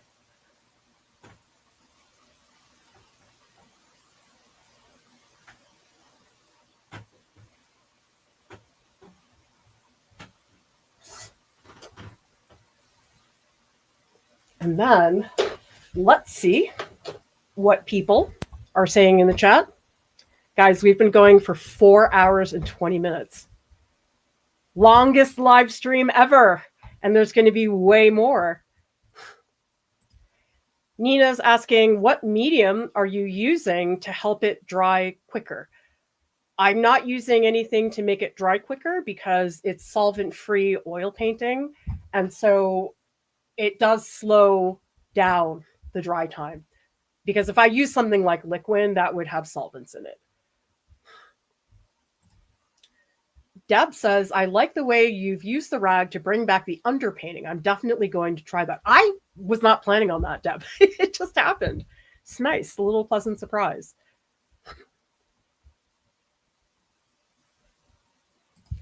Anna says, I think you should embrace the strokes. I love the way it's looking with the individual strokes and the red being mixed into the yellow to make a beautiful orange. Cool. I think I need softer brushes. The brushes I have are too harsh.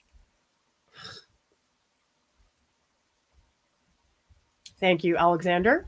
Starting to come together. Not quite for me, but it's less of a car crash. How's that?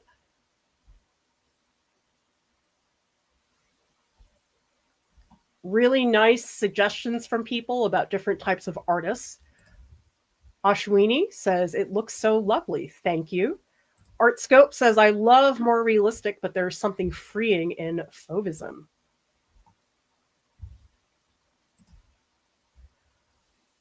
All right, everybody, let's see what's happening in the Discord.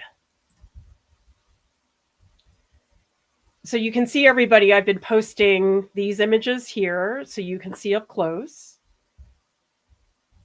Okay, these we looked at. Okay, so we have Anahita want to do this button nose justice. Oh, so fun. I'm just in love with those strokes, Anahita, the way you're just pushing it around. Sarah says, speaking of painting slowly, right there with you.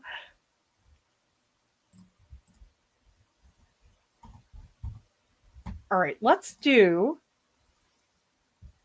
some more. You know what I'm going to get? I'm going to get a really soft brush. Maybe,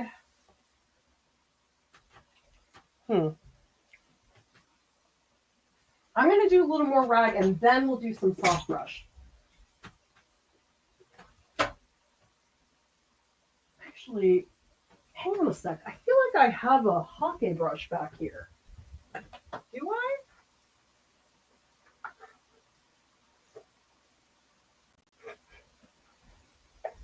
Oh my God. You know what I just found?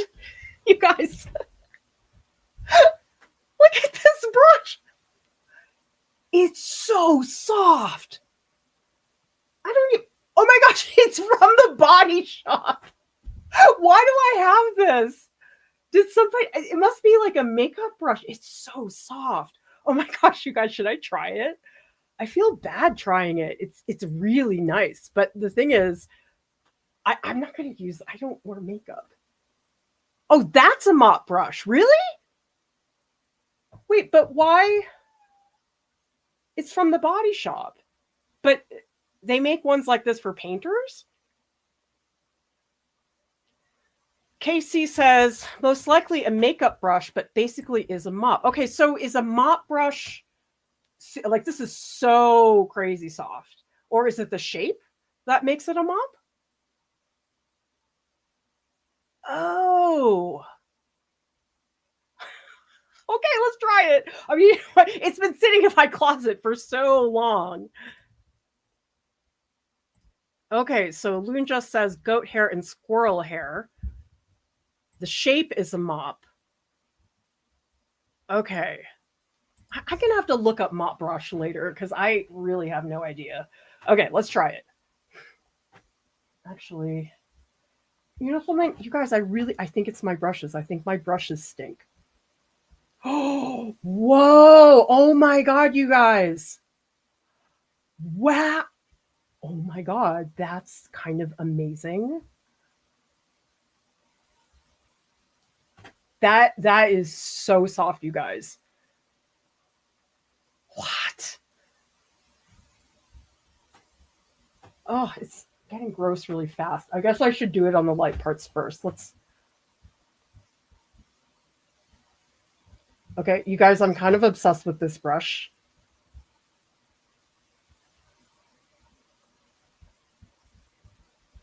Oh man, it's doing so many cool things for me.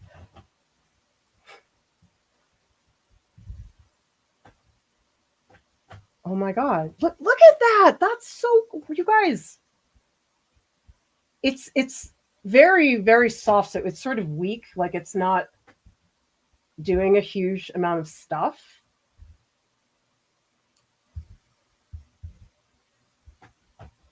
Wow. I mean, it really feels like it's gliding.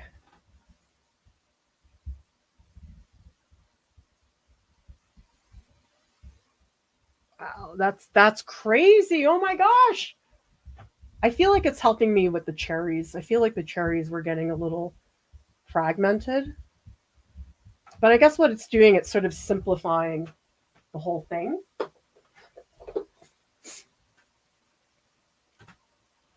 All right, let's go in with the rag. I feel like that will help me.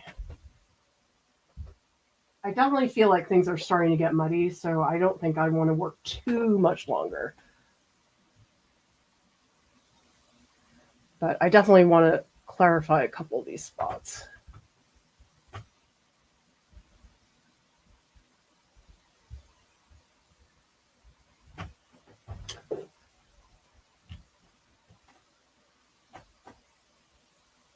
Yeah, I kind of like how wiping it away, you get some of that red back.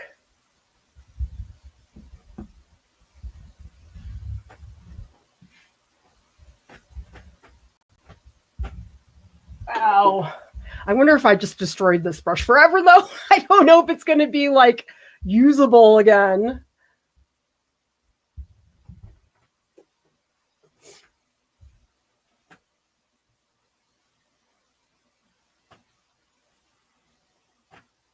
By the way, everybody, how long have you been here? Has anybody here been here from the beginning? Or maybe you watched at the beginning and came back? I'm curious. I don't know, because I scheduled the stream. I was like, I don't know if anybody's going to stay with me for this long, but I think some of you have, which is really cool.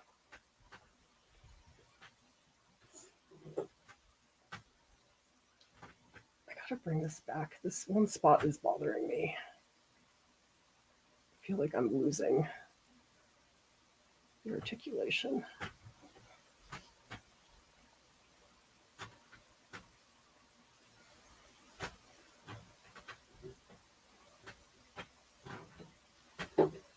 I'm going to take a photo and I'm going to post some close-ups so all of you can see where we are. I do feel like it's a mess, but that is the way paintings have to start. That's not new. But hopefully I've gotten an approximation of what I'm trying to do. I do really like the leaf in the upper left-hand corner. Like I'm surprised by that underpainting showing through.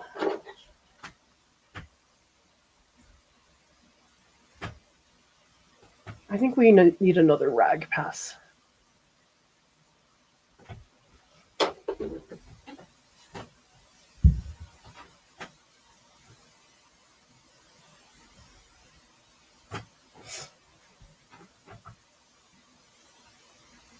I think it's okay if this is kind of all over the place right now.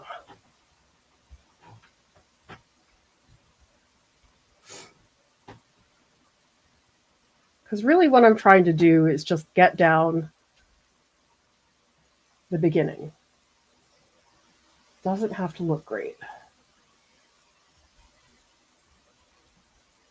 But I do want to show a little more form. I feel like I lost that here.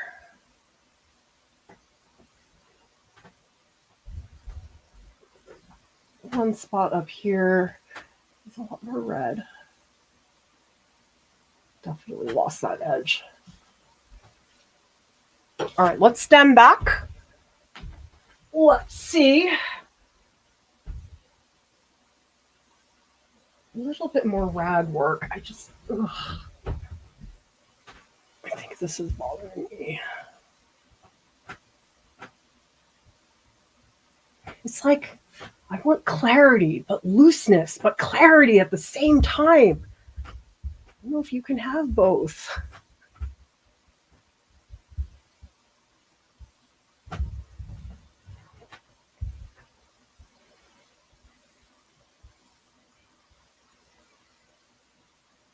Is it possible?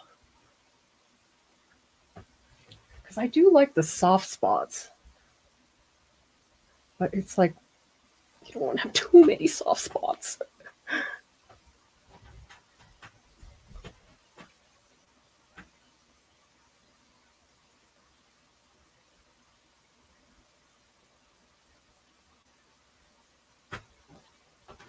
All right, let's see what people have been doing. Tell me in the chat, what did you do during this stream?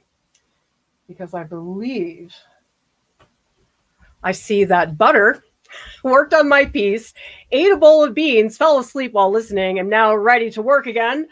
Sort of here the whole time, technically. Awesome. Lisa is asking, will you explain what are you trying to achieve before you pause for tonight? I don't really understand how you decide that. I just stop when I'm tired. I think for here, it's more about just getting the whole thing covered, getting all the colors in place. I mean, not to the point that they look amazing, but to have the general feel. So for example, I didn't want to stop before the cherries were in there, and I had to have a degree of value. So you can see the darker cherries here, the lighter ones up here, the highlights over here, and then the dark muddy colors towards the bottom. So I wanted everything to be laid out. Nancy, I had to leave a little while. That's absolutely gorgeous. I'm obsessed with that dark color in between the cherries. Well, a lot more to come. We have Val, did take a small nap while lurking. Andrew, here most of the time. Tara, here in the beginning, watched a movie with my husband and then came back. That is so funny, you guys. George has been here from the beginning. Tiger came back. Clarify, yes. When I was playing in orchestra, they'd also say clarinets, and I always thought they were talking about me.